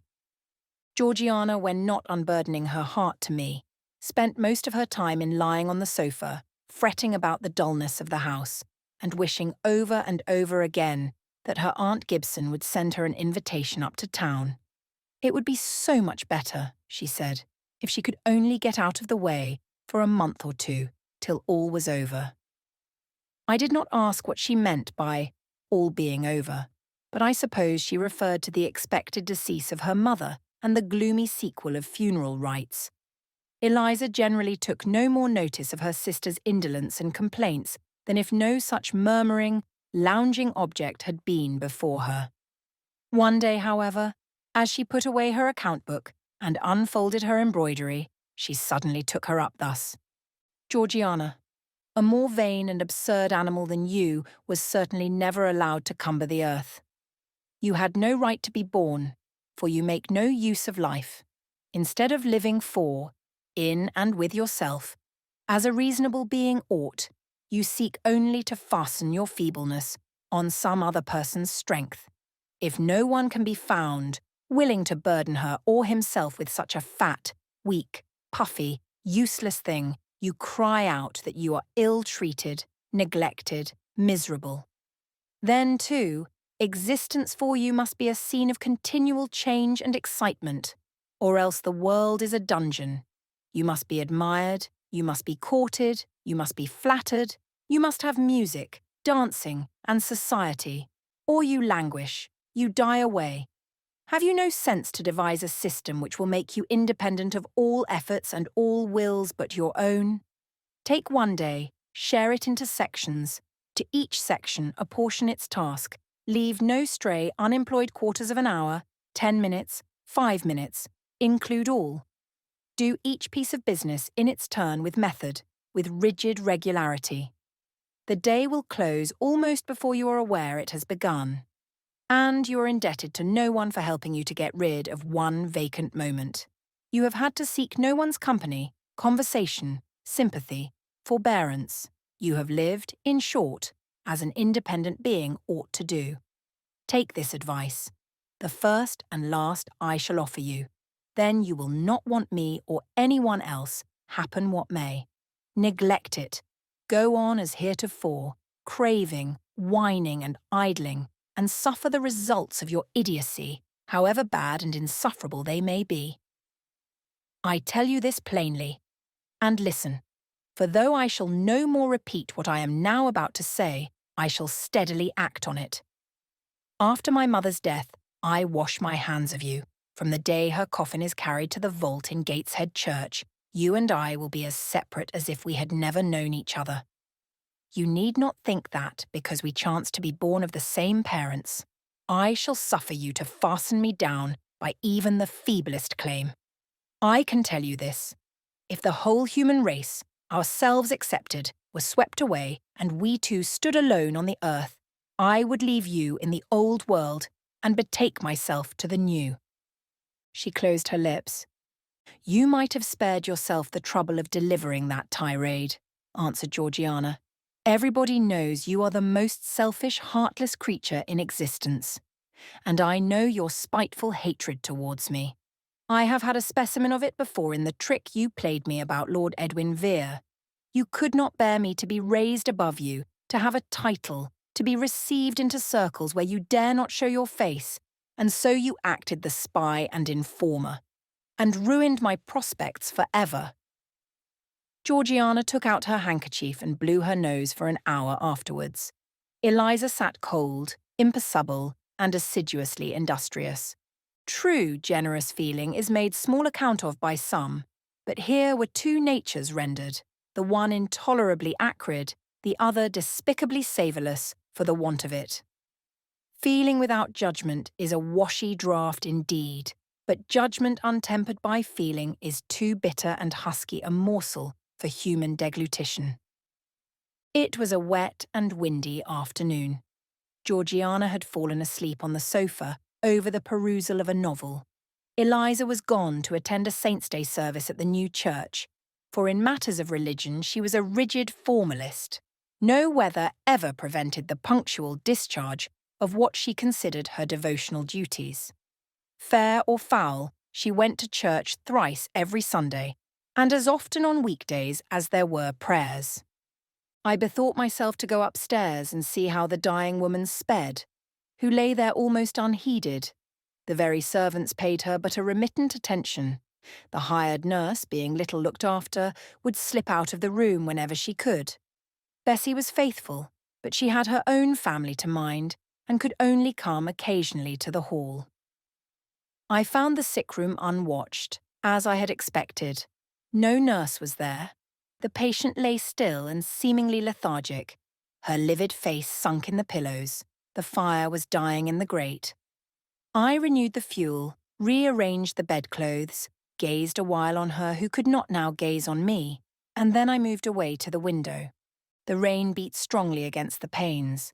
The wind blew tempestuously.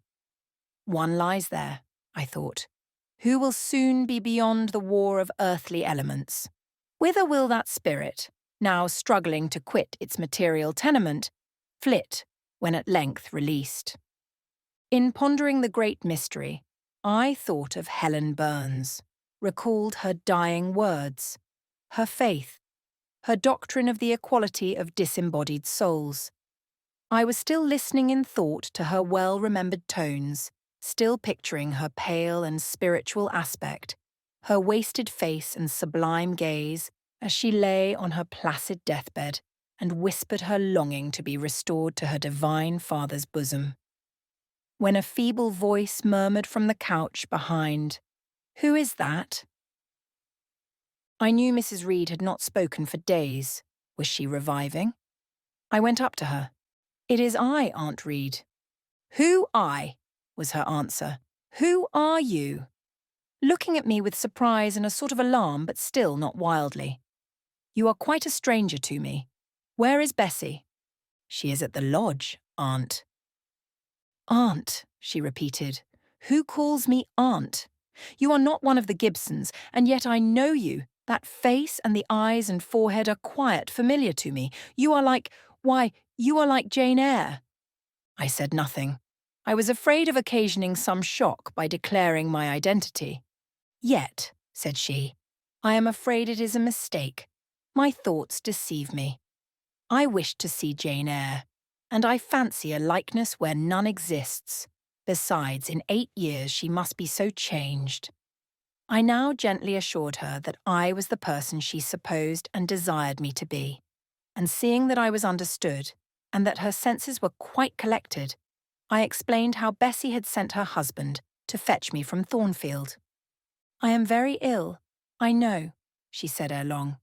"I was trying to turn myself a few minutes since, and find I cannot move a limb. It is as well I should ease my mind before I die. What we think little of in health burdens us at such an hour as the present is to me. Is the nurse here?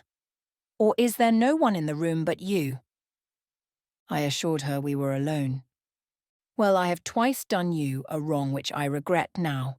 One was in breaking the promise which I gave my husband to bring you up as my own child. The other—" She stopped. "After all, it is of no great importance, perhaps," she murmured to herself, "and then I may get better. And to humble myself so to her is painful." She made an effort to alter her position but failed. Her face changed. She seemed to experience some inward sensation, the precursor perhaps of the last pang. "Well, I must get it over. Eternity is before me. I had better tell her. Go to my dressing case, open it, and take out a letter you will see there."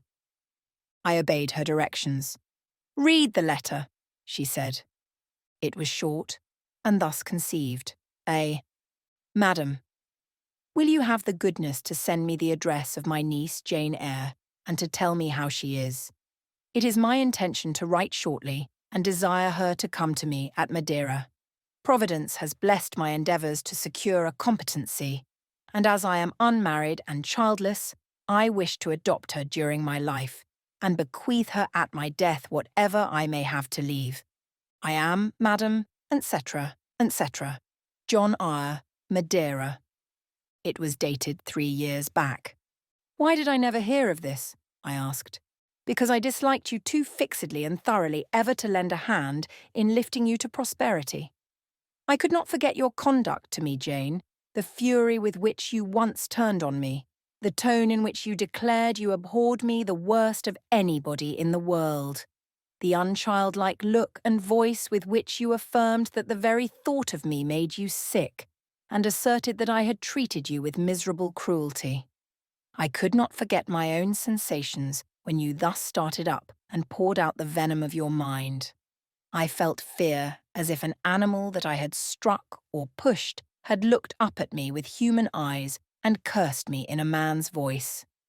Bring me some water. Oh, make haste. Dear Mrs. Reed, said I as I offered her the draught she required, think no more of all this. Let it pass away from your mind. Forgive me for my passionate language. I was a child then. 8, 9 years have passed since that day. She heeded nothing of what I said, but when she had tasted the water and drawn breath, she went on thus. I tell you I could not forget it, and I took my revenge. For you to be adopted by your uncle and placed in a state of ease and comfort was what I could not endure. I wrote to him. I said I was sorry for his disappointment, but Jane Eyre was dead. She had died of typhus fever at Lowood. Now act as you please. Write and contradict my assertion. Expose my falsehood as soon as you like. You were born, I think, to be my torment. My last hour is racked by the recollection of a deed which, but for you, I should never have been tempted to commit. If you could but be persuaded to think no more of it, Aunt, and to regard me with kindness and forgiveness. You have a very bad disposition, said she, and one to this day I feel it impossible to understand, how for 9 years you could be patient and quiescent under any treatment, and in the 10th breakout, all fire and violence, I can never comprehend. My disposition is not so bad as you think. I am passionate, but not vindictive. Many a time, as a little child, I should have been glad to love you if you would have let me, and I long earnestly to be reconciled to you now. Kiss me, Aunt. I approached my cheek to her lips. She would not touch it. She said I oppressed her by leaning over the bed, and again demanded water. As I laid her down, for I raised her and supported her on my arm while she drank, I covered her ice-cold and clammy hand with mine. The feeble fingers shrank from my touch. The glazing eyes shunned my gaze. Love me, then, or hate me, as you will, I said at last. You have my full and free forgiveness. Ask now for God's, and be at peace. Poor suffering woman. It was too late for her to make now the effort to change her habitual frame of mind. Living, she had ever hated me. Dying, she must hate me still. The nurse now entered and Bessie followed. I yet lingered half an hour longer, hoping to see some sign of amity, but she gave none. She was fast relapsing into stupor, nor did her mind again rally. At 12 o'clock that night, she died. I was not present to close her eyes, nor were either of her daughters. They came to tell us the next morning that all was over. She was by that time laid out. Eliza and I went to look at her. Georgiana, who had burst out into loud weeping, said she dared not go. There was stretched Sarah Reed's once robust and active frame, rigid and still. Her eye of flint was covered with its cold lid. Her brow and strong traits wore yet the impress of her inexorable soul. A strange and solemn object was that corpse to me. I gazed on it with gloom and pain. Nothing soft, nothing sweet, nothing pitying or hopeful or subduing did it inspire. Only a grating anguish for her woes. Not my loss, and a sombre, tearless dismay at the fearfulness of death in such a form. Eliza surveyed her parent calmly. After a silence of some minutes, she observed, "With her constitution, she should have lived to a good old age. Her life was shortened by trouble." And then a spasm constricted her mouth for an instant. As it passed away, she turned and left the room. And so did I. Neither of us had dropped a tear.